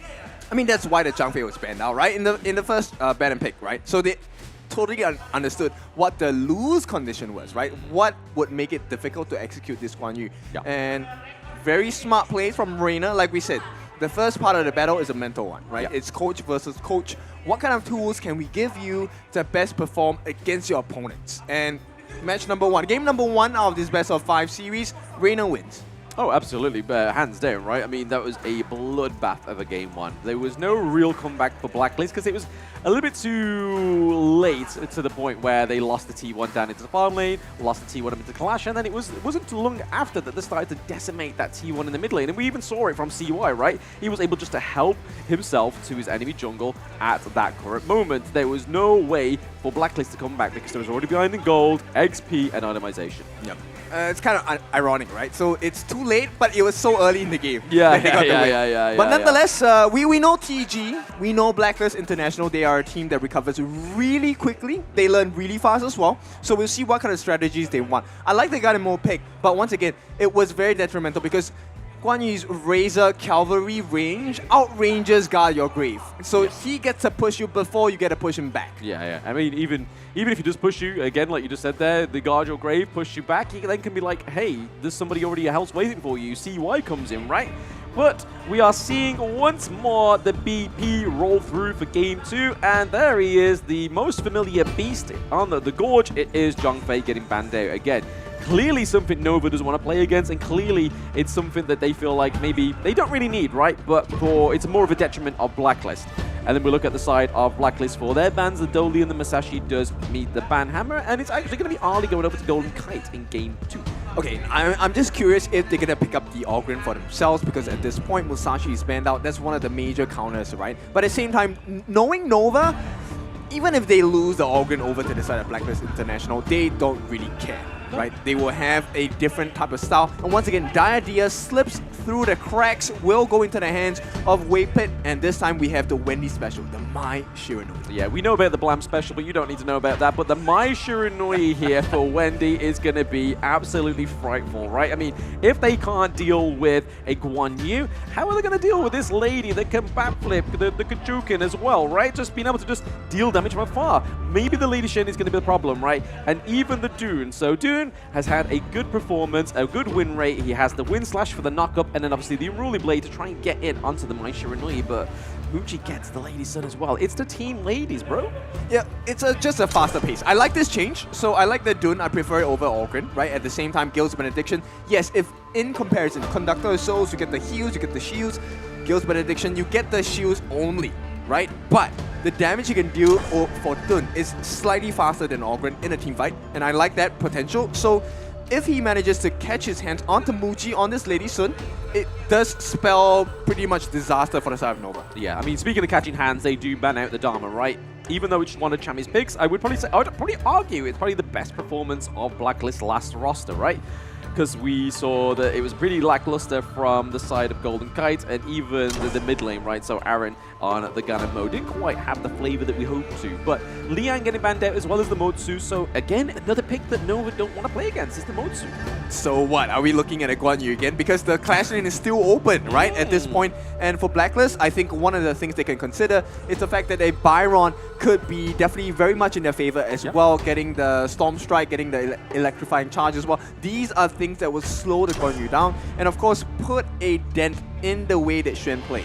Ooh, they do ban out the Hanshin as well. So again, this Hanshin has been pretty much a prio ban in the last series and going into this one as well, because it seems to be a growing pick for these more mechanical jungle players, right? They're able to land the double knock-up, they can scoop out of the team fight, they have the CC immunity from the ultimate as well, but it's actually going to be the Mai Yin coming through for Xuan this time around, and we've already seen one Xuan actually perform on the Mai Yin, so hey, we could see another, right? Yep, it's going to be an all-star performance, right? I think we have already prepped ourselves. Xuan has always been very consistent in catching people on the backlines, but at the same time, the single target isolation, that is one of Xuan's biggest strengths that makes Nova what Nova is today. Yeah, I mean, pairing that with the Mai, right? So Wendy on the Mai, you're going to be able to kind of like single out the target with Mai Yin. You got Mai coming in, doing damage, being able to literally knock up and kick away as well as the Mai Yin. And then setting it all up is going to be Diadea, right? Wei Pit on the Diadea. You were right, the Byron does come through. That is a W for Kin. He does a lot of learning and it's clearly playing off. But the Lianpo for Chaz is coming through this time as well. We've seen a little bit of a flavor within players' interviews, right, where they talk about the Lianpo not quite being as useful as the Zhang Fei, but hey, maybe the Tremor Smash, maybe the Magma Slam and the Burst Ramp are going to be what they need to get onto the Mai Yin, to get onto the Mai Shiranui, as long as they don't use the Tremor Smash too early, right? I'm going to be honest here, I don't like the Lianpo pick. I think it's a little bit too slow for the lineup that Blacklist has gotten for themselves. We have already seen the combinations where, you know, we have the Dominator shield coming out from Liu Bang and stuff like that. And I think that would have been a better combination for the side to play against Nova. But right now, in terms of pacing, because Nova is really quick, with the exception of the Ogren, everyone else has a moveset that allows you to disengage really quickly. Lianpo does not do well in situations where people are very mobile. Yes, I mean, you got to kind of try and choose the right target, or at least hope that Nova is clumped together to make use of that Tremor Smash, right? So I feel like there may be moments he's able to pick that off, maybe get the Flash Tremor Smash as well. Oh, that was a little bit of a Dr. Zeus right there, but great. So going into Game 2 Gorge right now, Blacklist against Nova, which one of these rosters are you feeling more? I'm just going to say I think it's in favor of Nova, and with the level of execution they have, with the surgical precision of target isolation, I be able to do that damage, get in, get out, get on with your life, right? I think it's going to be super scary. You got to understand where Mai is going to be at all points. Like, this is the player to watch in this game. Okay, but Blacklist, they have one important job. Now that you know the spear is pointed at your neck, break the tip of the spear, right? Make sure that Wendy doesn't have a good game. Make sure that Muji does not have a good game as well. Easier said than done, but if they can do it, then they have a chance of coming back into this series, tying this game 1-1. Yeah, that was my next sentiment, right? It's easier said than done. So I don't think I would want to be going up against Muji and Wendy on the Gorge anytime soon, trying to stop and damage control of their Mai Shiranui and their Lady Sun. But hey, maybe Blacklist is up for the task a little bit more than I am, because they have a lot on the line, right? This is the knockout round for them. If they lose this one, it is goodbye to Blacklist. Yeah, and they'll start with a 3-on-2 in the mid lane. They want to establish this lead for They're gonna Wendy. start this wave pit, just pushes them back, but both just kind of skirmishing a little bit in the mid lane. But okay, who do you think has the advantage going in just with draft alone? Draft alone, I prefer obviously Nova, right? At the moment, they just have the immobilization to be able to catch out the Ali. We saw it many times in game 1, right, where Chami thought he was going to be able to get away scot-free with the dash, but Waypit was sticking on him. It was a homing missile. Yep, I like the draft on the side of Nova as well, but right now it's also about the execution, right? And I like the game plan from Blacklist. The 3-man in the mid lane level 1 that slows down Wendy's farm. Now understand, Wendy is not a wave clearer. He is a single target bio. Absolutely. I mean, it's going to be interesting to see if Chami can win this 1v1, right? Because most times out of 10, we know that Byron goes 1v1 in the clash lane with most people, but Juan on the Mayin, and Chaz maybe getting caught out here. He just used the burst run to get away from the side of Nova. Is it coming into fruition just yet, the Liempo? Are we feeling it yet, Ken? Is the Tremor Smash hitting you? Yep, I think it might. But once again, I'm just concerned about the timing because it's not looking too good. Yeah, it's not looking too good at all. But I mean, if we're looking at this mid lane, again, they're just going to continue to skirmish on. They need to, nothing is really too dangerous, especially since it's not even 2 minutes in. Yeah, not even 2 minutes in just yet, and we're already seeing a little bit of a gold lead going over to the side of Nova, right? So not too far ahead. Blacklist able to bring it back just a little bit. I mean, that's, I think, down to the likes of the Dune, right? Just now to clear up a shop, but right now, Nova are setting up a much better lane priority. Okay, so teetering on the edge, right? Okay, so mid lane, we are even 4-4. Okay, right now, it really is the farm lane. Who gets that first kill? And at this point, first blood, right? If first blood comes from the farm lane, it's going to be a huge advantage to whoever gets it. Yeah, I mean, even the same pressure of the game. With the first ram, the flash away. It's going to keep him alive with the Ocean of Tears connecting on it too. Does a decent amount of work, but Golden Kite is going to be the first to fall. Waypit will get first blood. Yeah, nicely played there by Nova Waypit. They're able to get the immobilization, set up the kill onto Golden Kite. But like I was saying, they're setting up that dominant farm lane, so this is a clear MO for Nova. Yeah, so at this they point... do have the knock-up. Hey, they're going to go for this one? No, okay, they're going to back off. Sorry, a false alarm there. Yeah, okay, so at this point, Nova, they have the lead. Silver lining for the side of Blacklist International is the fact that Waypit is the one that got the first blood. So the Rome gets the first blood, he gets the extra gold, it's okay. Hey, what's wrong with that? What's wrong with that? Yeah, what's wrong? Are you anti-Rome? I am a main Rome, guys. Yeah, you take the Rome hero and you take him in the other lane. Mr. Rome KDA over here, right? It's called Rome for a reason. You're supposed to roam around the map. But getting back into the game. Getting back into the game, yes. We can kind of see that it is falling away in terms of the gold lead from Blacklist, right? So 9.1k to 10.9k. So still a little bit of a distance, a bit of shakiness from Blacklist in this game too. Again, there seems to be a lot of hesitation, right? And I think that's probably from just the power and the prowess of Nova. Yeah, because the snowball potential on the side of Nova is really scary as well, right? Anytime CY has a lead on you, anytime Wendy has a lead on you and Muji has a lead, it's almost an instant kill. And right now, Muji is so close to that Eternity Blade, closing in at 4 minutes, a very respectable timing at the same time. So they don't want to allow that situation to happen. Oh, Wendy trying to make the action happen, but misses his Kachusa, and he's going to dash away. He's going to be fine, but the Ocean of Tears did miss as well. If anything, this is going to be the next big fight. The Tyrants, Nova Esports, all 5 members looking to just kind of fortify. They actually do a decent amount of damage. They actually are going to go, but the first ram, turning it around, the Tremor Smash knocks him up, but Chaz is going to be the first to fall. CY will get that one, but they did get Muchi. That's a huge win for them. Blacklist International continuing to stick around. They do have 4 members. Golden Kite is still up. That's the one you need to watch out for. Juicy trying to dodge this one. The Ocean of Tears not going to be able to connect. Flowing Side continuing on. The Tyrant is very low, and it looks like Wendy will get the Tyrant, and they walk away, and Nova Esports, and they get the secondary pick with Chami one. Bro, what was that? Like, honestly, we saw that Wendy was able to clean up shop, get the actual neutral objective, but then pick off Chami as well, and they're able to get another kill on the side of Nova, so really clean play. Yep, this is why I say Nova's draft is really scary, because when you have the snowball potential, look, now there is no game to be had for the side of Blacklist International. Level advantage is going into the side of Nova, EXP advantage, gold advantage, now they have the items advantage as well, so everything going wrong, and this is instant access into the jungle, so CY is going to be unstoppable for the next 3 to 4 minutes unless Blacklist get a surprise kill. Yes, unless they are. I mean, we saw it from the Tremor Smash, right? There is potential, but only taking out Muchi, yes, it was a bit of a vital part of Nova, but the way they're rolling through into these team fights, I don't feel like it was as much as it was. Oh, they're going for this one. The Death Precipice, they do have the damage, but it's a stasis, keeping Aaron alive just for now, but he's going to go down. CY gets the kill. Juicy's going to be killed as well. CY with a double. Damn! What a fight into the mid lane, right? They was like, hey, there's no bots, there's no boundaries. We have the Organ with the Path of Passive. We can lead you through, take the T1 in the mid lane as well. It is clearly a Nova domination in Game 2 for now. Blacklist need to answer the call. Yep, and look at the repercussions for the side of Blacklist, right? So instantly after that fight, Golden Kai was trying to go for the split push, but instantly taken out. This was a nice two-man catcher. Like we said, the target prioritization coming in from Waypit, coming in from the Mai, coming in from Wendy have been on point, and it hasn't, dropped in standard since group stages. No, yeah, the standard has not dropped for the side of Nova Esports. And showing this going into the T2, into the farm lane as well, just shows that they are just in it to kind of like, hey, come on.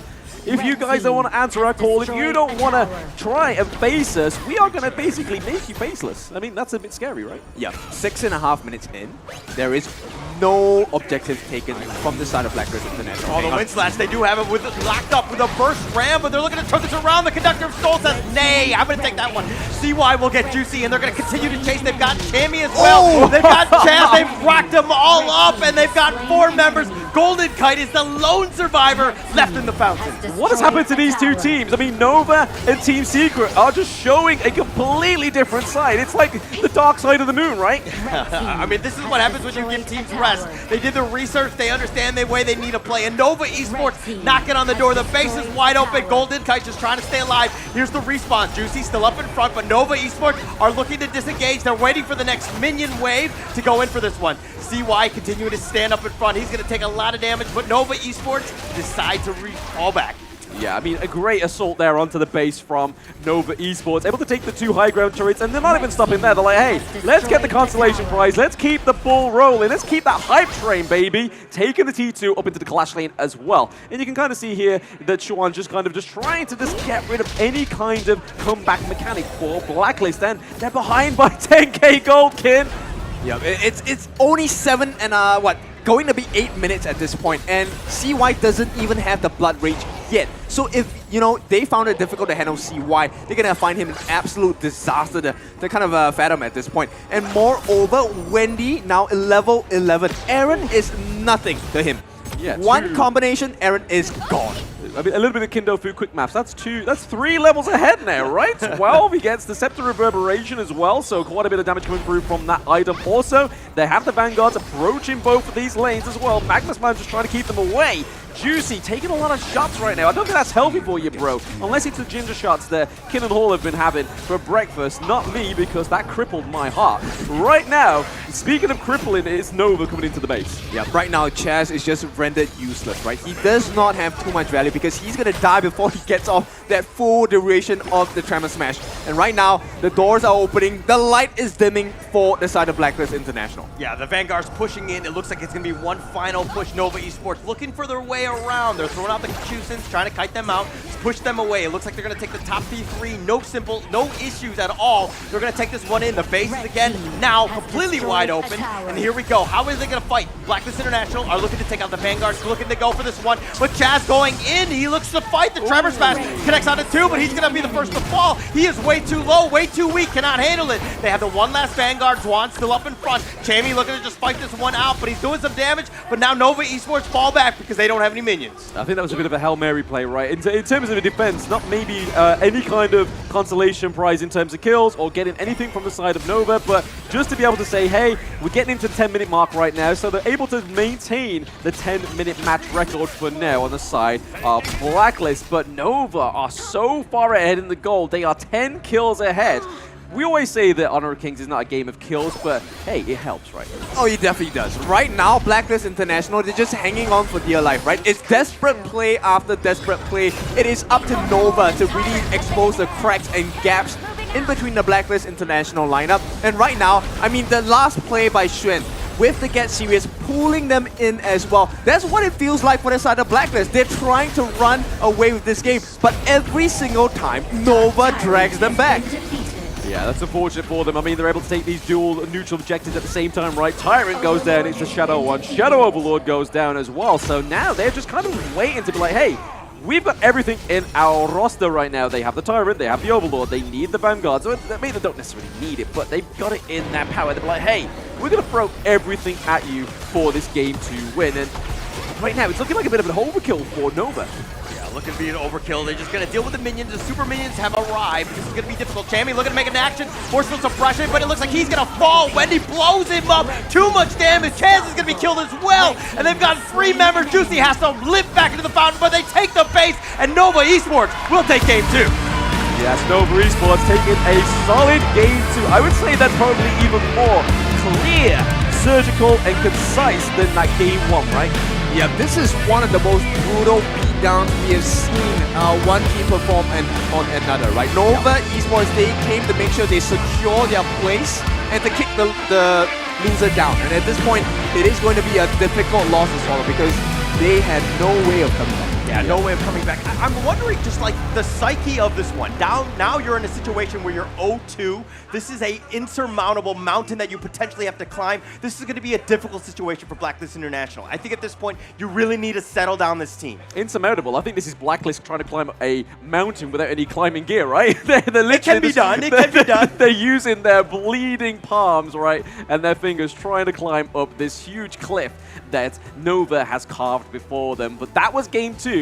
That was a clean victory for Nova Esports. So only one more win on the board for the side of Nova, unless Blacklist can actually take something in this game 3. I don't know. I'm feeling so stressed for them because at this point, right, if we take a look at reference to the first series, they lost two games because they tried the same kind of roster. Yeah. Blacklist has now tried 2 different rosters, 2 different strategies. It did not work out. There was no opening at all. Yeah, but the third time's a charm, right? I think at this point, I mean, you got to throw anything at this one. That draft really didn't work out. I think they need to go back to the drawing board. It's going to be super important, especially as they move forward. Because again, your backs are on the wall. You must do this. But let's check out the highlights to see exactly where Blacklist International went wrong.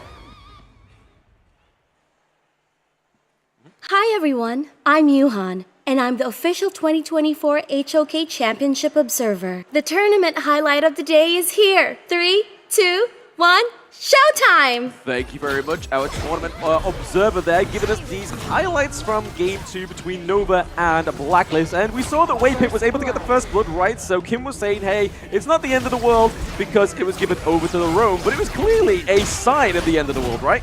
Oh yeah, for sure. And one of the big things was the fact that Chaz was slowly but surely falling behind in farm. And as a Lianpo, they were counting on him to be able to get the perfect Tremor Smash so they could change the fight. And once he was under level, like look at this, level 6 to level 7 Waypit or Muji, the fight was just unbearable for the side of Blacklist. Yeah, I mean, we talk about quick maths a lot with it in Honor of Kings, but a little bit of a geometry, right? So a circle is a little bit more harder to hit than a front line assault from that Unbridled Outburst, right? So that's why they're banning out the Zhongfei, because the Zhongfei is a lot more crucial. I mean, you can even see it in a straight line, right? We're already seeing it against Waypit and Chaz. The Destined Encounter is a straight line. It hits pretty much always 100%, and then sometimes you just can't quite land the Tremor Smash. Okay, one more thing that makes this Nova draft so scary. They have the Conductor as well for CYs. He gets the heals. You have the Diadia coming in with the heals as well. Destined Encounter, refresh the heals. Yep. So there is so much sustain. And at the same time, Muji, I'm pretty sure later on we'll see he built the Blood Reaper as well, right? So there's so much sustain and survivability coming in from the side of Nova. They have the ability to stay in the fights, ability to win the fights, crush you at the whim. How do you come back from that? I mean, the coach already knows, right? It's like, man, it's my draft. He's not happy. It's my draft. I mean, if he's not happy with only a one-death game, bro. I mean, that one person did die, okay? Right? It's one too many, also, one too many. it took a little bit too long, but let's talk a little bit about the MVP here. It's going to be none other than CY, an absolute monster. 506, 22% of the hero damage. He was always up in front, just being this nuisance, somebody you had to just basically just direct all your attention to. Yeah, you could not ignore him, and you know that's what you should be doing, especially as an all-grim player. Yeah, absolutely. I mean, the 506, the damage taken as well, which just gives dividends to the Conductor of Souls. The sustain that comes through with that skill is just crazy. But even then, 22% of the damage from the team when you have the likes of Lady Sun, you've got Mai Shiranui on your team as well to get 22%. That's pretty surmountable, right? Yeah, definitely. And I mean, Wendy with the Mai was making plays always up in front, just kind of poking and prodding and just pushing them out. It really helps with map control, and that's why he was able to kind of just like move around and push them back. Blacklist International were just sticking to 5. Yeah, sticking to 5, but you can see here the itemization coming through here. A little bit of the magic pen coming from Muchi here. He wants a bit of magic from the Lady's Son, but you can kind of see the 8.5 to Golden Kite 6.4, but the real disparity was really within that jungle, right? 9.6 to the 6.66, a little bit of a naughty number, but it wasn't naughty enough for the side of Blacklist to take anything from Nova Esports. Yeah, I'm just impressed with Waypit's itemization of the breakthrough rule, right? We know about the immobilization. Once he got a catch, that was disaster for the side of Blacklist International. And you could see, yes, there's potential. The mid lane matchup, Aaron against Wendy, there is a difference in terms of the way that it's supposed to work. So Aaron wanted a more team composition, team synergy. Let's get you into the destructive deluge. But Wendy, 70,000 worth of hero damage. He was just doing it all on his own. Kachosens with the Ryu engines, everything packed into a punch and more. Yeah, I mean, even this gold graph's exactly the same as game 1, right? The last time it was blue, now it's gold, yellow, whatever you want to call that. Whatever you want to call that, right? It was kind of just going straight throughout. I mean, they were in full control. They controlled all the neutral objectives, pushed them out, forced them. Basically, you're forcing them to play their game, right? Which is Nova Esports. Nobody wants to be in that situation. Blacklist International have not found an answer, which is unfortunate for them because they're, again, down 0-2 at this point. Yep, down 0-2. We've already said it right, that they have to climb this huge mountain to try and take a win from Nova Esports. But I mean, if we know Blacklist and they perform the way that they have in the group stages and the knockout stage this far, this is pretty much backs against the wall, right? This is the last point of no return because they are already down 2 rounds. They are in the knockouts as well. So if they do lose this next game, it is going to be at the detriment of their place within the tournament. But speaking of places, this is where this phone has been sitting for the entire of the tournament. It is the Realme 13 Plus 5G, which is the phone that all the players are playing on within this tournament. It is 120 FPS, max settings performance, 80-watt VOOC charge, keeping those phones up to speed and charged so you can get as much actions and as much games on Hawk Friday. Oh, for sure. Now, one of the things that you can also take a look at is to rate the players in this championship. You get to win some big prizes as well. Just join the HOK camp, right? Rate your favorite players. You will be able to stand a chance to win exciting game rewards, skins, star stones, or whatsoever. All open for the taking, but you need to take that first step. So right now, I think Blacklist International, they also have to take one step forward because right now they are stuck in that same place. Yeah, stuck in the loop, right? They've got to get. They're between a hard rock and a place on hard rock. Rock and a hard place. Rock and a hard. Why is that so hard to say for a British I thought you were going to say they were in a hard rock. And yeah. I mean, this could be classed as a hard rock, right? But what's not a hard rock is the Lippo Mall Kamang, right? It's a beautiful place where this action is taking place live. So if you are local to the area, make sure you do come out down, support your favorite teams before they get knocked out of this tournament. But we will be taking a look at the player cams now as we get into the potential last game of the day if Nova Esports take another clean win. I mean, look, this is the back on the wall kind of thing. Blacklist International, they really need to, they tried the 2 different strategies, they didn't work. Yeah. I think they need to go to their tried and true, no matter what it is. I mean, do they pull out the Neza, the draft that they kind of sprung up on Team Secret? Do they actually go deep with that? But I mean, I'm pretty sure Nova Esports have kind of done the research. They do expect that. They've been having very balanced drafts. Yep. So whatever Blacklist International have thrown at them, they've been able to handle. Yeah, I mean, they have covered the extremes, right? We want the individual player versus player skill sets with the Mai. We want to go with the Lady Chen or team fighting Guan Yu as well. It's really soul crushing because at this point, I know it's not the truth, but it feels like all of the options are exhausted, right? Yeah. As Blacklist, it's very stressful. Yeah, I kind of want to comment on that because when they picked the Mai, and it was like the first 2 picks that they picked, right? But then they countered with the Aaron Lady John, and I was like, oh my gosh, Aaron is going to have a rough game. putting yourself in a position, and as the coach, you need to draft so that your player has the highest percentage or the highest chance of surviving that or coming out on top. That was a losing battle in that mid lane because Lady Jun is just so slow and is going to have a hard time going up against a Mai. Yeah, which is the pacing, right? I Yes. think right now, Blacklist International, if they can fix the pacing on their picks of the heroes, like I said, Liempo doesn't match with the game pace. True. The amount of time it takes to execute the full duration of Tremor Smash, either you're dead or your team is dead. And that was the case. Either or, right? So one situation, Chaz was dead. Other situation, someone else was dead. Yeah, I mean, comfort's not a bad thing, right? But I feel like the comfort picks have been given to the wrong players on the side of Blacklist. So Chami's been given these comfort picks, like the Dharma and stuff like that. We did see that the ladies set up game 1, right? Yeah. As well for Golden Kite. But I feel like we need to kind of try and prioritize the Zhongfei. I mean, yes, it's kind of all riding on those first 4 bans, right? Trying to get that through, I think, is a detriment of Blacklist in this one. It just seems like Blacklist International have not really been able to find their groove in that early game to kind of give themselves a chance, right? Yeah. They've been kind of pushed back. Nova Esports have just like exerted dominance once they have any sort of lead. It's a very difficult team to fight up against because they're just so, you know, as you were talking about earlier, they were very surgical. They were able to just shut the other enemy team down.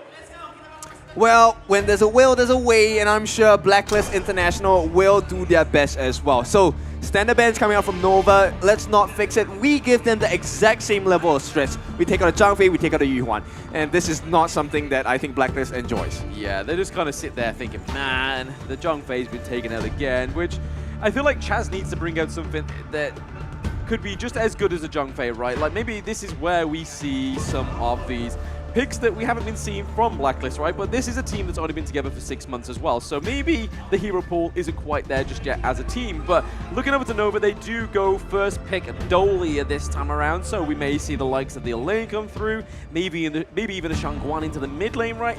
Or we could see Lung as well. Yep, it's a bait, right? So I think at least in the Battle of the Minds, Nova already has one-up their opponent at this point because they have managed to force Blacklist to ban out the Diadia and ban out the Mai Shiranui, both of which, yes, they are very strong picks as well, but can they form up against the refresher combination strat that Nova has in mind? Dharma and Lung, I like it a lot, but I'm not sure yet. They're very strong heroes. I mean, you're going to play to the strength. Chami won a monster on the Dharma. The Lung is going to be picked up as well by Golden Kite. I think that he's a super hero right now. I think that this is the moment, right? Now they need to set themselves up so that they have a decent draft because, again, I feel like the counter picks have not been great. Yeah, I mean, there we go. I got 1 out of 2 of the preemptive picks, right? The Shangguan, the Lung went over to the side of Black. I like the Lung on Golden Kite, right? Because of the Right of the Wind, it's kind of like a deterrent for those assassin-like heroes on your enemy team. And when they go and pick a Shangguan, it fits a little bit more perfectly. Same either onto Lady Sun, right? So if we see that Muji rolls it a little bit too far, he can get caught out by the wind. But hey, it's the ban for the past 2 games. It's Motsu coming through for Blacklist. Okay, Blacklist, I think at this point, they will do well to ban out the Dun. I think Dun is going to work really well with the Nova Esports strategy here. Allows space for the Lady Sun and for the Shangguan to really just go ham. At the same time, he has very good early game growth, right? With the Wind Slash, with the Gale's Benediction, he's already tanky enough. He will be able to deal damage and build space. Do you maybe think about banning the Angela just so you don't give up that combination? That seems to be wide open too. From Nova Esports. I'm not too concerned about the Angela if I'm from Blacklist at this point, because if I take an Angela, I might be too squishy. Sorry, I'm saying more for Blacklist International to pick the Angela themselves, so now you have that combo with the Bolts. Yes, same view. Not tanky enough. Not tanky enough. They do take the Dune off the table. They take the Elaine as well, which I did say they may draft on the side of Nova thanks to the Dolia. The only problem with Dolia, right, it's a great pick, but the Celestial Melody makes the rest of your draft a little bit more predictable, as you can see with the bans, as you can see with the picks here. They banned the Masashi for the Juicy, because again, he had a really good fight on the Masashi, right? Yep, this is looking like an Organ game to me. This is what Nova are looking for right now. The moment you ban out, okay, so Blacklist, they deny the Organ pick. They will pick it up for themselves, and this is, I think, one of the Juicy's special as well. Do they have enough damage? Because they need to make sure that this Golden Kite Lung has enough time to farm. They can accelerate the farm with some kills in the early game, but they need to be clean with it. they do need to be clean with it, right? They need to make sure that Golden Kite doesn't get caught out in the early game, which we've seen him already be exposed to too many times for my liking anyway, if I was the coach of Blacklist. But they do go for the Byron, right? So they knock up onto the likes of the Lung, or even onto the Motsu as well. Obviously, you don't want to get caught in the think inside the box, right? Because that could be at the detriment of the Byron. But there is a big front line there. Byron gives a big front line, and then it's going to be complemented by Monkey, which we have a huge sized one at the Lippo Mall. So if you are going to come and check out these games, make sure you grab a photo with that because it's huge, it's cute, kind of like Ken.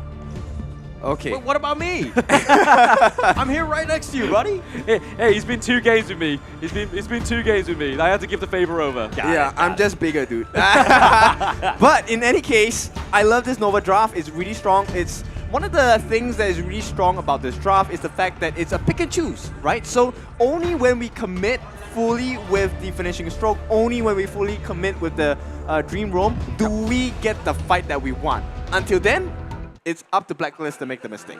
Yeah, I mean, Lady Gem being the lock in there for Aaron once more is kind of just like a little bit more of a space giver for the side of Blacklist, as well as the Cannon Blast from Motsu. It's going to be trying to just make sure that they funnel the team fights in their favor for Blacklist. But from what we know of Nova, right, they're too aggressive to be waiting for that moment. They're going to take the fights how they see fit, right? Okay, so Blacklist need to counter that strategy with their own aggression, right? So instead of waiting for Nova to come in, you use your Cannon Blast, you use your Flowing Size, go up against, force your will onto Nova Esports. If you don't, they will take over. Yeah, they will take over, and that's probably the worst thing about this Game 3, right? Because if they do take over, it's going to be bye-bye for Blacklist. They get put on the blacklist of the tournament and taken out as well. But this is Game 3, everybody, between Nova, Blacklist. This is going to be the decider of fates for Blacklist. Yep, and right off the bat, Muji already starting up well against the 1v1 against Aaron. At the same time, Wendy just buying and stalling for time, right? They want to give as much farm as possible to Muji, get the lead for him as well. And this Firehawk is going to be extremely important for both sides. The fact that Blacklist are giving it up just like that, totally not agreeable with that. Yeah, don't agree with that at all. I mean, that extra bit of gold going over to Nova is pretty crucial, even in the early part, right? They're not too far ahead, but still, it means that that Fisher starts to grow at an early stage in the game. Right now, Nova are just kind of trying to set the tempo for themselves, which we've already seen in the series this far. Yeah, and right now, okay, maybe if Blacklist gets the first blood, I think that could be a good sign for them, right? Yep. They really need to have a good early game. Chaz. Oh, they're doing a little bit of work. Waypitch is kind of skirmishing a little bit on that side, but Chaz is going to piece bring her back to safety. But Juicy now getting contested here. CY is going to make things a little uncomfortable. They're going to really fight for this blue buff. It's going to be pretty huge for either of the teams, but it looks like CY doesn't want to go for this. Juan actually dodges the Formlessness, or the Enlightenment, and he's going to survive. Yeah, I mean, it's a little bit of a fight on 2 fronts there, right? We see that they was able to reset the Azure Golem, give over a little bit of a stop and start on the tempo of Blacklist, but Chami doing pretty well there, right? Again, Chuan up into the Clash Lane on his own. I feel like there's going to be a little bit more pressure from the side of Nova to be in there as attendance, and a bit more awareness for the side of Nova in the Clash Lane. Yeah, but I think it's pretty good, right? This is exactly what I think Blacklist should be doing. They should set the tone, be a little bit more aggressive in my case, right? But I'm pretty intense for this game, so it might be a mistake. I've made some pretty bad calls. You have made some pretty bad calls. Not just Even in the our tournaments, games. just in our games as well. That's it. Yeah, commit. No. Why did you commit? Here, Jamie looking to go for this one. The Enlightenment and the Formless is pushing him back with the Force of Suppression. They turn this around, and Wendy will take first blood against Jamie, who thought he had an easy kill. Whammy on the Chami. We saw the Shang-Guan getting the final stroke onto the Dharma, right? So, like I said, that was a good pick for the side of Nova. It's not quite the Mai Shiranui, but it's still the kind of same play style for Wendy. Yep, single target isolation going to be the strength for Wendy, right? As the Shang-Guan finishing stroke, they love to have that solo target. And right now, this has translated into pressure into the T1 once again. They might chase Golden Kite down for this if they see the opportunity. Yes, if they see the opportunity to take this T1, right? I mean, we see Golden Kite. Oh, the box connecting on to 3, but they walk away. Wendy somehow survives on this one, but Blacklist International continue to push forward, but they're not able to get any of the picks What a nice play by Chaz. Very nice play. The flash in with the inside the box was really good. I mean, getting all 3 of them, that was like a lifetime opportunity for the side of Blacklist. That's what we need more flavor of, right? Yeah, the one for the highlight reel, but no kills, unfortunately. But Blacklist International now being aggressive, they do get the pick up, and they do end up finding Muji. That's a huge win for Blacklist International. Yeah. Finally, we see some life coming out from Blacklist International. They will tie the kill score 1-1. They have the lead finally, but at this point, it's still not enough, right? Killing Muji once, great. Golden Kite, he needs more. He needs to be a level ahead. Yeah, he needs more space. I mean, that's what the Motsu's for, right? Is just to make sure you're able to clean the space. Same with the Lady Chen. So Aaron and Chaz's main job is to kind of just open up these kills for Golden Kite and anybody that wants them, right? But we can kind of see that the priority's already been set for the side of Nova to try and take this neutral objective, the Tyrant. Oh, the finishing stroke actually used very early by Wendy. The Tyrant is about half-life. This is something to take note of. He is vulnerable. He is a little bit low. The Ocean of Tears. The Tyrant doing some AoE damage. CY sticking up in front, looking to go for it, but CY with the fast fingers. He dream roams on out, but Chua goes in for this one, but it looks like he's been truth back. He's going to be killed. Tammy will get that pick off. Hey, that's generally what happens, right? You think inside the box, the truth hurts, and there we go. It is Chami and the Chaz combo. Yeah, that was real, man. Think inside the box with the truth. Ouch, man. That hit home, buddy. Hit hard.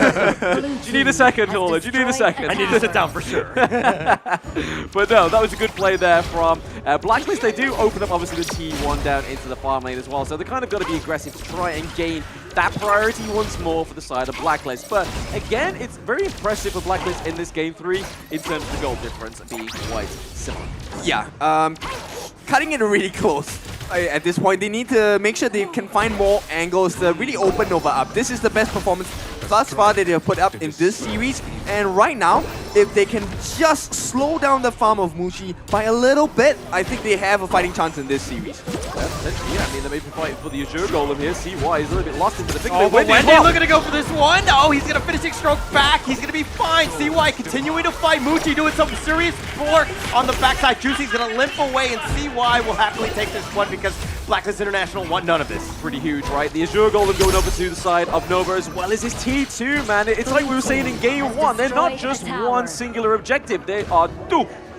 Yeah, they get the dubs and they get the doubles, right? And that's one of the big strengths about Nova. And at this point, they have wrestled back control. It's very slight, but you know Nova, they don't let go once they have the lead, right? And that's really scary. I think Blacklist International are starting to feel the pressure. There are a couple of missed skills already, and it's not looking good. I mean, it's a little bit late to feel the pressure right now, right? I mean, you're already down 2 games, bro. You should have felt the pressure in game 1 when Nova was coming back. Yeah, but I mean, it's only about a 1K net worth lead. I mean, it's just grown a little bit there, but Blacklist International really need to take the fight to them. They need to stop being so defensive, and it looks like they're just looking to group up and just defend their buffs, which is a little unfortunate for them, because again, they're playing defensively. This is not where they want to be. Blacklist International will take that red buff, but now they're doing some work. CY takes a lot of it, but he's going in, going for the finishing stroke, doing some work. Not enough to kill Juicy. The Infinite Fastness, he's thinking about going for it, but Chaz has already been killed. All the Infinite Fastness on forward. Golden Kite trying to do it. Oh, he's going on the side. Chammy continuing on. He's got the Enlightenment, but Chammy's going to get blown up. Golden Kite does survive, but on the backside, CY continuing his chase. He does get the pick off. Wendy's going to be killed. Golden Kite will as well as Juan. Coming out of the left field gets that pick. Oh, what a huge pickup there for Nova, right? That was like, what, 4-1 trade? Getting the T2 up into the clash lane as well, but that was played with pure precision. Right. Yep, that was a big one, right? This split fight, they won it. Champion 1 was once again approaching from the backline, but it was a little too late because Wendy was already doing all of the work, getting the refresh on that finishing stroke twice. It feels like he has it on no cooldown at all. No cooldown at all. I mean, we see the Counterblast actually connected on the way pit there, so not much of a engage to be had for Blacklist, but right now that gold lead has gone from 1,000 to about 3,000. So that is slowly opening up that can of worms that we've seen in game 1 and game 2. I mean, if my investments were like that, I'll be super rich. But it's less about your investment, it's more about the team, kid. It's less about you. We keep telling you this. No, solo queue. You have forced me to, by the way. Our games together, I'm just like, yeah, I'm just gonna solo queue instead. Yeah, no, playing with Kin, that's it's a no-starter. It's a new experience, right? There's a first time for everything, and at this point, this might be the first time that Blacklist get handed that 3-0 in a row clean sweep experience. Yeah, I mean, a first day back of the knockouts, right, and then both ended in 3-0 would be pretty crazy, but it just really shows the actual monumentous of this actual moment, right? Everything that's at stake is very grand. Very grand, but finishing stroke, and he's just gonna back off. He's gonna be cannon blasted for his troubles, but they're doing a little bit of chip damage. Looks like they're gonna take the mid T2. No issues by Nova Esports here.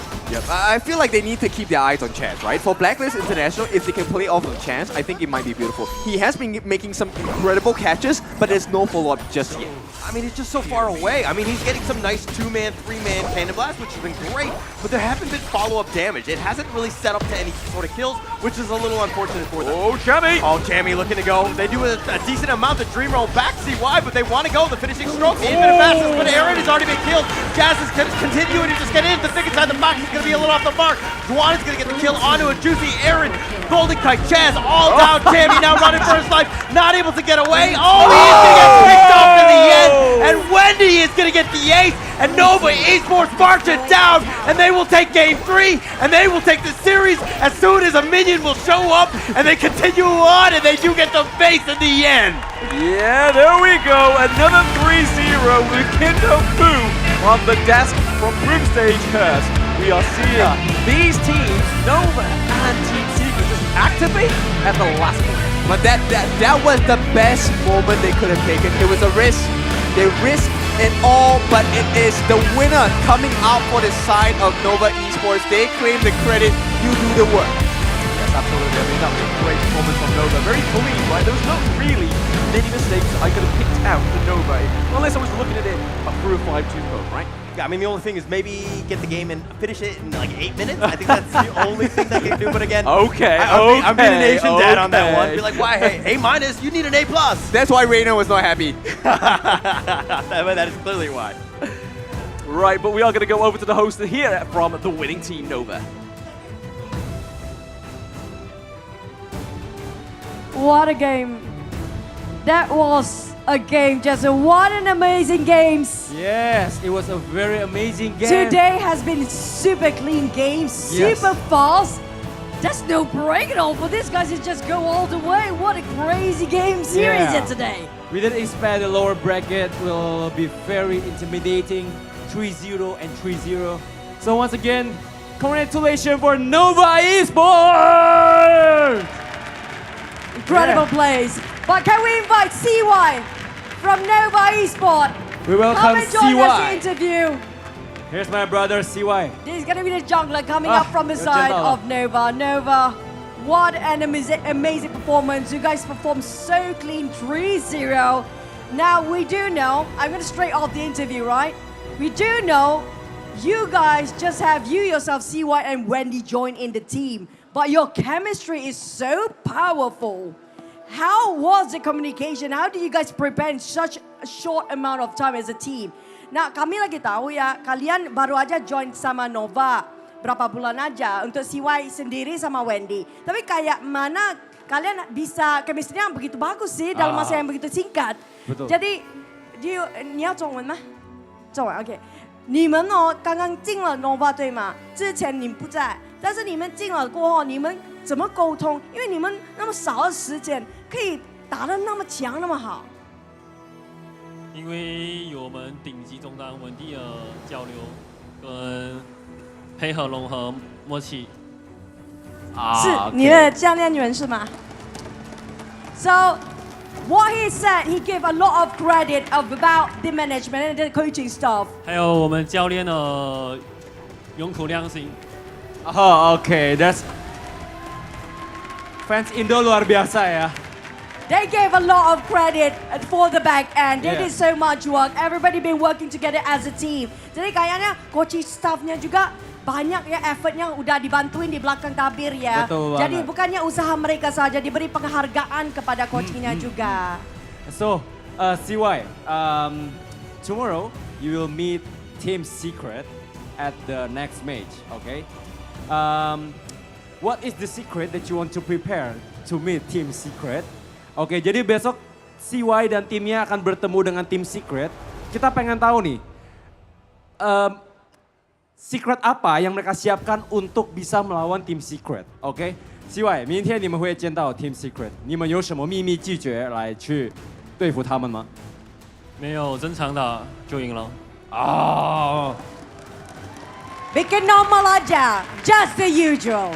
Dia bilang chill aja ya, nothing hard, it's just so easy, right? Okay. Now, higher just from me.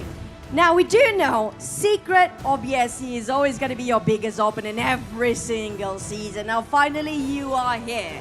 What do you want to say to Secret? Because they've been always stopping you to go to this stage, of course. Finally, you are here.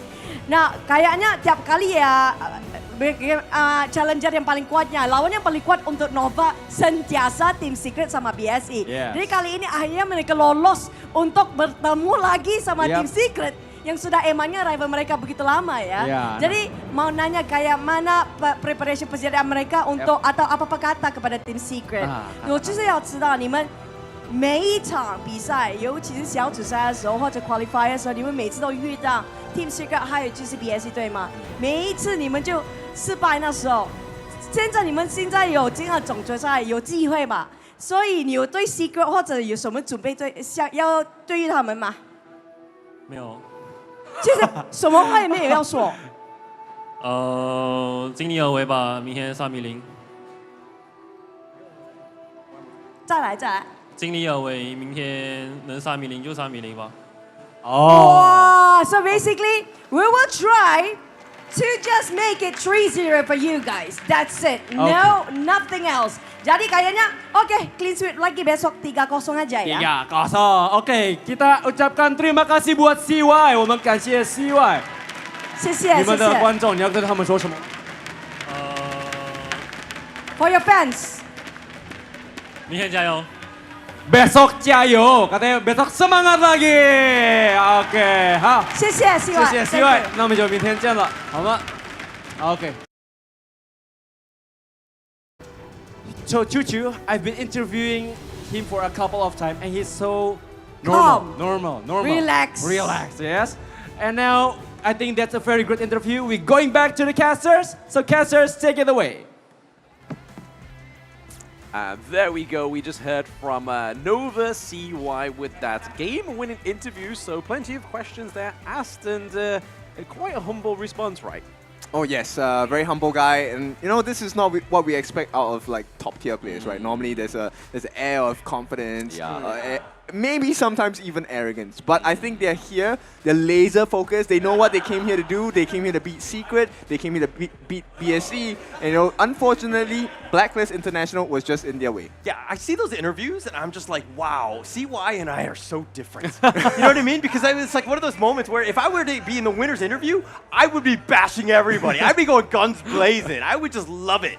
Do like a whole like a shtick on the stage, just bouncing around like, yeah! and you. You get some kills. You get some kills. I win. But no, it was a good interview there with CY. A little bit of a insight into the player and the team, and especially the future of the team within the tournament now, making top 4, right? But let's see how they made top 4 in this Game 3 highlights. Hi everyone, I'm Yuhan, and I'm the official 2024 HOK Championship Observer. The tournament highlight of the day is here. 3, 2, 1, showtime! I think we could just name this series clean and surgical, right? I mean, it was just kind of like a white room of a bloodbath between Nova and Blacklist, but Nova was just able to catch them up. But there was beautiful plays like this. There was little Hail Marys, a little bit of a glimmer of hope, an open door within the white room, right? Yeah, but you obviously know there was a call, miscomm, right? The call was made, but it was a little too late. The team did not follow up, and this was just the difference in the level of communication between the two teams, right? Nova just really much on point. Yeah, I mean, it's not just about communication, but it's also being the coordination, right? the instinct to when that call happens, everybody's going together. But Blacklist International were caught on 2 prongs. There were fights all over the different map. They were split up, and every single fight was in favor of Nova Esports with that numbers advantage. Yeah, I mean, it was like what you said in the game, Hall. It was like they're able to set it up, they get the space to create a good engage, but then Juicy just seems a little bit too shy to go in with the Orgrin. I mean, if Golden Kite uses the infinite fastness in, he's got no infinite fastness out, so there was just a little bit more of like they needed to play a little bit more aggressive, a little bit on the front foot rather than playing on the back foot with the Motsu. But again, this clean up from Wendy was chef's kiss, man. Yep, and once you really take a look at how they were doing it, it's such a, big question, right? How do you as a team follow the calls? I'm pretty sure all 5 members were calling for different moments in the fights. We've seen it's a very messy fight, but Nova just really clean. Everyone knew exactly what was the right decision to follow, and they committed, and they got the win off of that. Sealing this game with an ace. And Ace Aruno, an MVP, is going to be none other than Wendy. I did actually pose this question to you guys at the beginning of the series. How many MVPs is Wendy going to get? And it's only 1 today because there's been some phenomenal performances from the likes of Xuan as well, right? Yeah, there's no need to show off. No, I think that this is a moment where the coach Braypit needs to kind of be like, hey, Wendy, 1 MVP? Yeah. Are you going to even show up today? Did you wake up? Why did it take so long for you to get going? I mean, it took Maybe that's why he was angry on the cams, right? Yeah, that might be why. He was pointing out Man, Wendy only got 1 MVP. We need to get him an off. We need to get him an off. But yeah, with 4-1-3, and then obviously 21% of the enemy damage done was Wendy getting the MVP. But you can see here the difference of these mid laners is night and day. I mean, yes, Aaron is playing the leading gen. You don't really want to be funneling in the resources to this hero, but 6K to 4K is completely different. Yeah, Wendy, let's take a look at the itemization, right? So he actually went for the Insatiable Tomb along with the Breakthrough Rope. So both lifesteal and magic penetration, and just to be safe, right, he got himself a Protector Cuirass, and it was just enough to survive the team fight. The time that he held the Orgrin for Juicy was long enough for for Xuan to come in on the backlines, get that surprise flash into the tier 3 turrets, get the kill as well, and still make it out alive. So very big plays, and all comes down to the itemization as well. Yeah, I mean, itemization was one thing, but I think draft, I got to give props where props are due in terms of Nova Esports. Like, you had the Byron, Menki, and the Shangguan all up in front. Blacklist International were able to find some good initiations. They had to start it out, but they're just so tanky, or they have so much sustain, that it was very difficult for them to even get anything going. I mean, Blacklist International had a good early fight. Unfortunately, the wheels kind of fell off in that mid-game with Nova Esports taking over. Yeah, so it is now a different kind of game style we've seen, right? So not only does your draft have to be good, you have to know how to execute that draft really, really well. And I think we've already seen now the teams that have made it to the top 4 positions, they're of the top class caliber, and we expect much more. I don't expect any more trios coming down, and I expect a lot of big fights as well. Yeah, I mean, there's a lot more on the line, right? I mean, you not only got 4th place on the line, you got 3rd place, so all about the prize pool, right? So it's not about staying in the competition, it's more about the prize pool as well. But that is probably been the best day of 3-0s and cleanest, right? But the reason why they were able to get that 3-0 is the mystery phone here. The Realme 13 Plus, the real MVP of the tournament, right? You get your 120 frames per second, you get your maximum settings performance, and it's all powered by the Dimensity 7300E with that fast 80-watt super fast charging. So great plays on the phone, and it really shows here in this tournament. But you can also watch the matches in-game as well to also get some little Brucey bonuses in-game, like a animated frame and obviously Everything Box, which you can get some really cool things from. I mean, I believe I've even got like skins from the Everything Box as well, right? Yes, I have, and I just played 1 game. So I still have 3 more chances to get it, right? So just get 4 games into the bag, and of course there are many more prizes for you to enjoy as well.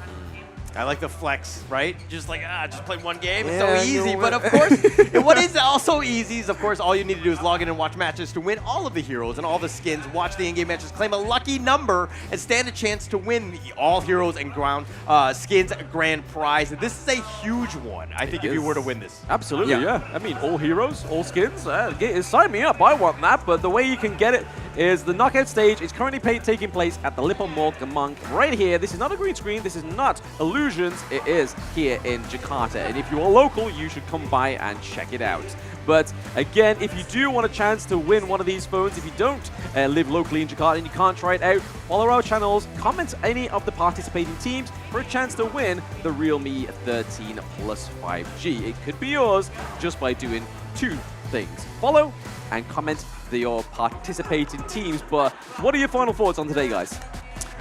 It's, I mean, 2 sweeps we saw. We thought that Malaysia was going to be strong in terms of those teams, but they really showed up today. They were ready for the playoffs. Yeah. You know, buckle up your seatbelts because it's going to be a very tight series as the days go on. We are left with just 2 days for the grand finals, before the grand finals, and I think it's going to be a big one. Yes, so that is the closing thoughts for ourselves, guys. I have been Blam. With me has been Hall, Kin, and obviously OSX was in the first game. So we're going to sign off and send it through to the casters. So we'll be back tomorrow, guys. So make sure you join in at the mall or online. Take it easy.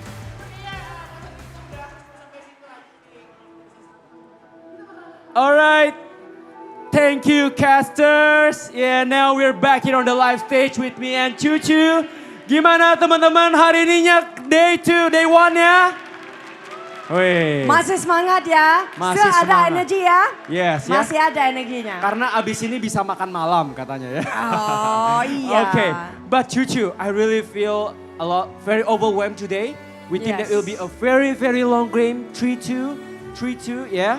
What 3-2? There's no 2. There's a lot of 3. 0, 0, 3. 3-0, 3-0, yeah? Yeah. And once again, we congratulations to Nova Esports. And Team Secret. Yes, and they will meet again tomorrow?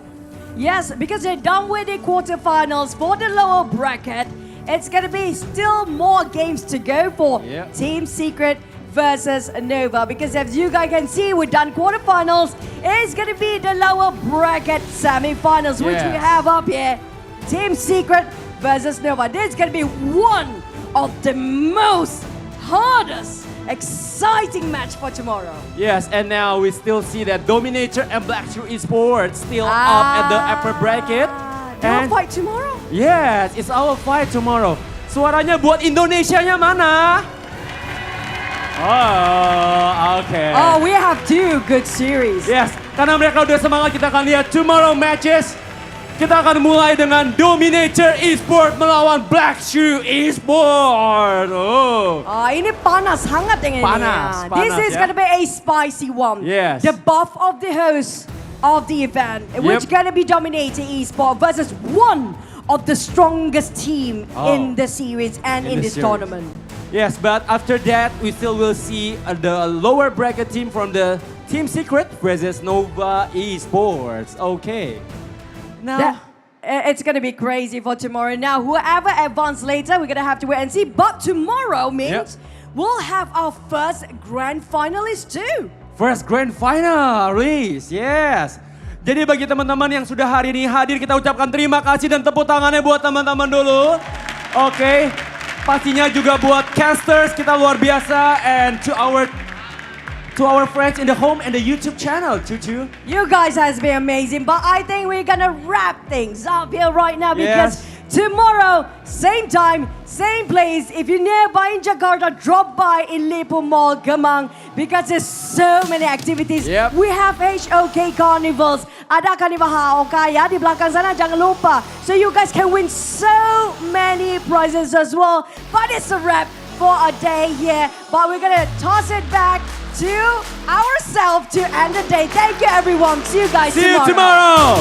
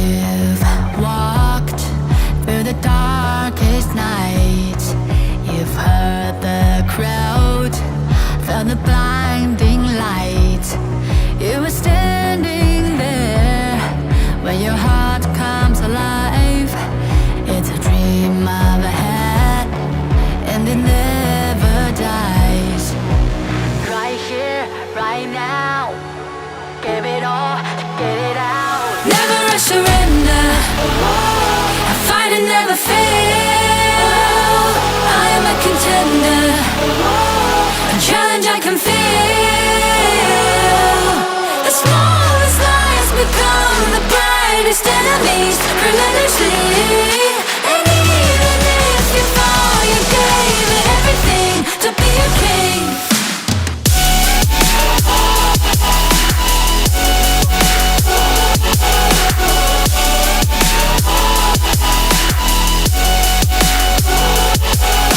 You carved your way with a sharp attack.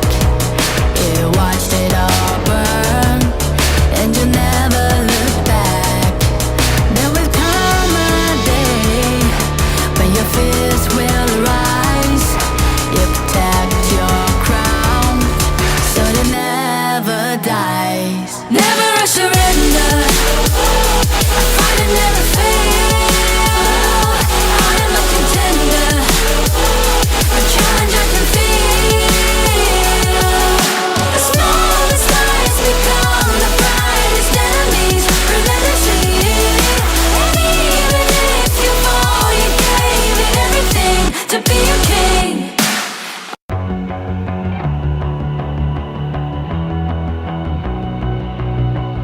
You've walked through the darkest nights. You've heard the crowd, felt the blinding light. You were standing there when your heart comes alive. It's a dream of ahead, and it never dies. Right here, right now, give it all, get it out. Never a surrender. I fight and never fail. I am a contender. A challenge I can feel. The smallest lies become the brightest enemies relentlessly. And even if you fall, you gave it everything to be a king.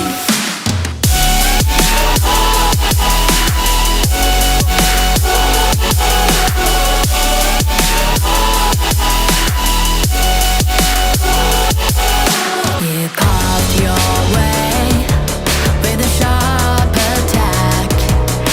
You watched it all burn, and you never looked back. There will come a day when your fears will rise.